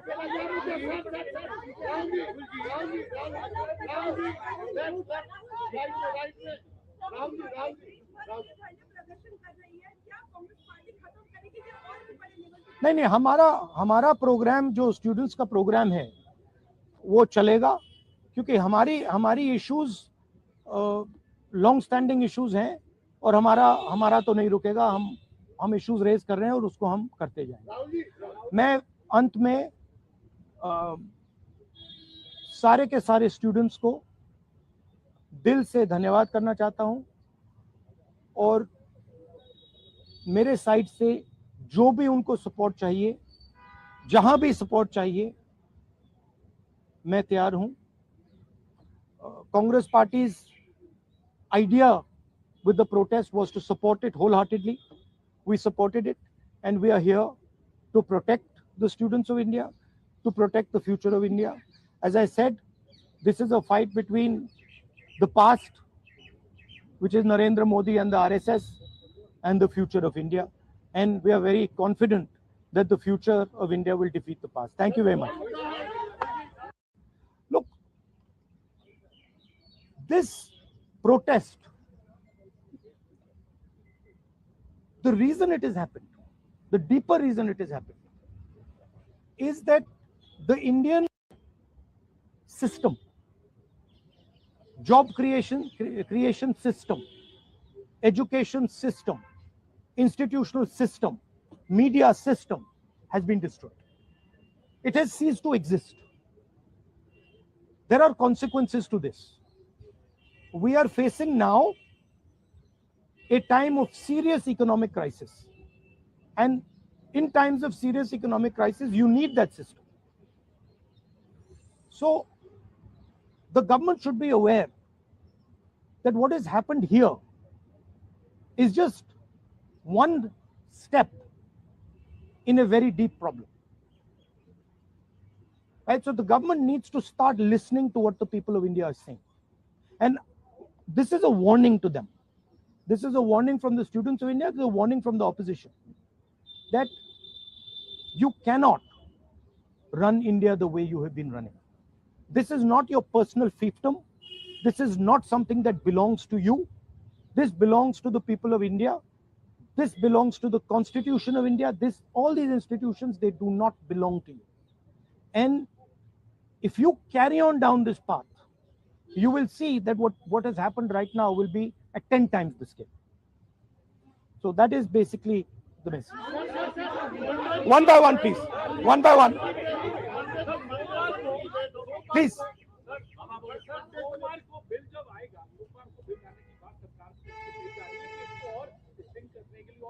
बनाने के लिए लाएंगे। तो क्या पहले आप लोग की मांग ये रहेगी कि पीएम पहले माफी मांगे, उसके बाद ही आप लोग चर्चा में हिस्सा लेंगे, या उसके बिना भी कोई रास्ता? देखिए, इसमें हमारा कांग्रेस पार्टी का सेंट्रल प्रिंसिपल है कि हम ये जो सवाल हैं, हमारी जो मीटिंग होती है ऑपोजिशन के साथ, उस मीटिंग में हम रेज करते हैं और जो ऑपोजिशन का कंसेंसस बनता है उस पर हम डिसीजन लेते हैं पार्लियामेंट में. That is our discipline, that is our way of functioning. So I cannot answer this question right now.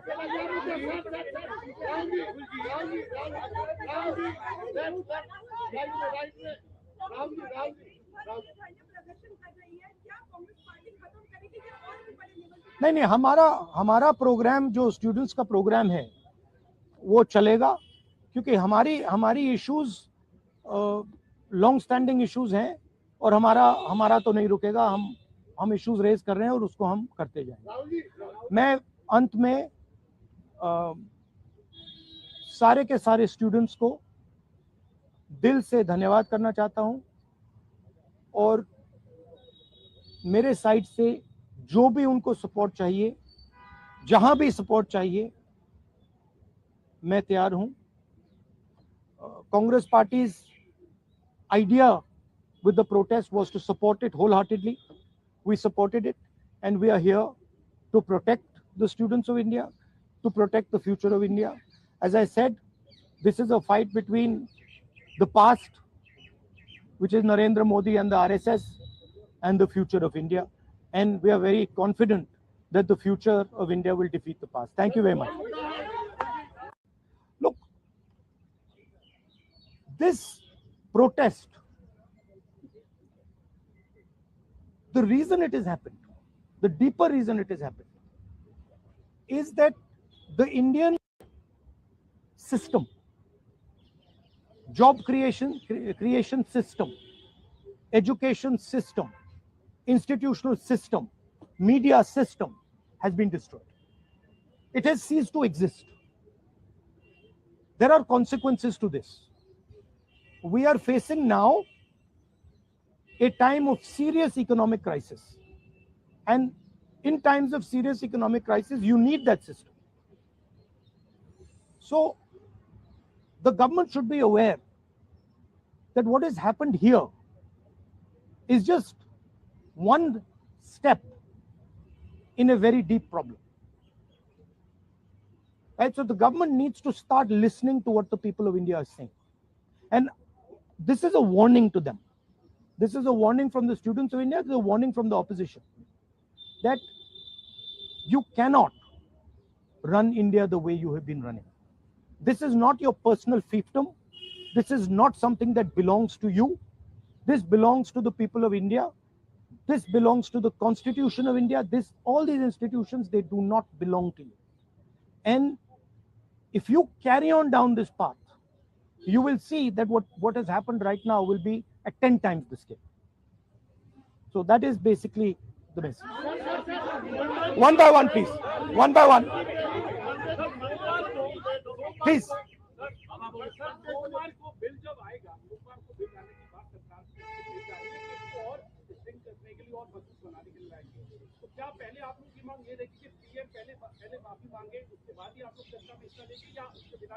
देखिए, इसमें हमारा कांग्रेस पार्टी का सेंट्रल प्रिंसिपल है कि हम ये जो सवाल हैं, हमारी जो मीटिंग होती है ऑपोजिशन के साथ, उस मीटिंग में हम रेज करते हैं और जो ऑपोजिशन का कंसेंसस बनता है उस पर हम डिसीजन लेते हैं पार्लियामेंट में. तो मैं पूरे देश भर में जो ये लोग आज हमें देख रहे हैं, मैं सभी से रिक्वेस्ट करता हूं, आज शाम को 6 बजे अपने अपने राज्यों में, अपने अपने डिस्ट्रिक्ट में एक कैंडल मार्च निकालिए उन नीट के बच्चों के लिए जिनका हत्यारा धर्मेंद्र प्रधान है. रेलिंग टूट जाएगी, सारे लोग पीछे हटिए, रेलिंग टूट जाएगी. थोड़ा सा पीछे, थोड़ा पीछे, रेलिंग से सारे लोग पीछे हट जाइए. और मैं मोदी जी से कहना चाहता हूँ, सुबह हो गई मामू, सुबह हो गई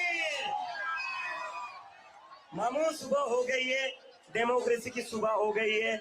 अब इस देश की जनता जाग चुकी है और जैसे कि मैंने कहा था, ये पहला विकेट है, ये पहला विकेट है।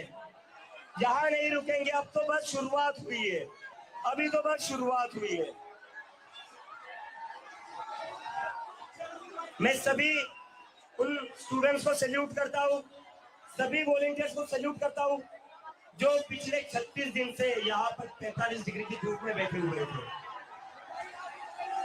बारिश में बैठे हुए थे। पुलिस वालों ने पानी बंद कर दिया तब भी आप लोग बैठे रहे, खाना रोक दिया तब भी आप लोग बैठे रहे।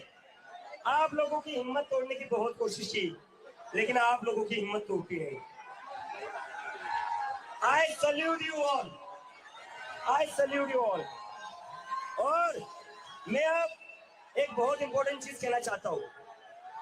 आज धर्मेंद्र प्रधान का इस्तीफा हुआ है, इसके लिए मुझे हीरो मत बनाना, ये गलती मत करना, ये गलती मत करना। मुझे धर्मेंद्र प्रधान के इस्तीफे की वजह से हीरो मत बनाना। एक इंसान को हीरो बनाने की वजह से ही देश का कबाड़ा हुआ है।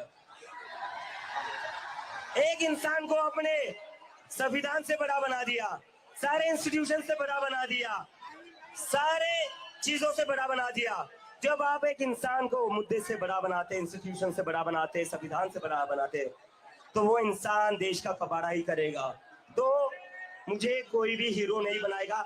नारे लगेंगे भारत माता की जय के, भारत माता की, भारत माता की, इनकलाब, इनकलाब, वंदे वंदे, जय जय जय जय जय भीम, जय जय जय जय जय भीम, जय जय जय जय जय भीम। और मराठी मीडिया है क्या यहाँ पर? एक मिनिट, एक मिनिट। जय आणि चुकीच्या माणसासोबत पंगा घेतला होता, मराठी मोडेल पण वाकणार नाही।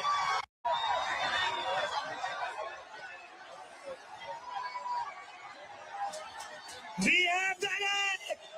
We have done it! Dharmendra Pradhan ने रिजाइन कर दिया है।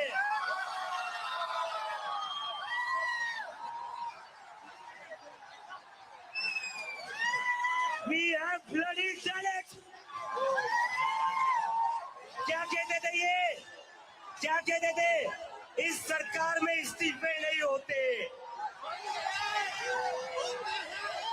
क्या कहते थे? इस सरकार में इस्तीफे नहीं होते। हम कहना चाहते, झुकती है दुनिया, झुकाने वाला चाहिए।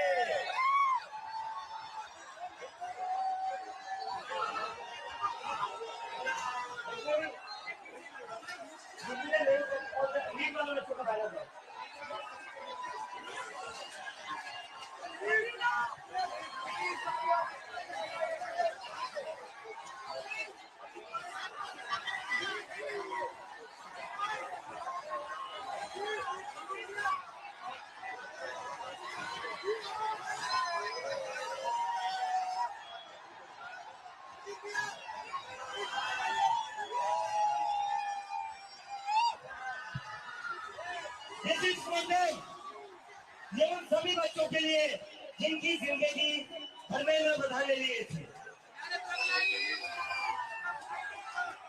प्रदीप मेघवाल, ऋतिक मिश्रा, सिद्धार्थ हेगड़े, भाग्यश्री, अंशिका पांडे, उमेश माली, रेणु मीणा, रिया कुमारी थापा, शिवानी यादव, अनु गिरना, काहन पटेल, आकांक्षा चतुर्वेदी, रीमा बेगम, मैथिली अशोक सोनवणे, अवंतिका मौर्या, जतिन कुमार, गोपिका, शेख सना, व्यक्तियानंदम, ये वो बच्चे हैं जिनको आज न्याय मिला है।